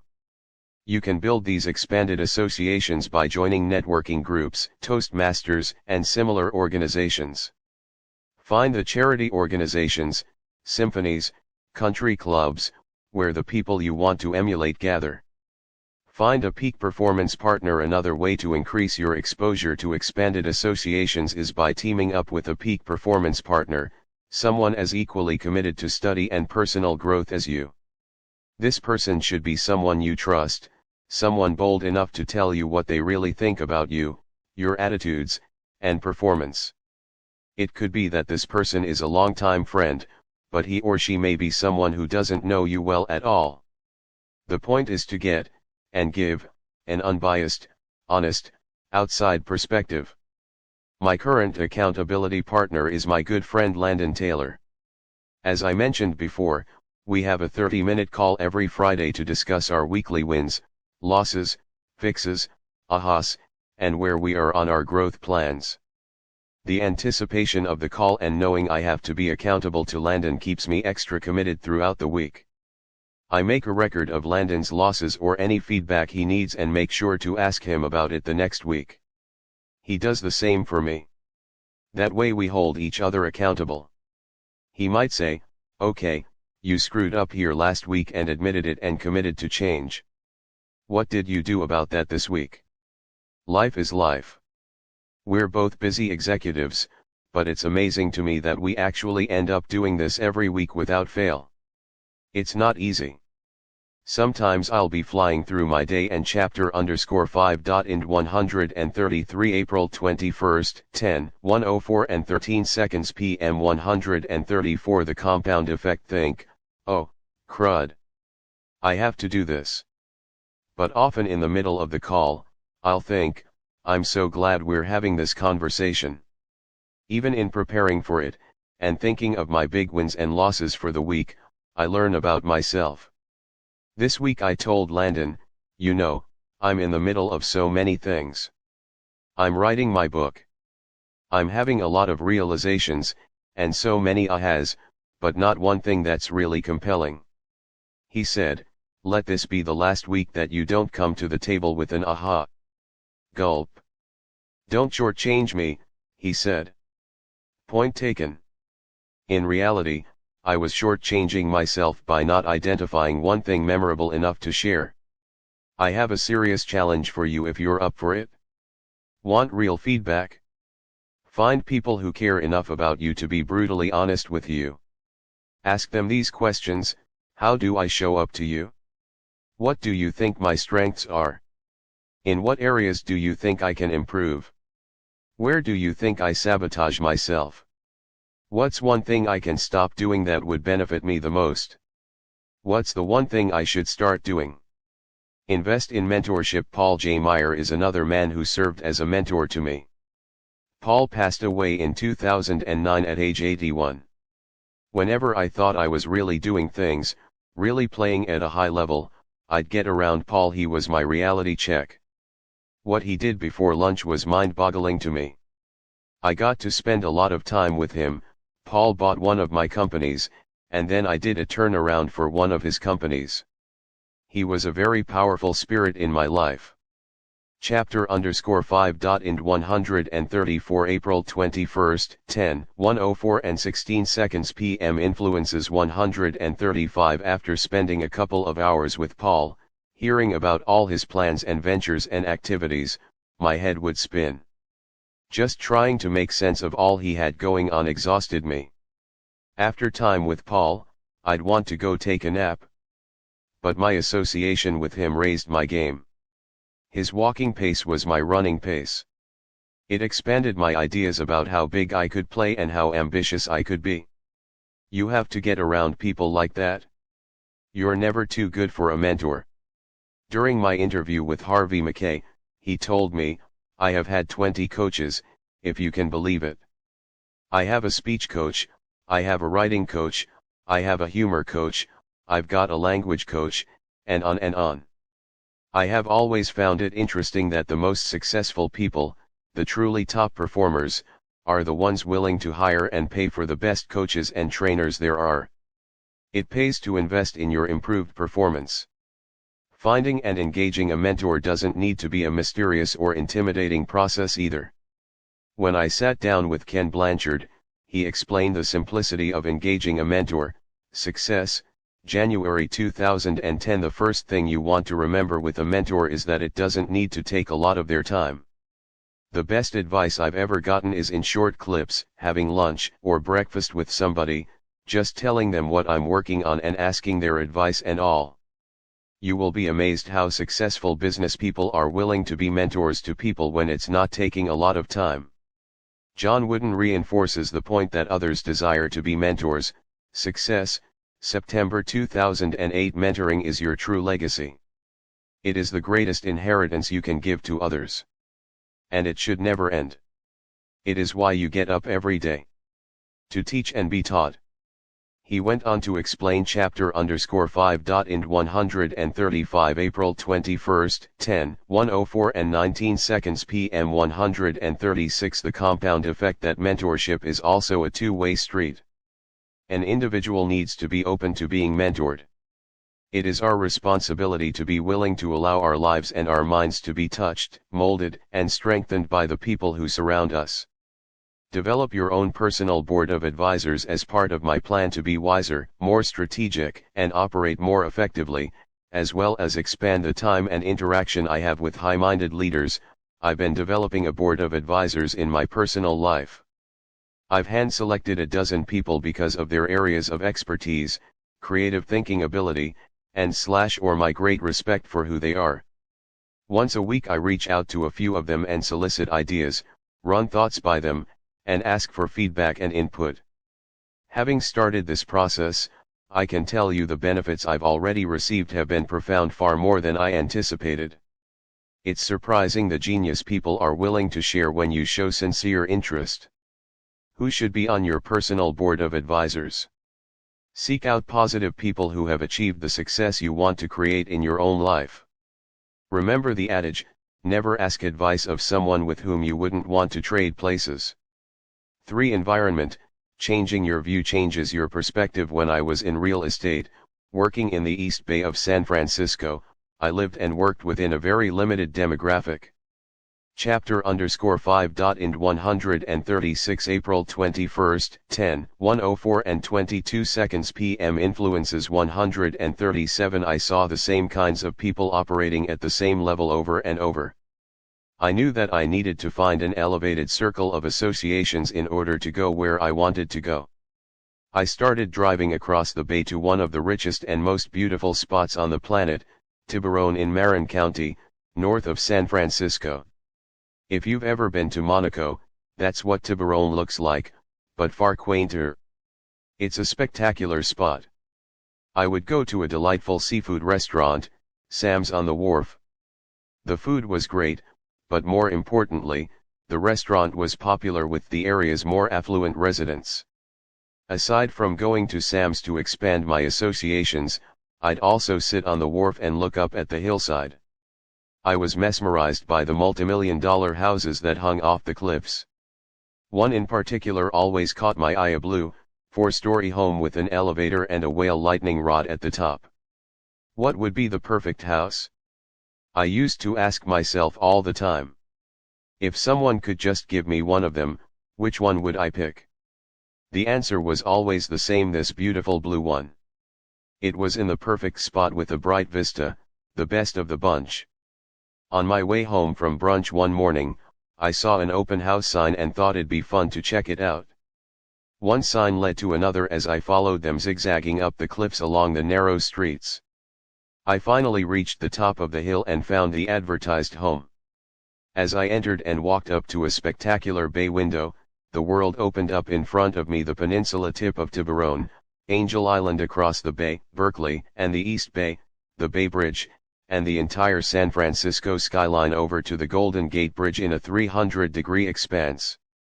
I walked out onto the balcony and looked around. Suddenly I realized that this was the very house I'd been. Chapter_5. Ind 137 April 21, 10:104 and 26 seconds p.m. 138 The compound effect. Looking at for years. This was the blue house. I signed the contract on the spot.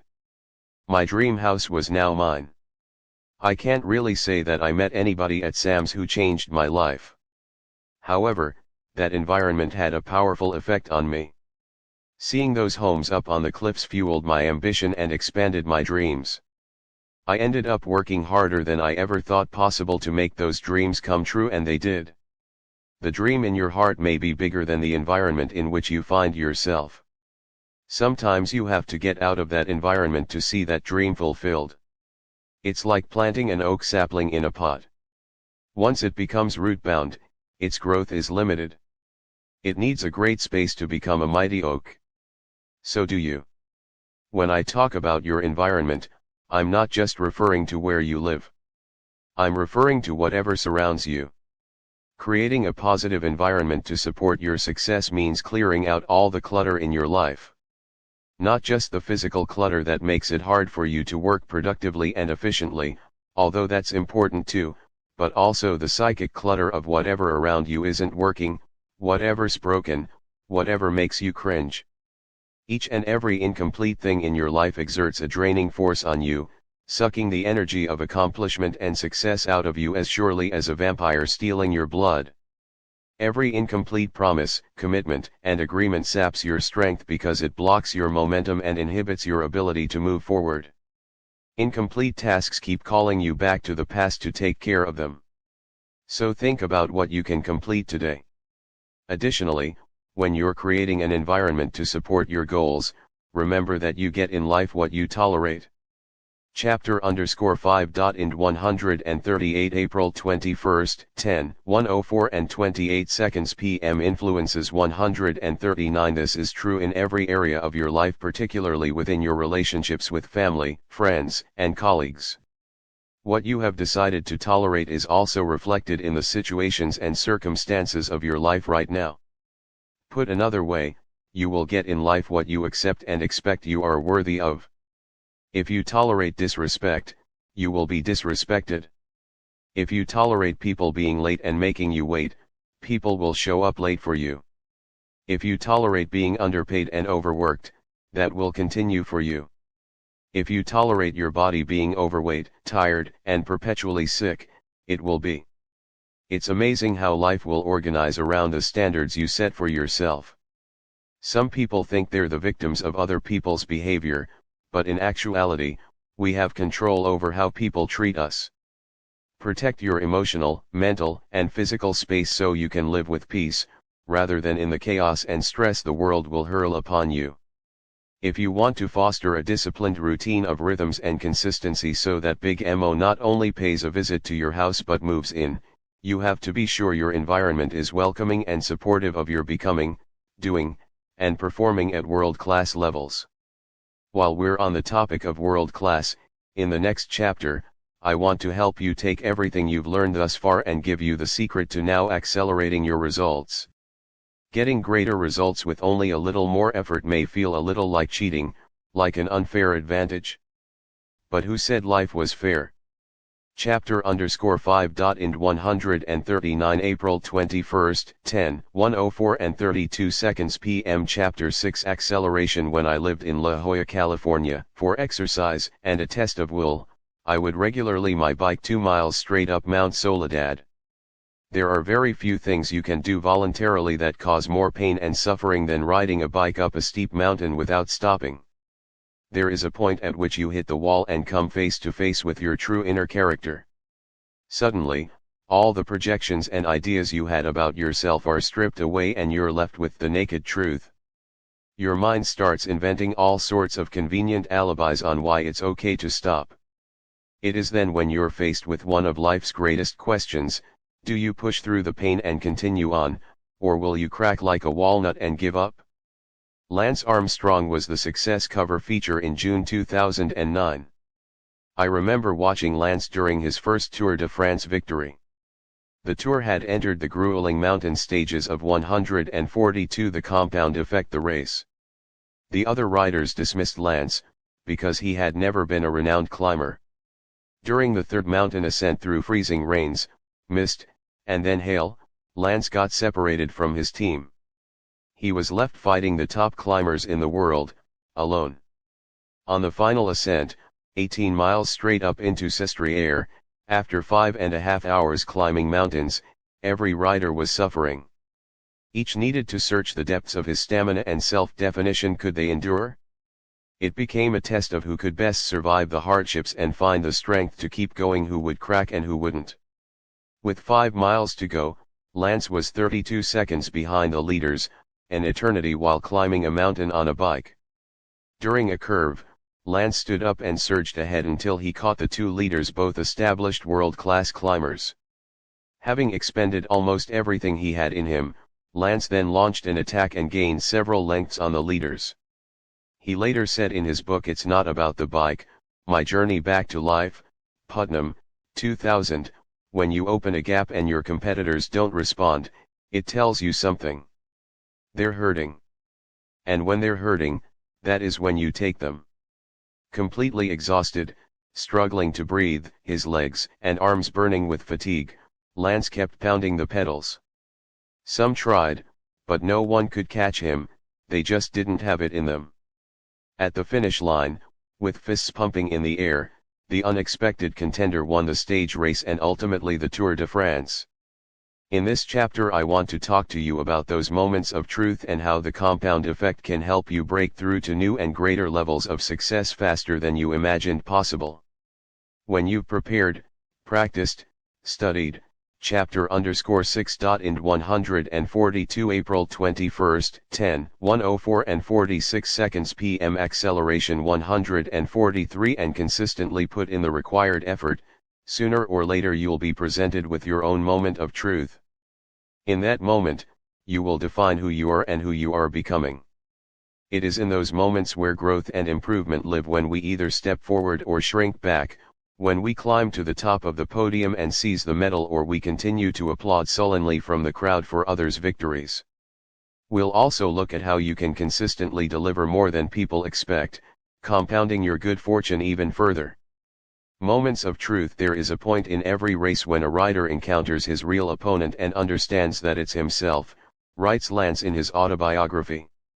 In my most painful moments on the bike, I am at my most curious, and I wonder each and every time how I will respond. Will I discover my innermost weakness, or will I seek out my innermost strength? When I was in real estate, I hit the wall several times a day. While driving to an expired listing property, after just getting pummeled by the last prospect, I'd start conjuring up all sorts of excuses to skip the sales call and head back to the office. While out canvassing a neighborhood, dogs would snarl at me or it looked like it might start to rain. I'd be in the midst of money time, 5 to 9 p.m., cold calling, and frequently get chewed out for interrupting someone's dinner or favorite TV show. I was sure I needed to take a break to go to the bathroom or get a glass of water. But instead of quitting, every time I hit one of those mental and emotional walls, I recognized that my competitor's chapter _ 6. In 143 April 21st, 10:104 and 49 seconds p.m. 144 the compound effect were facing the same challenges. I knew this was another moment that, if I kept going, I would be strides ahead of them. These were the defining moments of success and progress. It wasn't difficult, painful, or challenging when I was just running with the herd, just keeping up, but not really getting ahead. It's not getting to the wall that counts, it's what you do after you hit it. Lou Holtz, the famous football coach, knew it was what you did after you did your best that created victories. In one game his team was down 42-0 at halftime. During the halftime break, Lou showed his team a dramatic highlight reel of second efforts to block, tackle, and recover the ball. He then told the players that they were not on his team because they could give their all on every play. Every player on every team does that. He said they were on his team because of their ability to make that critical extra effort on each play. It's the extra effort after you have done your best that is the difference maker. His team went on to win the game in the second half. That is how you win. Muhammad Ali was one of the greatest fighters of all time, not only because of his speed and agility, but also because of his strategy. On October 30, 1974, Ali regained his heavyweight championship, besting George Foreman in one of the biggest upsets in boxing history in the Rumble in the Jungle. Almost no one, not even Ali's longtime supporter Howard Cosell, believed the former champion had a chance of winning. Both Joe Frazier and Ken Norton had beaten Ali previously, and George Foreman had knocked both of them out in only the second round. Ali's strategy? To take advantage of the younger champion's weakness, his lack of staying power. Ali knew if he chapter _ 6. In 144 April 21st, 10:104 and 52 seconds p.m. acceleration 145 could get Foreman to his wall, he could then take the advantage. This is when Ali came up with the tactic later termed rope-a-dope. Ali would lean on the ropes, shielding his face, while Foreman threw hundreds of punches over 7 rounds. By the 8th round, Foreman was exhausted, he was at his wall. It was then that Ali dropped Foreman with a combination at center ring. Hitting the wall isn't an obstacle, it's an opportunity. During Lance Armstrong's second attempt at winning the Tour de France, it was once again time to head into the mountains. The first big climb would be where Lance had experienced a devastating crash earlier that same year, giving him a concussion and breaking his seventh lumbar vertebra during a wet day in the spring. Now it was raining yet again. Instead of being concerned or hesitant, he said, "This is perfect attacking weather, mainly because I know the others don't like it. I believe that nobody in the world is better at suffering. It's a good day for me." He was right. Lance brought home his second victory. When conditions are great, things are easy, there aren't any distractions, no one is interrupting, temptations aren't luring, and nothing is disturbing your stride. That too is when most everyone else does great. It's not until situations are difficult, when problems come up and temptation is great, that you get to prove your worthiness for progress. As Jim Rohn would say, don't wish it were easier, wish you were better. When you hit the wall in your disciplines, routines, rhythms, and consistency, realize that's when you are separating yourself from your old self, scaling that wall, and finding your new powerful, triumphant, and victorious self.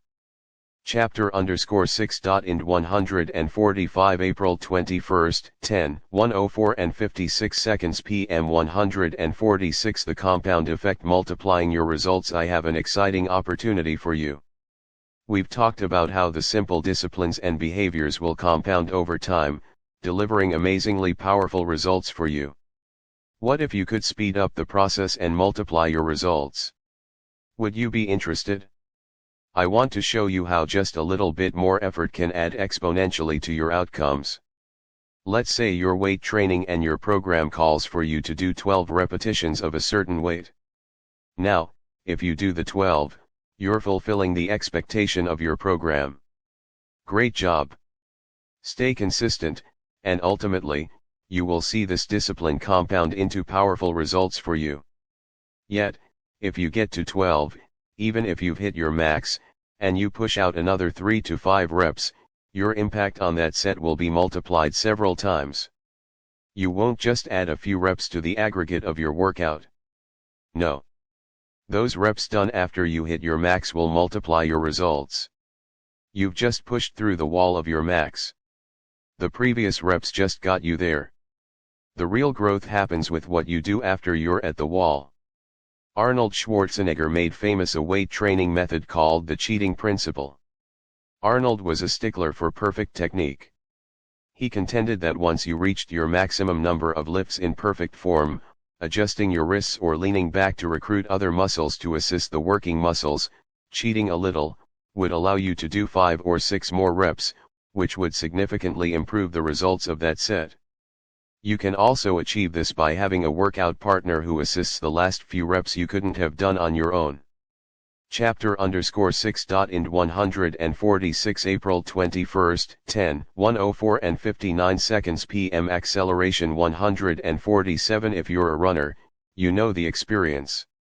You get to the goal you set for yourself that day, and you're feeling the burn, you're at your wall, but you go a little farther, a little longer.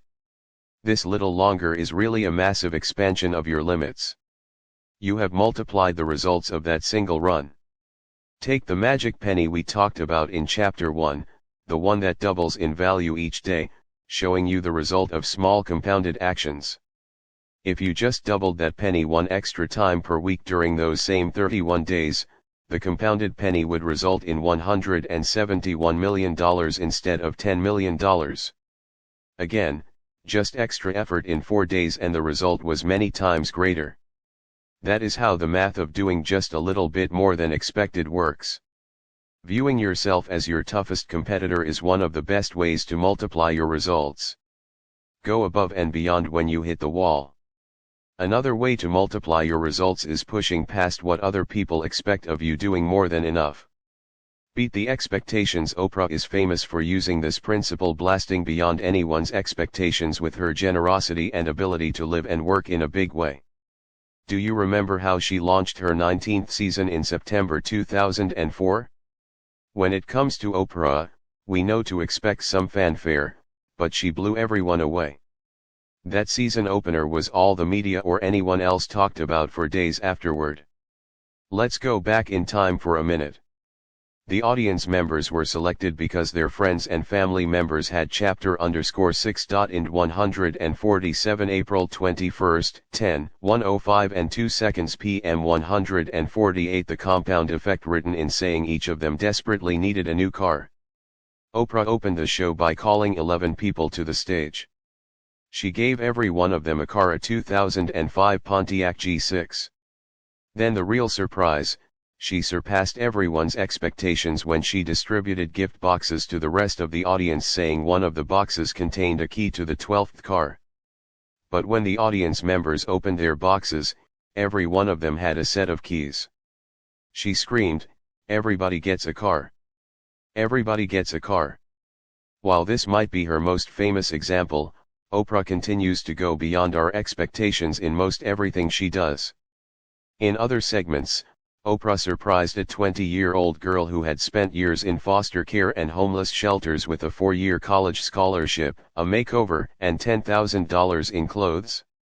And she gave a family with 8 foster children who were going to be kicked out of their house $130,000 to pay for and repair their home.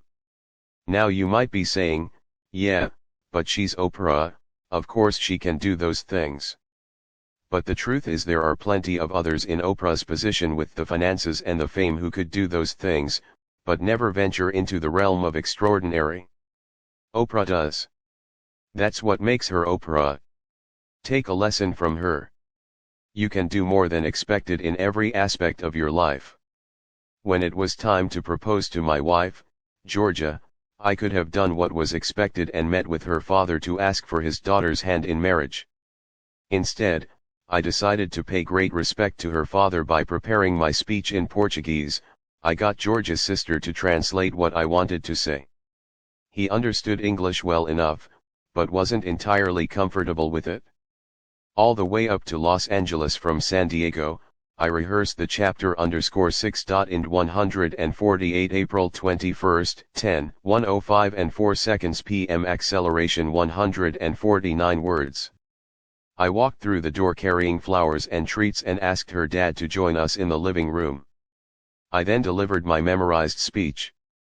Thankfully, he said, yes. But I didn't stop there. On the way back, and over the next couple of days, I called each one of her 5 brothers and also asked for their blessing to join the family. Some were easy to convince, others proceeded to have me earn it.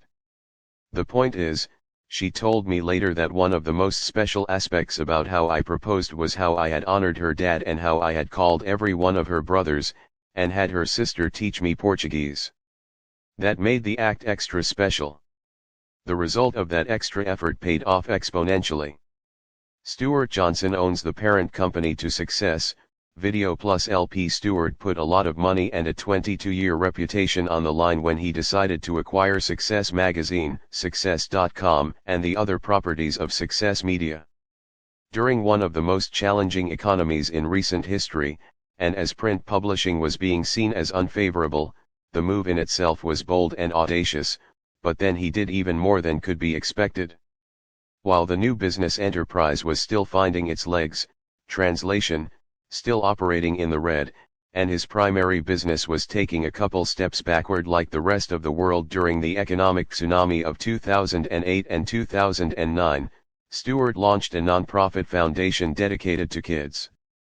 If he was going to make a commitment to helping teach the fundamentals of personal development to the world, he wanted to be especially sure that information would reach teenagers. So he launched the Success Foundation, www.successfoundation.org. He had the fundamental chapter_6. In 149 April 21, 10:105 and 8 seconds p.m. 150 The compound effect principles of personal achievement compiled into a book called Success for Teens and is distributing it for free through responsible partners and nonprofit organizations to help nurture young minds. Stuart personally funded the administration and management of the Success Foundation, and for the first year, with the help of a few good friends, he funded the distribution of more than 1 million books. Today, that number is far greater and growing. Now, Stuart was already in for a heavy investment and big risk without the burdens of funding the new foundation. but the additional contribution and dedication to the foundation multiplied the statement of his commitment several-fold to potential partners, the press, his peers, and his own staff. He was doing far more than expected, and it spoke volumes. Where in life can you do more than expected when you hit the wall? Or where can you go for wow? It doesn't take a lot more effort, but the little extra multiplies your results many times over. Whether you're making calls, serving customers, recognizing your team, acknowledging your spouse, going for a run, bench pressing, planning a date night, sharing time with your kids, whatever, what's the little extra you can do that exceeds expectations and accelerates your results? Do the unexpected. I'm a contrarian by nature, I know. Tell me what everyone else does, what's the consensus and what's popular, and I will typically do the opposite. If everyone is zigging, I'm gonna zag. To me, what's popular is average, it's what's common. Common chapter _6. Ind 150 April 21, 10:105 and 10 seconds p.m. Acceleration 151. Things deliver common results. The most popular restaurant is McDonald's, the most popular drink is Coca-Cola, the most popular beer is Budweiser, the most popular wine is Franzia, yeah, the stuff that comes in a box. Consume those popular things, and you'll be part of the common, average pack. But that's ordinary. There's nothing wrong with ordinary. I just prefer to shoot for extraordinary. For instance, everyone sends Christmas cards. But, since everyone does, it doesn't really have much emotional impact, in my opinion. So I choose to send Thanksgiving cards instead. How many Thanksgiving cards do you get? Exactly. It makes a statement.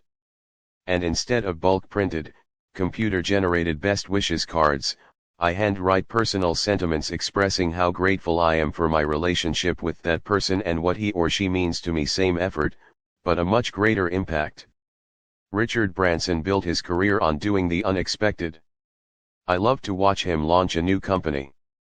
Each stunt is bolder, scarier, and more unexpected than the last. Whether it's flying a hot air balloon around the globe or driving a tank down Fifth Avenue in New York to introduce Virgin Cola to the United States, Richard always delivers the unexpected. He could get by with the expected press release, a press conference or two, and some swanky party, and call it a day, but instead he goes for the astonishing. He probably spends as much as, and sometimes even less than, other companies do to launch a product. He just does it in unexpected style. The wow factor makes a statement and multiplies the impact of his efforts. More often than not, the extra effort doesn't cost that much more money or energy. When I was selling real estate, chapter _6. Ind 151 April 21, 10:105 and 14 seconds p.m. 152 The compound effect. Everyone else would call on expired listings when they came up. Instead, I got in my car and showed up on their doorstep and hand-delivered a sold sign. Take this, I'd say when they'd open the door. You'll need it if you hire me to take over this listing. For the price it took to keep my gas tank full, I immediately and exponentially increased my chance of getting the listing. Recently Alex, a friend of mine, was up for a big job. He lives in California and the job was in Boston. He was one of a final 12 candidates.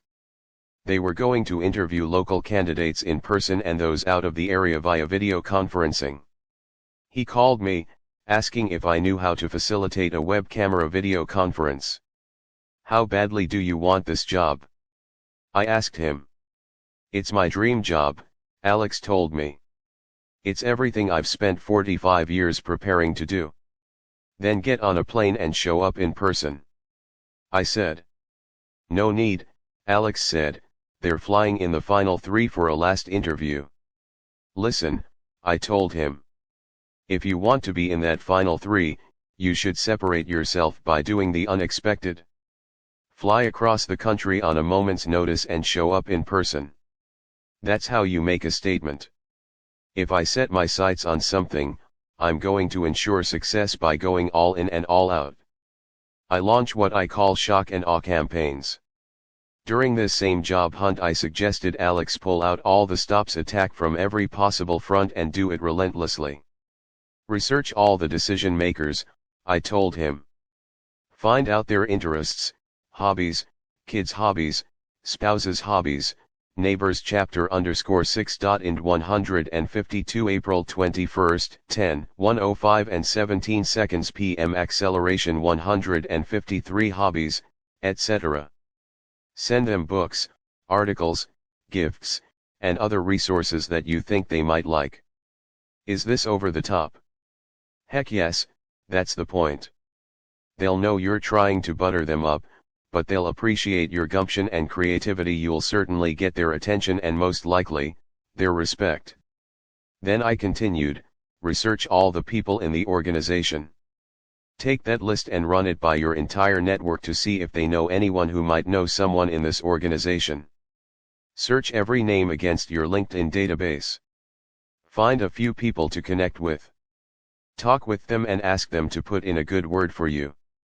Send them gifts, notes, and other things, and ask them to hand deliver these things to the decision makers.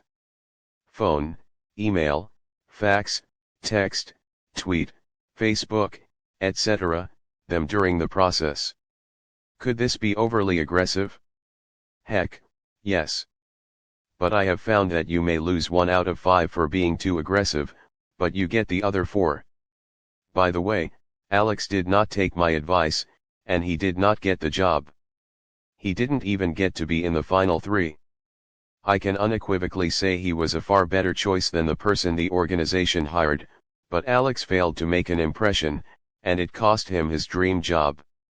I'm on the board of a company that needed a congressman to sign off on a piece of legislation that affected whether this company could move forward on an important project. This guy wasn't budging, not because of the actual issue, but because of a political axe he was grinding against others who publicly favored the issue. Instead of making any more futile appeals to sway him, I suggested we go above his head and talk to his boss, his wife. We went through our network until one person led us to someone who was friends with his wife. We then waited for her chapter _6. Ind 153 April 21st, 10:105 and 20 seconds PM 154 the compound effect outside following a church service she attended, and had her friend introduce us. We explained our important case and cause, which was to build an after-school facility in an impoverished neighborhood that would affect the lives of hundreds of children if her husband would support it. Needless to say, he signed on by Tuesday that following week and the company got its project. In our attention deficit, propaganda-saturated society, sometimes doing the unexpected is required to get your voice heard. If you have a cause or ideal worthy of attention, do what it takes, even the unexpected, to make your case heard. Add a little audacity to your repertoire. Do better than expected. Invisible Children, www.invisibleChildren.com, another nonprofit for which I'm a board member, helps rescue and recuperate children who have been abducted and made soldiers in northern Uganda and the Congo. To gain awareness for their cause, they staged a 100-city event called The Rescue, where more than 800,000 young people camped outside until prominent leaders of the community came to rescue them, thus gaining their attention and support. After 4 days, all but one city had been rescued, having people like U.S. Senators Ted Kennedy and John Kerry, Val Kilmer, Kristen Bell, and many others show up in 99 other cities. The last city to get rescued was Chicago, and it required Oprah. After 6 days, Oprah was a no-show. On the 4th day, they organized a march that went round and round her studios. The next day they put on a singing and dancing presentation that went on chapter _6. Ind 154 April 21st, 10:105 and 23 seconds PM acceleration 155 all day and night. Then the 6th day, having endured harsh weather and sleeping in the rain, the more than 500 participants surrounded her studio and stood in silence holding signs starting at 3:30 a.m. That morning Oprah walked out the doors of Harpo Studios, spoke with the organization's founders and invited the entire group to participate in a live broadcast segment that morning to her more than 20 million viewers. That attention got Invisible Children on Larry King Live and 232 other news outlets to reach a total of more than 65 million people. A bill is currently moving through Congress supporting Invisible Children's efforts to save these children. The organization had already pulled off more than expected with the rescue event, but the little extra gumption and steadfastness to capture that last city, and the attention of Oprah, gained Invisible Children its biggest advocate to date, multiplying its results many times over. Find the line of expectation and then exceed it. Even when it comes to the small stuff, or maybe especially then. Whatever I think the dress standard is going to be for any event, for example, I always choose to go at least one step above it. When I am unsure of the attire, I always err on the side of dressing better than I suppose the occasion calls for. Simple, I know, but it's just one way I try to meet my standard to always do and be better than expected. When I do keynotes for large companies, I spend a considerable amount of time preparing, learning about their organization, products, markets, and their expectations for my talk. My goal is always to significantly surpass what they expect, and I do this through tireless preparation. Doing better than expected chapter _6. Ind 155 April 21, 10:105 and 26 seconds PM 156. The compound effect becomes a big part of your reputation. Your reputation for excellence multiplies your results in the marketplace many times over. I did some work with a CEO whose philosophy was to pay people, including his vendors and suppliers, a few days in advance of the contract commitment. I was always blown away when I received a check on the 27th of the month from him for next month's payment. When I asked him about it, he said the obvious, it's the same money, but the surprise and goodwill it buys is immeasurable. Why wouldn't you? This is one of the reasons why I admire Steve Jobs so much. Of all the sensational people we've featured on the cover of Success, Jobs is one of my favorites. Whatever your expectations are about the next Apple product launch, Jobs always has a little, or a lot of, something extra to wow you. In the grand scheme of things, it might be only a minor addition, but even so, it's better than expected and multiplies the impression and response from his customers and deepens their loyalty. In a world where most things don't meet expectations, you can significantly accelerate your results and stand out from the pack by doing better than expected. I like the boldness of what Robert Schuller told us in his Success feature, December 2008, I say no idea is worthwhile if it doesn't start with wow. Nordstrom is famous for this standard. When it comes to customer service, they always strive to do better than expected. Nordstrom has been known to take back an item that a customer bought more than a year ago, without a receipt, and in some cases, purchased at a different store. Why would they do that? Because they know exceeding expectations builds trust. And chapter _6. Ind 156 April 21, 10:105 and 29 seconds PM acceleration 157 creates customer loyalty. As a result, they've developed an extraordinary reputation that continues to attract attention. After all, I'm reminding you of it here. The multiplier keeps growing. I challenge you to adopt these philosophies in your own life, in your daily habits, disciplines and routines. Giving a little more time, energy, or thought to your efforts won't just improve your results, it will multiply them. It takes very little extra to be extraordinary.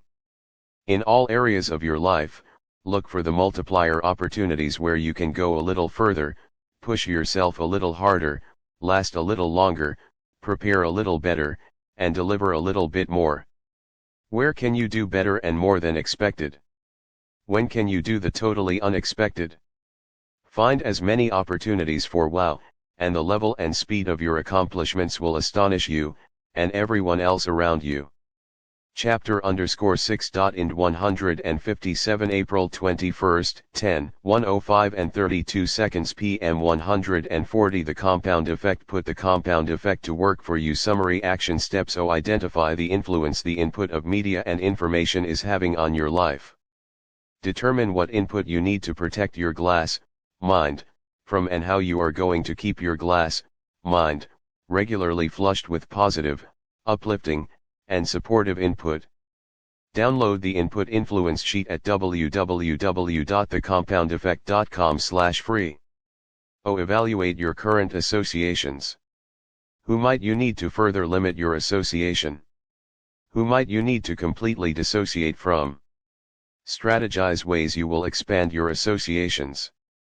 Download the Association Assessment Sheet at www.thecompoundeffect.com/free. Pick a peak performance partner.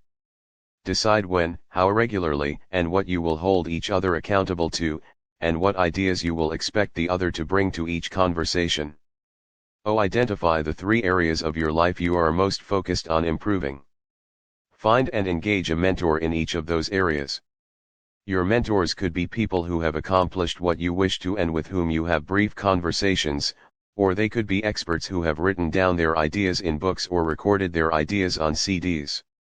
Chapter_5. 140 April 21st, 10:104 and 34 seconds p.m. 158 The Compound Effect. Put the compound effect to work for you. Summary action steps. When do you hit your moments of truth? Example: making prospecting calls, exercising, communicating with your spouse or kids. Identify so you know when to push through to find new growth and where you can separate yourself from others and your old self. Find 3 areas in your life where you do extra, example: weightlifting reps, calls, recognition, sentiments of appreciation, etc. Identify 3 areas in your life where you can beat the expectations. Where and how can you create wow moments? Identify 3 ways you can do the unexpected. Where can you differentiate from what is common, normal, or expected? Chapter_6. 158 April 21st, 10:105 and 34 seconds p.m. Conclusion: learning without execution is useless. I didn't write this book for my own amusement. This is hard work, or even to simply motivate you. Motivation without action leads to self-delusion. As I said in the introduction, the compound effect and the results it will manifest in your life are the real deal. Never again will you wish and hope that success will find you. The compound effect is a tool that, when combined with consistent, positive action, will make a real and lasting difference in your life. Let this book and its philosophy become your guide. Let the ideas and success strategies sink in and produce genuine, tangible, measurable outcomes for you. Whenever you realize small, seemingly innocuous poor habits have crept back into your life, take out this book. Whenever you fall off the wagon of consistency, take out this book. Whenever you want to reignite your motivation and bolster your why power, take out this book. Every time you read this book, it entices Big Mo to pay a visit to your life. Let me share with you what motivates me. My core value in life is significance. My desire is to make a positive difference in other people's lives. So to accomplish my goals, I need you to accomplish your goals. It is your testimonial of life-changing conclusion. In 159 April 21st, 10:105 and 42 seconds p.m. 160 The compound effect results I'm after. I want to receive your email or letter, or to have you stop me in the airport next year, or even 5 or 10 years from now, to tell me about the incredible results you've realized because of ideas you gained from this book. Only then will I know I have accomplished my goals, my objectives, that I am living up to my core values in life. For you to get those results, and me, my testimonial, I know you have to take immediate action on your new insights and knowledge. Ideas uninvested are wasted. I don't want that to happen. It's now time to act on your new convictions. You now have the power, and I expect you to seize it. You are ready to make dramatic improvements, right? Of course, the obvious answer is, yes. But you know by now that saying you're ready to make the necessary changes and actually making them isn't the same thing. To get different results, you're going to have to do things differently. No matter where you are, or what year it is when you find this book,